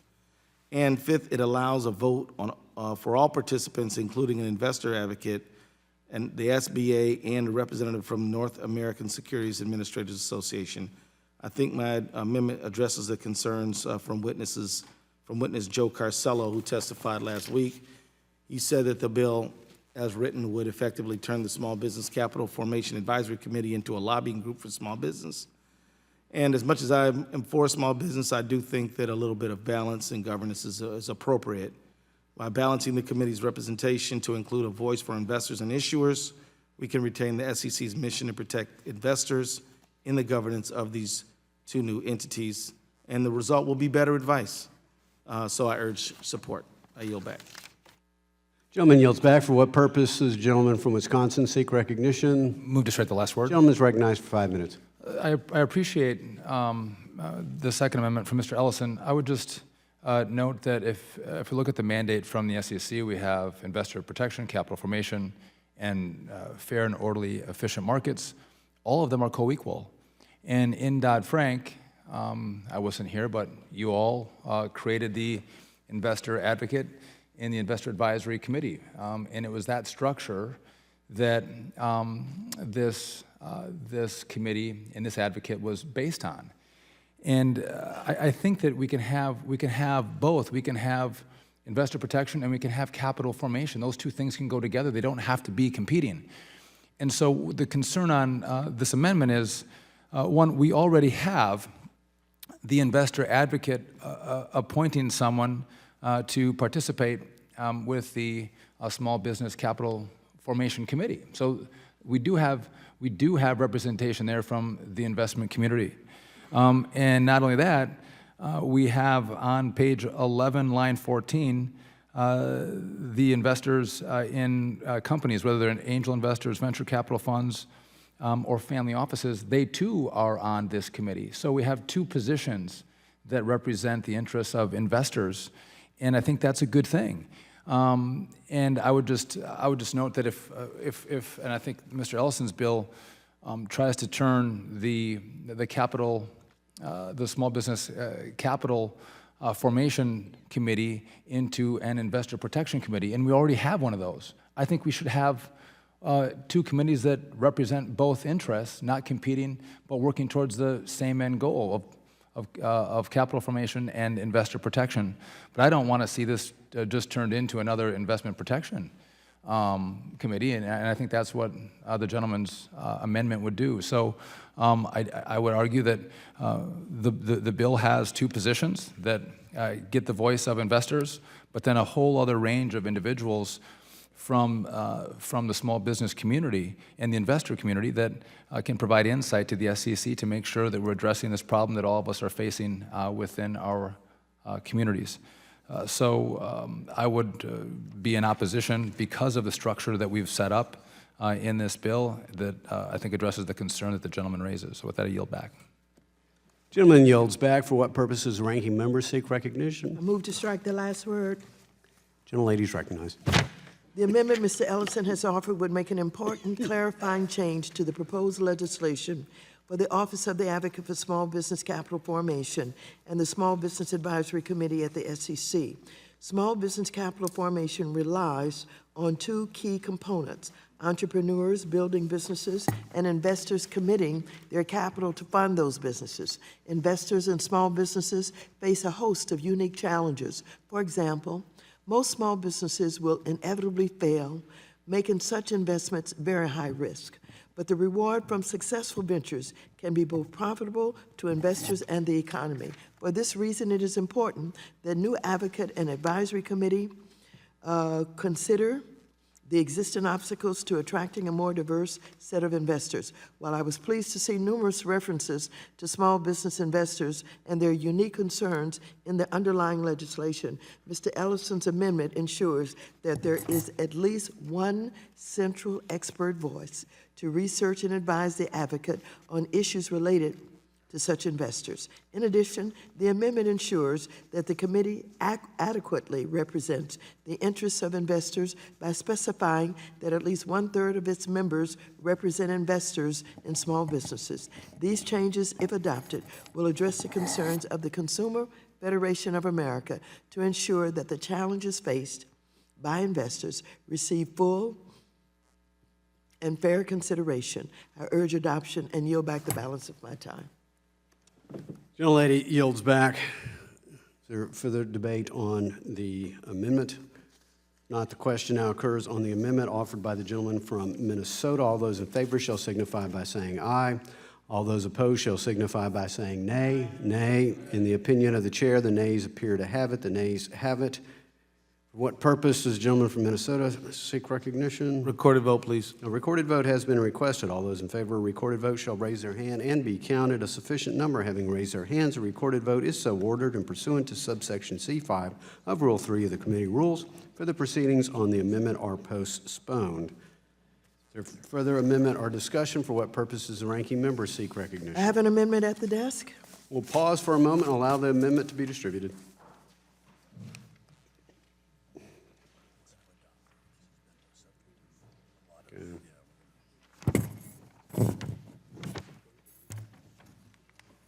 Where did I go?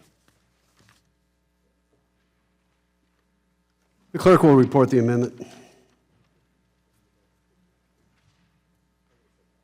Amendment offered by Ms. Waters, page 4, line 7, insert. Without before objection, the semicolon reading of the following. amendment is dispensed with. The ranking member is recognized on her amendment. Thank you very much, Mr. Chairman and members. This amendment requires a small business advocate and the Small Business Capital Formation Advisory Committee to consider the unique issues faced by minority and women-owned small businesses with securing capital. Specifically, it requires the advocate to examine these business challenges to raising capital, identify ways to address these obstacles, and conduct outreach to these businesses. The amendment also requires the advocate's annual report to contain a summary of the issues faced by these businesses and recommendations of any corrective legislative or regulatory action. Similarly, the amendment directs the advisory committee to consider and advise the SEC on how its actions affect the ability of minority and women-owned small businesses to raise capital. It also instructs the SEC to consult with the director of its Office of Minority and Women Inclusion in selecting who will serve on the advisory committee. And so,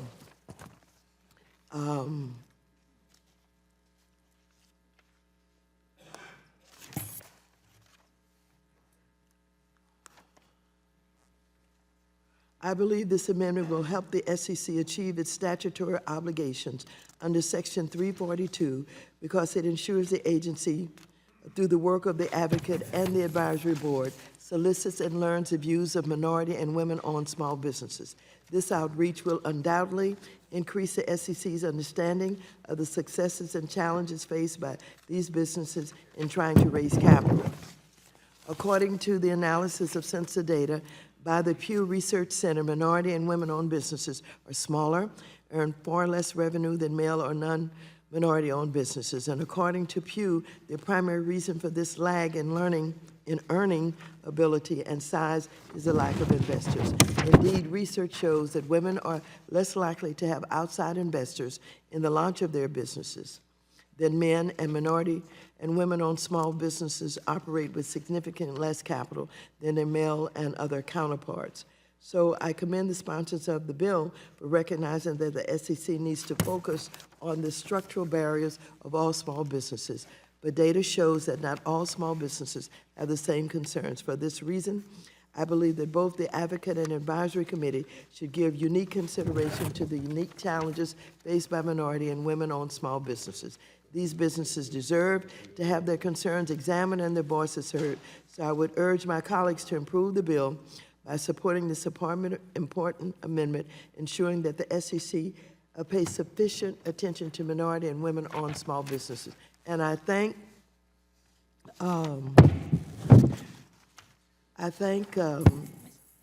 those who have worked on this amendment with my staff to ensure that minority and women-owned entrepreneurs and directors are considered and to be placed as a part of the advisory committee.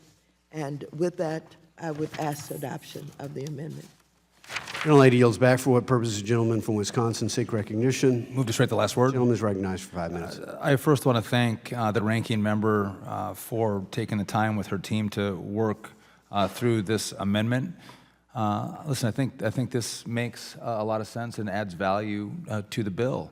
The language that will include any unique issues encountered by minority-owned and women-owned small businesses and their investors is a good thing. Now, I would argue, I don't think that the issues that small businesses are seeing right now, that I don't think they see race or gender. But if they do, I think we should look at that. And I think what this language does is allows us to parse out certain groups that might be having specific issues. So I think that's a good thing. And then also, I would hope that, when the committee is appointed by the SEC, it's a bipartisan committee, we would, have women and or minorities. I think that would automatically happen. But to spell it out in this bill, as this amendment does by the ranking member, I think is a good thing. And adds value to the insight that the SEC will have in regard to capital formation as it relates to small businesses. So again, I thank Mr. Carney and the ranking member and their teams for working through this amendment. And I hope with the bipartisan approach that's been undertaken by both sides, we'll get the ranking member to hopefully support, if this amendment passes, the underlying bill, and we can close this day out with great bipartisanship. I yield back. Gentleman yields back. Is there any further debate on the amendment? If not, the question now occurs on the amendment offered by the ranking member. All those in favor shall signify by saying aye. Aye. All those opposed shall signify by saying nay. In the opinion of the chair, the ayes appear to have it. The ayes have it, and the amendment is adopted. There being no further amendments, record votes on the pending amendments have been postponed. Once those votes are taken, the committee will immediately consider the motion to report the measure. Chair wishes to advise members that we will now recess for the night, reconvene for votes tomorrow morning at 9:45 a.m. Members are advised that the vote series will take approximately 1 hour. The committee stands in recess.